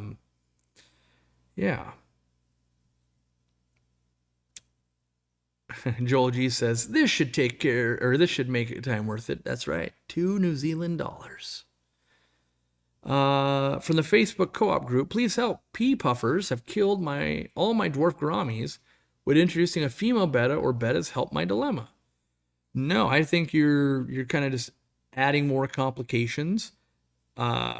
Pea puffers can be a little unruly. They don't really follow directions very well, like most fish. If you're trying to help your dilemma, I would say just keep the pea puffers, little murder machine gun guys. Yeah, it's always easiest to keep a species as a species. Almost always. That's not true. There's some shrimp and there's some symbiotic relationships, but it's almost easier to like simplify. Um, Adding more stuff. I'm not even a big fan of female bettas myself, as in like a betta sorority. I think it's a nightmare scenario. So, let's see. Yeah, we do have the brine shrimp eggs, 25% off. If you want to grab some of those. We are shipping out from Kentucky, so if I'm working on making a graphic so that you guys will be able to see where you live is roughly how long it'll take. Yeah. So hopefully it's fast. Hopefully we get your order. Well, I shouldn't say hopefully. We're really good about getting your order correct. Hopefully it's trouble free. You know, it doesn't get lost like Amazon lost some of my stuff. And yeah, trying to think of what else I got. Videos coming out. Yes, check. Working on stuff. Check. Candy overhauls. I just placed an order and now realize I missed something. I need to add to it. How would I go about that? Well, luckily at Aquarium Co-op, you can email our customer service, let us know what you want to buy. One of the people will then make you an order and send you an invoice. You'll pay it, and we can get that added on. We can make that happen. Whereas like our competitors that don't run people on the weekend, you might not be able to fix that. So that's one of the reasons why we do add extra staff. So we will always try to get stuff collated for you and reduce your shipping and do all of those things to the best of our ability. And sometimes outside of windows, it can't happen. Like, oh, I placed an order right at the cutoff and the shipping team was really quick and, oh, it already shipped. But like today, yeah, they'll start shipping stuff tomorrow morning. We've got several hours to make adjustments. Not that our customer service doesn't work that late. Like right now, we're probably running into that time because I'm live streaming late. And our customer service runs earlier, by the way. But they would get to you on Sunday morning. So customer service starts at 8 a.m. Eastern. And can you know better? Do we stop at like what, 2 p.m. East or 2 p.m. Pacific? 5 p.m. Eastern? Yeah. Why so many commercials during the live stream? Because that's what YouTube wants. I don't know how many commercials they offer you. On my end, I chose, there's a setting I can choose. So here, let me look at the settings real quick. The settings I'm allowed to choose. Oh, I gotta click on the live stream actually on. That'll help. Oh wait, no, it won't. Darn it. Well, basic. Oh wait, maybe right here. Maybe this monetization. Yeah, so it's they have it recommended. You let YouTube insert mid-roll ads, and you can choose your ad frequency. And the options that I have are conservative, lower earnings, less interruptions, balanced, which is medium earnings, medium interruption, or aggressive, higher earnings, more interrupted experience. I chose conservative. How to choose, I can choose how they appear. Let me click that. That means that I have to click a button, but in general, YouTube is in the business of making money, and if you don't run ads during the live stream, you just won't get promoted as much. The baby's coming to visit. Oh, I gotta make some money. The money makers. Here. Come here, babies. Oh, come on, you're coming up. You're hold on. I think he's like standing weird. Yeah, because of this. If you know there we go. There we go. This is what we're waiting for. The money makers. Yeah, this desk you can stand on. Look at what. Yeah, we've got some nice freeze dried rabbit treats. No, those are chicken treats. I didn't want to do the rabbit ones. Oh wait, freeze dried raw. I I lied. This is chicken and potato and pea. Come on, Lance. Here, let's move this so you can both sit up here. Come on. You running. You running. You want more treats? You want a treat? Come on, you want a treat? Come on, Lance. Come on. You mean get her? can hand her if you want. Otherwise, we're gonna go to Tinky. This is our new money making technique. Is Dogs getting treats. You're not a very good desk stander. Here.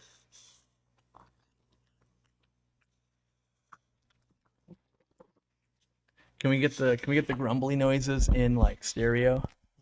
Yeah, that's a microphone. Ready? Let's see if we can. Oh, here's a you don't have enough teeth for that one. Hold on. You don't have teeth for that one. There you go.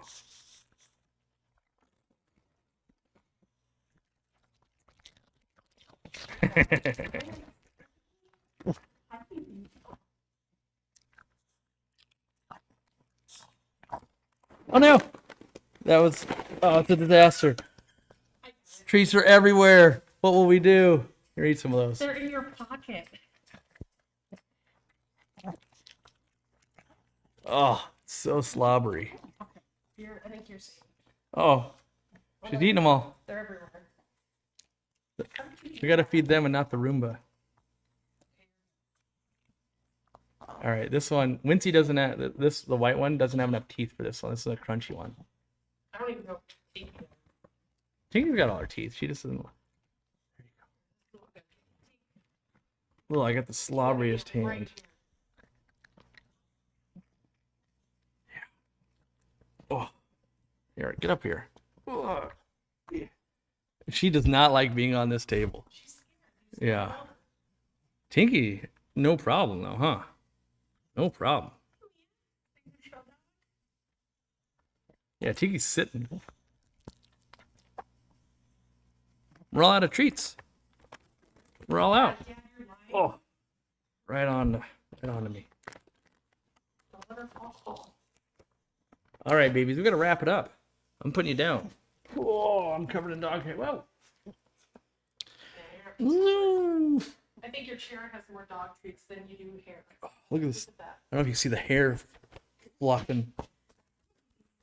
My desk is covered in hair now. Dog treat fund. We have a $5 donation to dog treat funding. Look at Tinky being the perfect dog. Look at that. Oh, yes. I need her to do that all the time. I need her to be my sidekick. I set this up so that would hopefully happen. Come on, Wins. Can they hear her? Well, yeah, if I'm talking, it'll pick it up, but yeah, she's honking. How's Wincy's eye? Doing a lot better. It's a little bit cloudy, but healed up. So didn't have to turn her into a pirate. No pirate costumes. All right, clicking out of that. How much do our babies weigh? Winston's lost 5 ounces. Yes, Wincy lost 5 So ounces. she's about 15 and a half pounds. 15 and a half And pounds. Tinky's about 12 or a little bit under. Tinky's 12 pounds. Next up, co-op dog stuff. No, I talked about that earlier. That's why we don't make dog stuff. That's why I don't ship fish. I don't think I can focus on it and actually do it right. That's right. Yeah, we love dogs very much, but gotta stay laser focused on fish stuff. So Look, Wince is trolling for the treat. Wince is trolling for treats. So yeah, the new layout, if you will, intentional, so that we can have guests like Tinky Bear.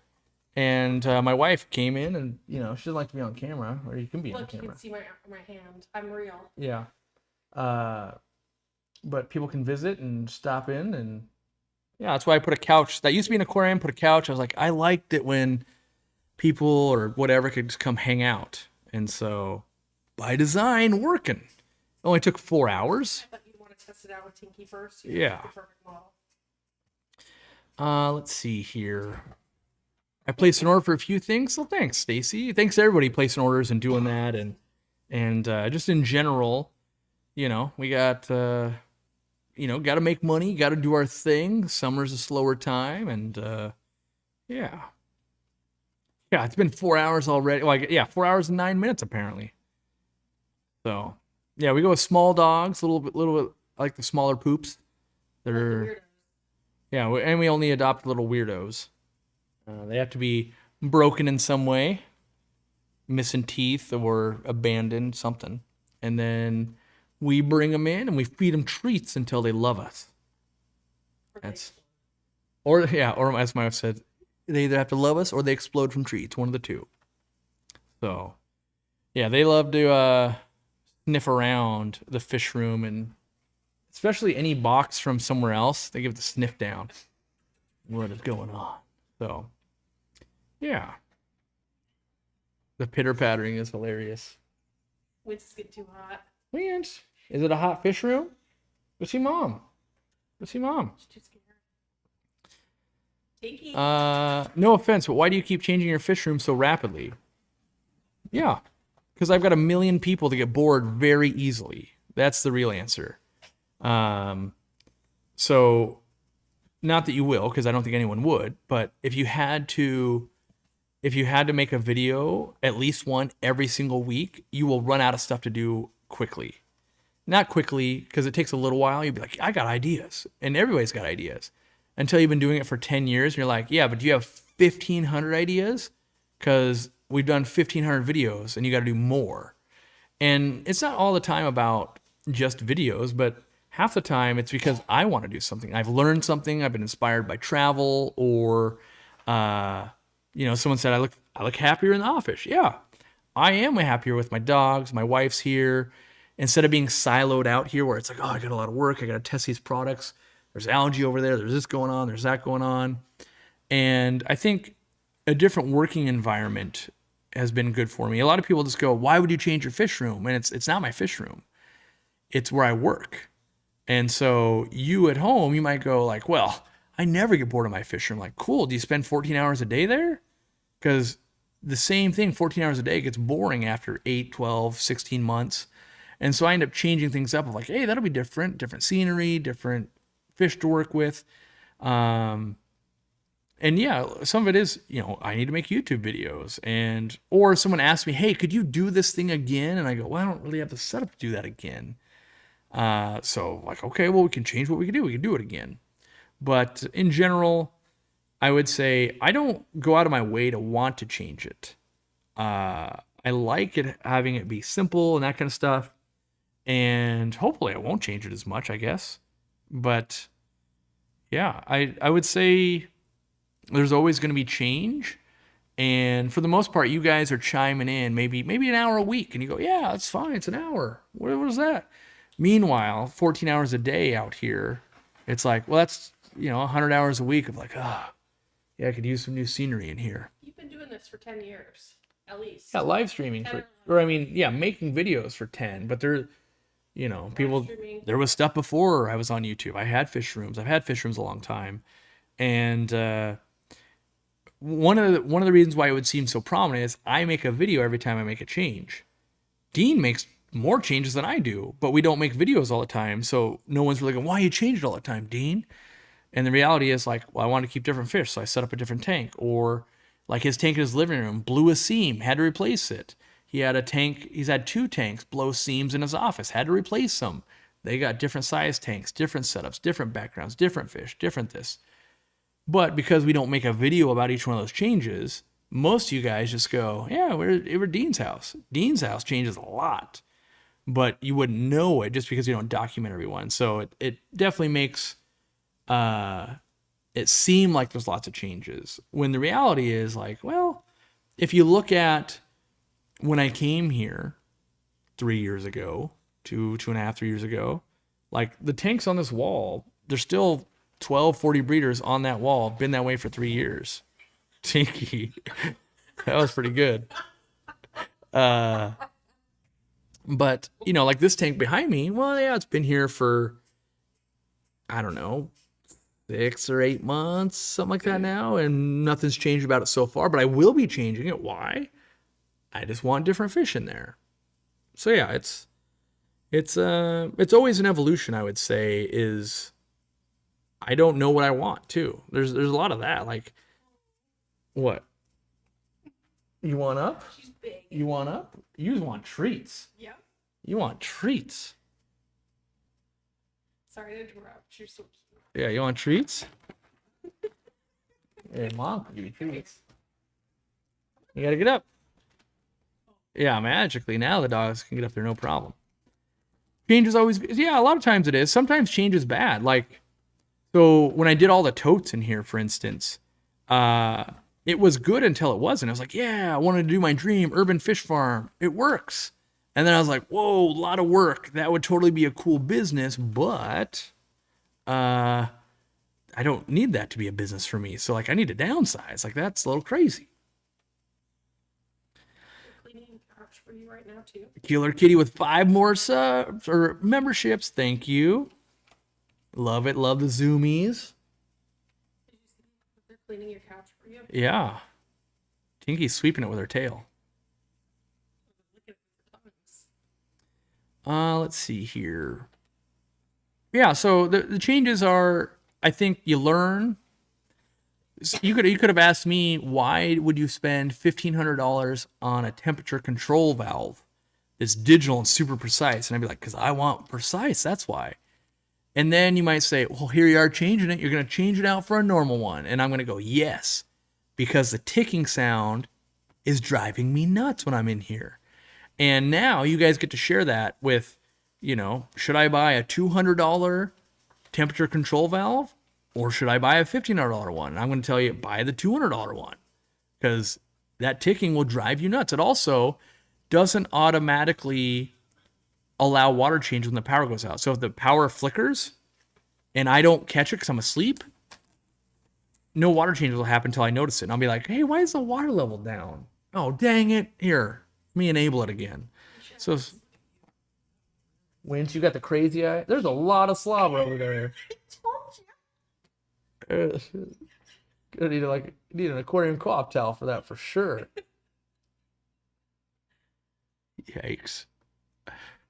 We're trying to cut down on the maintenance. Apparently, I got to add some They're cleaning the couch. leather conditioning and That's what they're doing for you. my new helpers.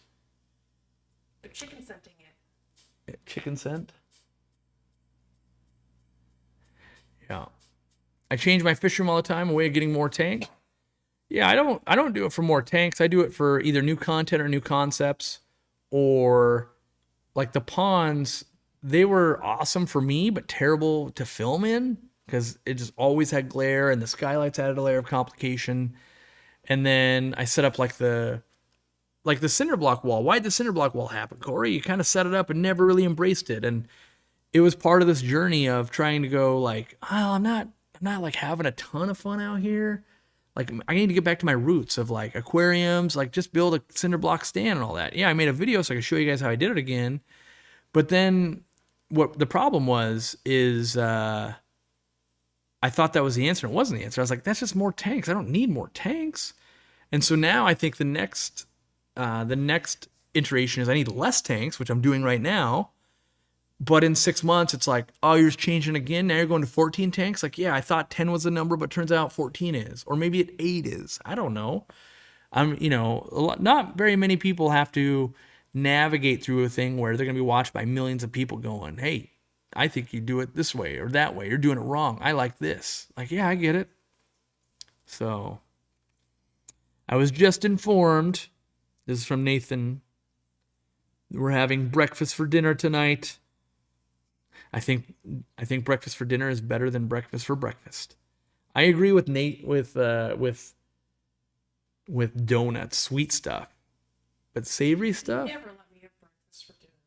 I let you do whatever you want when it comes to cooking. You do all the cooking. When she says, "Can I make you breakfast for dinner?" I say no. Like an omelet. Who wants? I eat a lot of omelets. Who wants omelets for dinner? No, I eat them for breakfast. Now, donuts. That's for dessert. Let's see here. I just ate my Pizza Hut pasta. Now I'm ready for a nap. Yep. I don't know. What are we having for dinner? Do we know yet? Is it leftovers? Probably leftovers of the ground beef bowl or something. Because we're doing chicken tacos. Yeah, Grandma's so tomorrow. chicken tacos at Grandma's tomorrow. And I'm going to have leftover like cottage pie tonight. All right. Do I get fresh cookies? Yeah. I asked you on my stream. You never responded. I don't even see my own wife's I even stuff. tagged you in it. Yeah. Money, cookies doesn't faze me. It's whatever is next in the chat that I see is what I talk about. So I can't even be swayed by fresh peanut butter cookies. See how Yeah, she's adorable. And Tinky's tail. Plants are so good. I often get the question too, are you getting more tanks? I've already got 100 plus. I could put in 3 or more tanks, but the joy rate doesn't go up any further. Yeah, I hadn't thought about the joy rate for a long time, because for a long time I could have a lot of tanks and I had time, and as the company grows for me, it's not that there's less time. I spend the same amount of time, but there's definitely more meetings about what are we doing with this initiative, and what about this, and what about that, and less hands in the water time. There's still a decent amount cleaning and doing all that, but what is cottage pie? It's like shepherd's pie, but with ground beef, I think. Yeah. If Google it. There's different versions of it. There are different versions of it. Yes, it's true. With lesser tanks and more time, have more time to do a Singapore vacation. Yes, we should. I think we should talk about that, Ben, because last time I looked, I couldn't buy tickets for when you said it was not going to be the surface of the sun hot and humid there. But now it's been a few months. I might be able to actually buy those tickets For what? to go to Singapore. Jealous. Yeah, we'll see how long and what makes sense. And although hopefully I got to get the store expansion done and all that kind of stuff too. Ben will be here. He'll be physically here in it's like 2 weeks. Yeah, like 2 weeks. Time is flying. Just know this place is not going to be completely put back together, which I know you already know, Ben, but yeah. Bring the wife. Yes, we do bring the wife some places, but then that impacts how long I stay, because we got to have dog sitters. We got to have people taking care of stuff. Got to also see, have I also semi-committed to other stuff? There's always like, bring the wife, bring Dean, bring other people. Like Randy loves to travel too, and I haven't traveled with him in a few years. So we'll see what makes sense with who. We all got 8,000 things. We do all have 8,000 things to work on. That's true. Yeah. Matt says, evidently I've been eating cottage pie my whole life and calling it shepherd's pie. Yeah. I think it's the same thing. Whether it's got, lamb, turkey, fish, ground beef, like, Cheesy potatoes, regular potatoes, crust, no crust. yeah, there's a lot of variations. I mean, I think really the difference between like a pot pie and like a cottage or shepherd's pie is just mashed potatoes. Like, Crust. yeah, there's a crust, but I'm saying like they're pretty similar foods, really. See, now I gotta put Matt West on the list. Matt wants to go too, so Singapore? Yep. So it's the list only gets longer, and then I have to crush people's dreams. Yep, that's the way it goes. I would like to know if you have had instances of houseplants grown in aquariums developing red variation leaves. No, I definitely have grown a decent amount of pothos and stuff, but I've never had like the aquarium water change what the plant was already doing. So yeah, Some of them got pink, but I think that's just their normal. I don't think well, maybe it has, but I haven't noticed it. So, I mean, yeah, I definitely, I want to set up an aquarium for this plant. I basically want to put the pot in an aquarium and keep it with a lot of water. I understand how big it actually is, because it's like 25 feet long. Oh, it's at least 25 feet long. It's a beast. And I threw away half of it at least when it was going through the... Like in the wall too. Yeah, it's going into the stand too. Like it's growing into the wood stand here. Like this is, I haven't had this with other pothos. This one's super pothos, and it like drives its own plant nails into the wood. All my other ones grow across wood, and I gotta like put a little pin and like wrap around. Like I have to attach it and grow it the way it needs to go. Most of these aren't attached by anything now. Yeah, they just grow in, and they'll even grow into the paintings too, which is kind of a problem. So, all right, I'm calling it because this is getting out of control. Almost 4.5 hours, and it's 5 dinner time. See, I live stream long enough to just skip through lunch. That's why I came. Yeah, from breakfast to dinner. Let's do it. Just not breakfast for dinner. That's the only thing here. So yeah, thanks for supporting us, buying our stuff, memberships, even just watching helps a ton. Interacting with us on our website and our social media and all that. It's been a good time. Yeah, I'm going to do it some more, I hope. I got a little bit better of a setup. Tinky's waving. Yeah, the waver. Nice. Buddha belly Wincy. You put her right down in the crack. She could have broke her arm. All right. Have a good weekend, guys. Hopefully your stuff gets delivered soon. Watch for more videos, and I'll get to creating some more videos. There's something weird in my hat. Like I turn my head and, oh yeah, this thing looks stupid. It was weird. I turned my head and I got to turn this way. Why don't I see it as much now? I don't know. Anyway, we'll see you guys later. Thanks for hanging out. Compliment somebody.